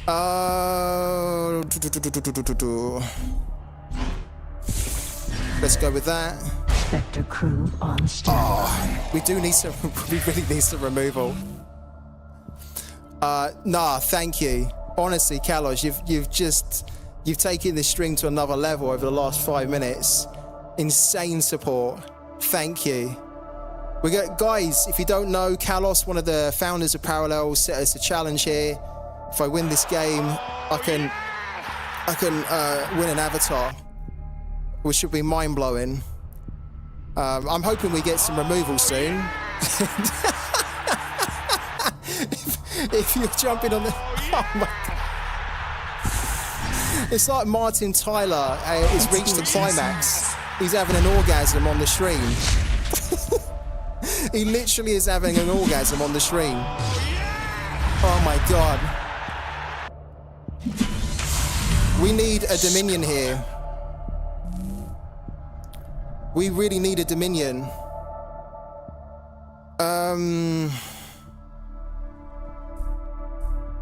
Right. This is tricky. Ours to take. This is really tricky. We actually need to remove that. But I don't think we actually have a way at the moment. I'm hoping we get an erasure.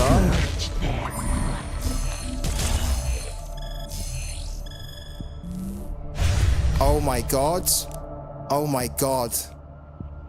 What? Oh my God. Guys. Right. Focus here. Take that down to 2. Oh my God. I stand watch. What the hell?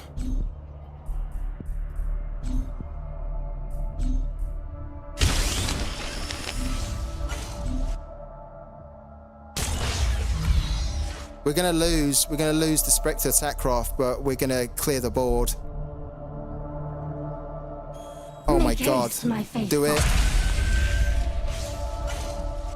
We were looking for some removal and we got it.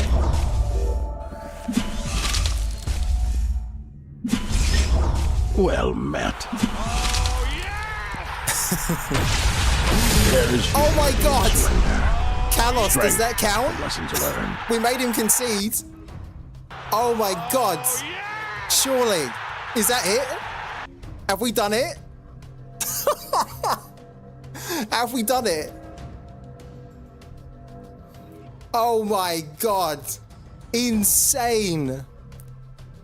Do I get to choose the avatar? Is it like a random one? Because I'm a massive Shroud fan, so if I get a choice, I will take a Shroud avatar all day. But obviously, I'm super grateful, so if there's not one there, I'll take whatever you're willing to give, man. But my word, I can't believe that. We were in trouble there.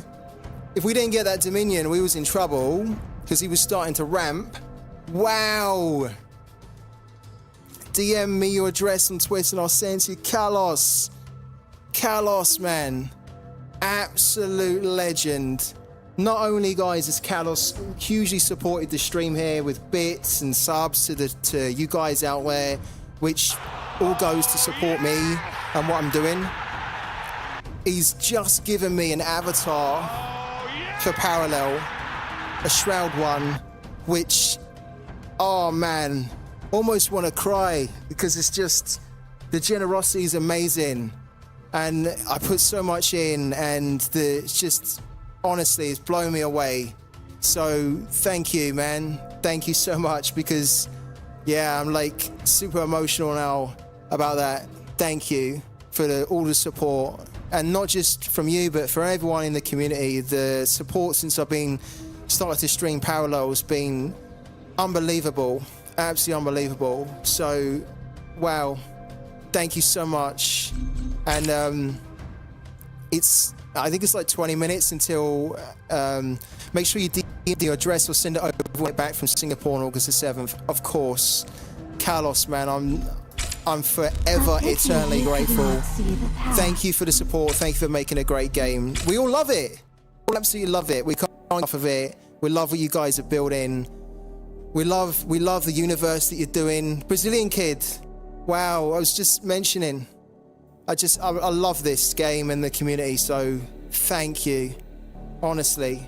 I can't wait to see what happens at the tournament. I can't wait to see how the game develops after the tournament.